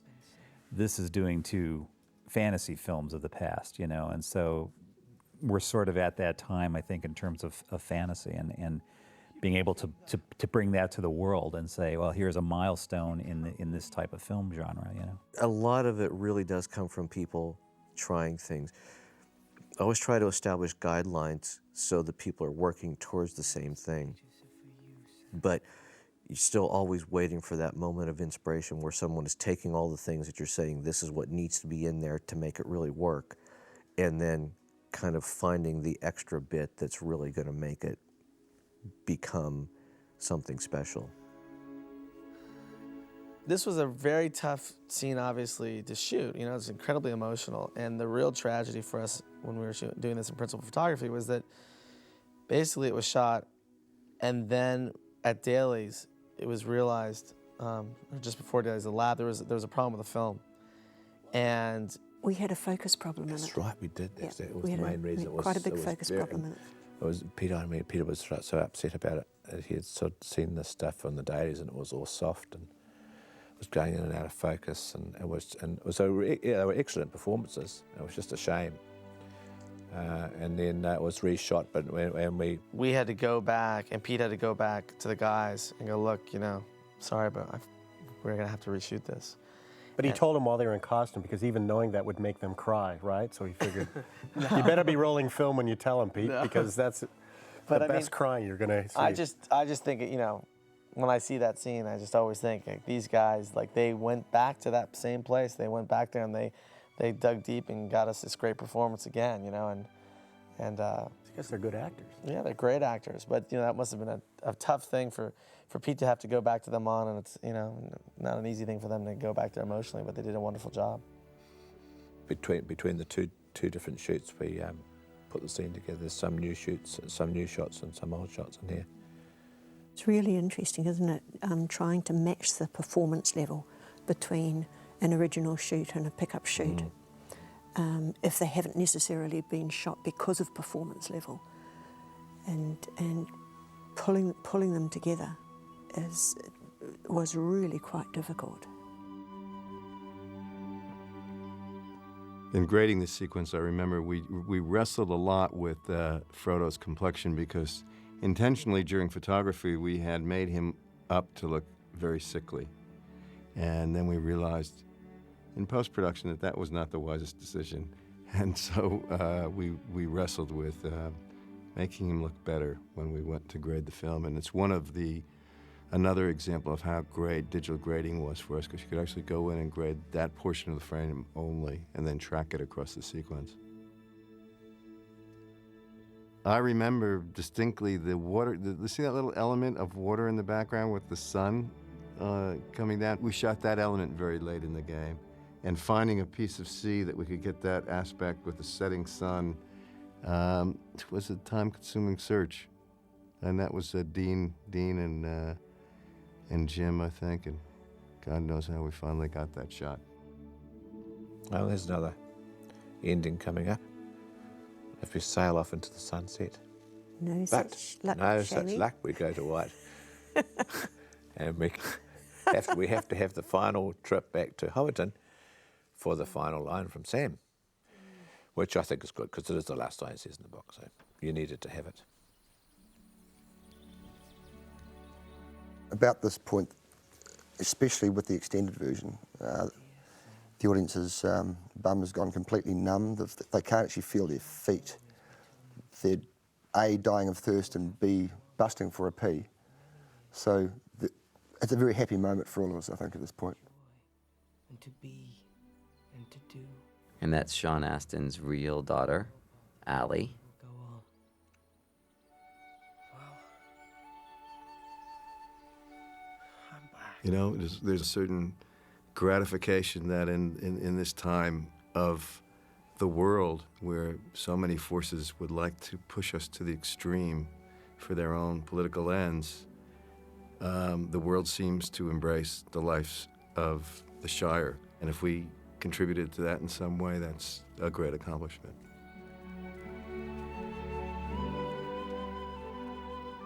Very late in the game this year, Peter actually came up to me and said, you know, it would be really nice to do something special for titles on film 3. It's the end of the trilogy. And not have the same, white over black that we had had.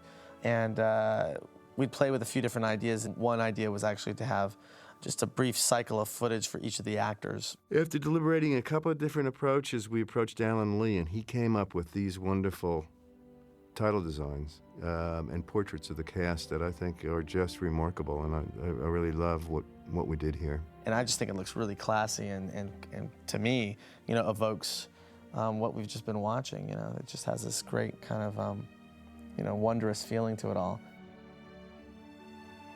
When we started working on Return of the King, we made a list of artists, Fran and I did, of who we would love to work with, who we thought would be a great voice for the film. And it was an important moment because it had to carry the weight of the whole trilogy. So that's how Annie became involved. And then Fran and I collaborated with her in the writing of the song, and she, of course, sang it amazingly. And that's how that grew. Riding into the West with Fran, we wanted the song to feel that it belonged in the Shire. It had a simplicity of the Shire. And it was just thinking like that, because the end of the movie is about Frodo, and it is about the Shire, and it does end in the Shire. It's where you're left, in the last scene. So it's somewhat a Shire Grey Havens.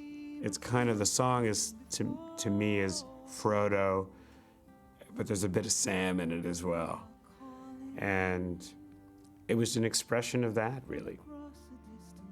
For me, I think one of the sort of the unique things about this project is the fact that it's involved so many people who have made such a huge commitment in terms of uprooting their lives from various parts of the world and moving here and basically committing such a huge part of their lives to this project. When I came out here, I was sort of taking this leap of faith to move my family down to New Zealand, thinking I was going to have a great year's vacation in New Zealand, and if the film doesn't work, it'll just be a great holiday. And within the first morning, I was sort of turned around completely. Just the quality they had was, at that time, mind-blowing even to see, because I saw a lot of the work that was done here at Weta Digital, just in terms of the sort of the pre-visualization and building, assets, suits of armor, and building the digital doubles and everything, and then being able to see a real rough cut of the film, but you could see the most important part was there, which was the story.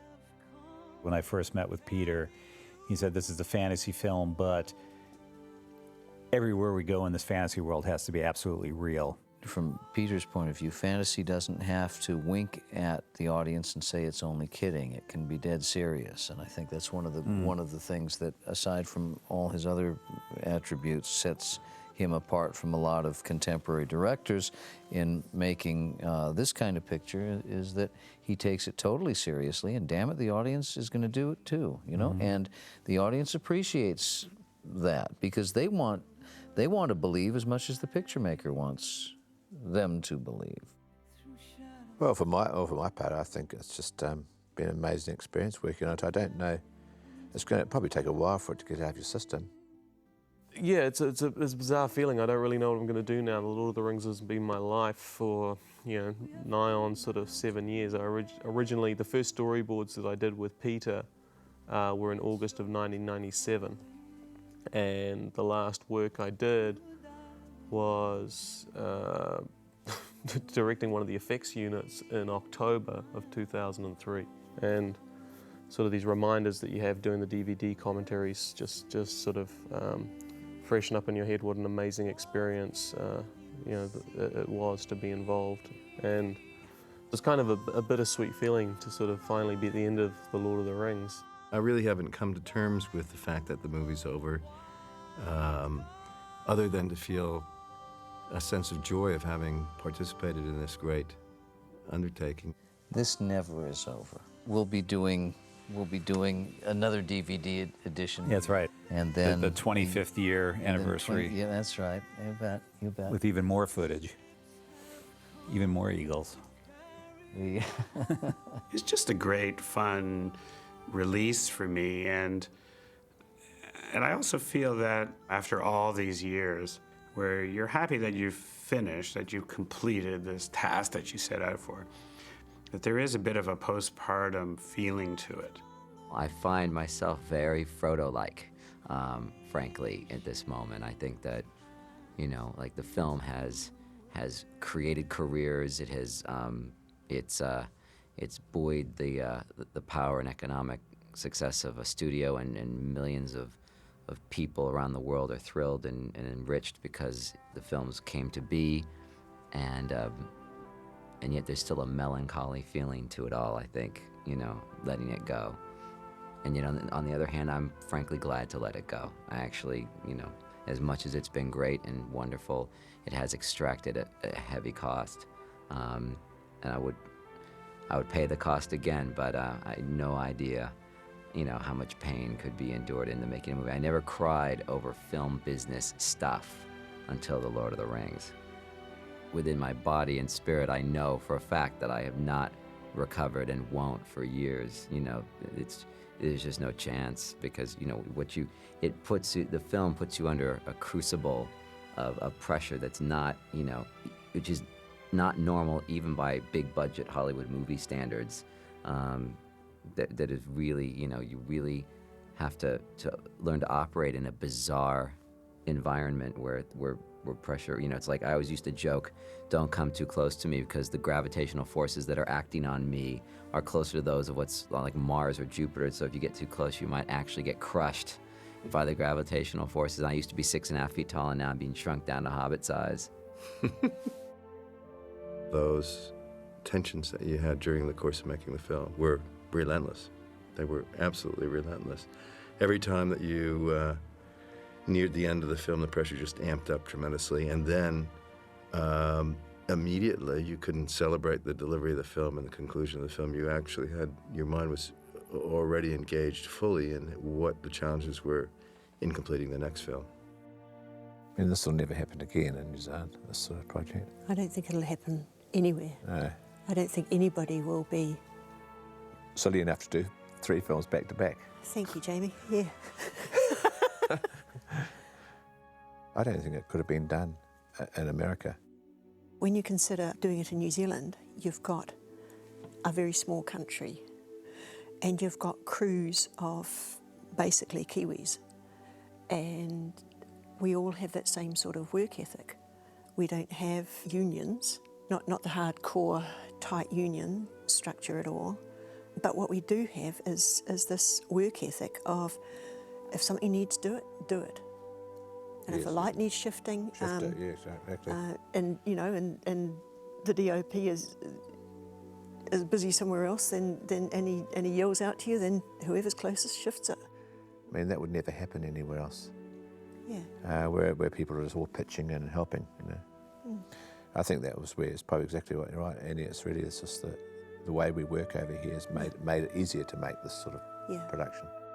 You know, like anything, ultimately, it comes down to the people, and the people have really made working on these films, you know, just an experience I can't ever imagine equaling.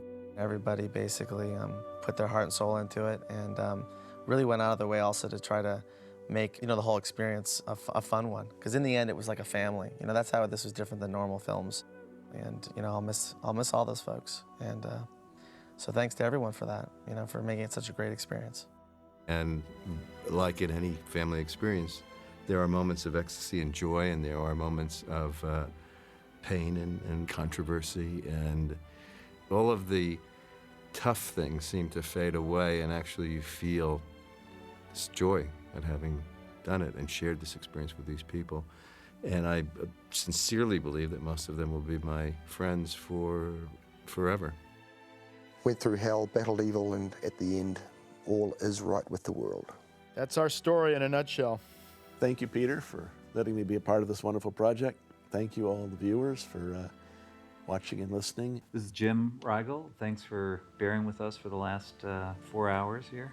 This is Randy Cook, seconding that. This is Alex Funky signing off. This is Joe Letary. Thanks for watching, and good night. This is Rick. Thanks a bunch for listening to us. Hopefully we weren't too tedious. This is Christian. Thanks a lot for watching and listening to all the information, useful, some not, that we had to offer. And this is Brian. Thanks also for watching. I can't wait for the book to come out.